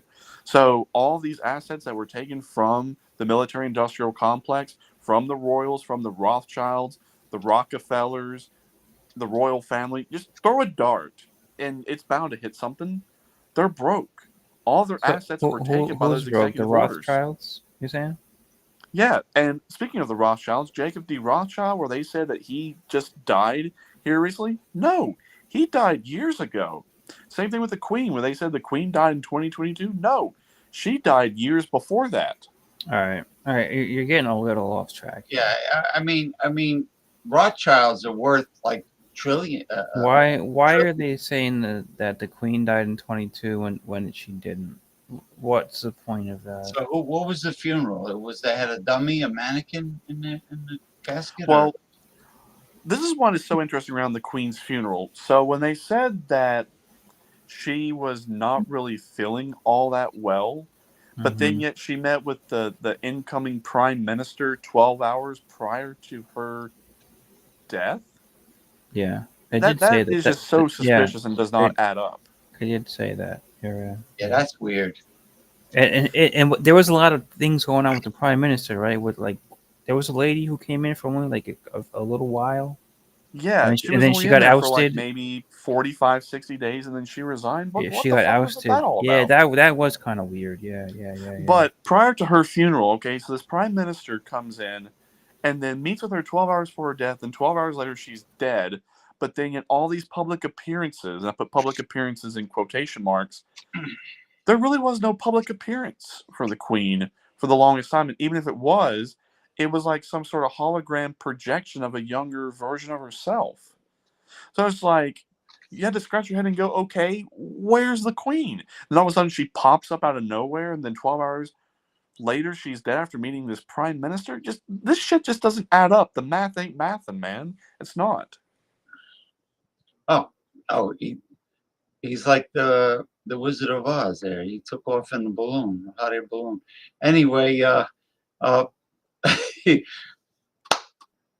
gonna go sink my teeth into a hot corned beef sandwich. Listen, thank you for coming as always. Oh, don't worry. You will get your evidence. That's my homework for the weekend. Trust me, you will have plenty to sort through. I just have to think of the best way to present it. Like the documents would have to be uploaded onto the page. The links could be in the description, and they have to be titled Dissenter Damien's evidence. You know, check for yourself, and then have it all down the line for the links. That's about all I can really do. But yeah, it's been very invigorating Saturday evening as always, and thank you, Dissenter Damien. Thank you, Western Mike. Thank you, Masumi. Thank you, Ronnie S. Yeah, you never know what I'm going to bring to the table. You never know what the dissenter is going to bring. You know, if he's going to bring something interesting, or if he's going to bring something wild and crazy, where you got to scratch your head and go, okay, well, what's this guy's deal? You know what the dissenter should do? You should mix up something like this, and then out of nowhere, the divining rods and the pendulum and the tarot cards. You know, You know what? That is what I'll do whenever I ask these questions, because those are some of the questions I've asked my my rods and my tarot cards about the Queen dying long before it was announced that she died. That's what the card showed, is she was dead long before it was announced. Same thing with Jacob Rothschild, that he was dead years before he was announced dead. You know, I got to find it again. I don't know why I took it off. I had an app on my phone that could detect the electromagnetic fields. And, you know, because that's a sign that they're spiritual entities. So that and a compass goes haywire, the needles. Mm-hmm. And that is a good time to ask the pendulum or the divining rods questions. Now, there is a way to do yes and no answers on a tarot cards. And it's in that book I have. You shuffle the deck, you split the deck in 3 sections. Mm-hmm. You take each pile and you turn 1 card over at a time, but never more than 13. If you if you see an ace, you stop. You do the same thing with the other 3 piles. One ace means there's a possibility, but chances are against it. 2 aces is very possibly the answer is yes. 3 aces means definitely yes. No aces means no. And that's how you do yes and no with the tarot cards. And then, of course, you got good rods, copper, they're nice and long. Like I told you, the Ghost Adventures, those are the rods they use. And that should be interesting because it was fun when you used to do that stuff. Yeah, I can definitely do that. So yeah, that'll be my homework for the week to gather up all this evidence. But when it comes to asking the tarot questions or asking the rods or the pendulum a question, so I found a very interesting method to the madness to get precise, accurate answers every single time. Where where you get nothing but the truth and no lies. Where you ask step by step targeted questions. Well, no, but it's all about how you set it up. So whenever you go to the tarot or to the pendulum or to the rods to ask questions, you have to ask the source of where you are getting all of these answers to your questions from. So when I do my little grounding and before I ask, I go that I'm asking the one that is us and the us being one, the infinite, the all-knowing, the eternal, the all-knowing, the all-powerful, the omnipresent, the what has always been, always currently is, or ever will be. Once you set it from that intention, that you are opening up the basically infinite possibilities of getting any answer that you want, but here's how you have to use it. Good night, Ronnie. Since everything is happening in the here and the now, the answer that you get is for how things currently are at the present moment. That's why whenever you get a tarot reading or do something at a different time, you get a different answer, it's because you have inadvertently shifted to a parallel timeline in a parallel universe. You actually shift timelines and universes and dimensions and vibrations and frequencies depending upon how high your vibration or how low your vibration is thousands of times a second. So you are experiencing the same moment from basically an infinite amount of possibilities of which that has currently happened on that timeline. Now, there may be a little bit of a delay to where it's a little bit behind, or might be a little bit more in the future, or maybe some things may be a little bit different, but still, that's how you get the answers. So whenever I ask all these questions to where it sounds like it's so crazy and bizarre and out there, it's because, well, we have shifted timelines and universes, dimensions, vibrations, and frequencies so much since 2020 that now we've done all this jumping, but now we're back on the original timeline. We were diverted off in 2012, and then we did all this major diversion from 2020 until 2024. Now we're back on it. Mm-hmm.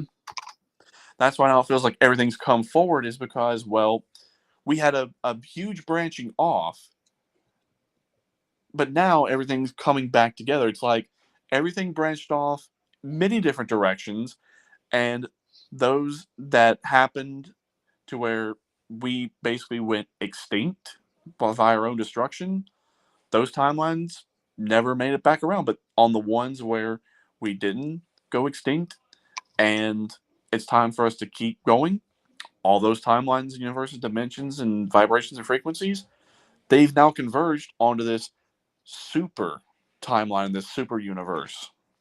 So that's when they say all these timelines have converged. It's because they branched off and they have no choice but to come back. Everything that needed to happen with this outcome or that outcome or this outcome or that outcome has already happened, so now it has to come back. Yeah. So that's why we're now in touch with this one, is because, well, we've lived it, we've experienced it, even though it was experienced in a way we shouldn't have really experienced it, but there was no other way. Now we're where we need to be. Okay. Yeah. Oh, by the way, you said you're on by way of your phone tonight? Yeah, my iPhone. Oh, it's working great for a phone live stream. Yeah, I'm surprised. It's because I'm in my room and I'm on the Wi-Fi. And when you have this iPhone on a Wi-Fi connection and not using the data, even though my cell tower is like maybe quarter of a mile away, where this house has a lot of insulation and metal, it cancels out the cell signal. That's why I have to use Wi-Fi in the house. But if I go outside, it's strong.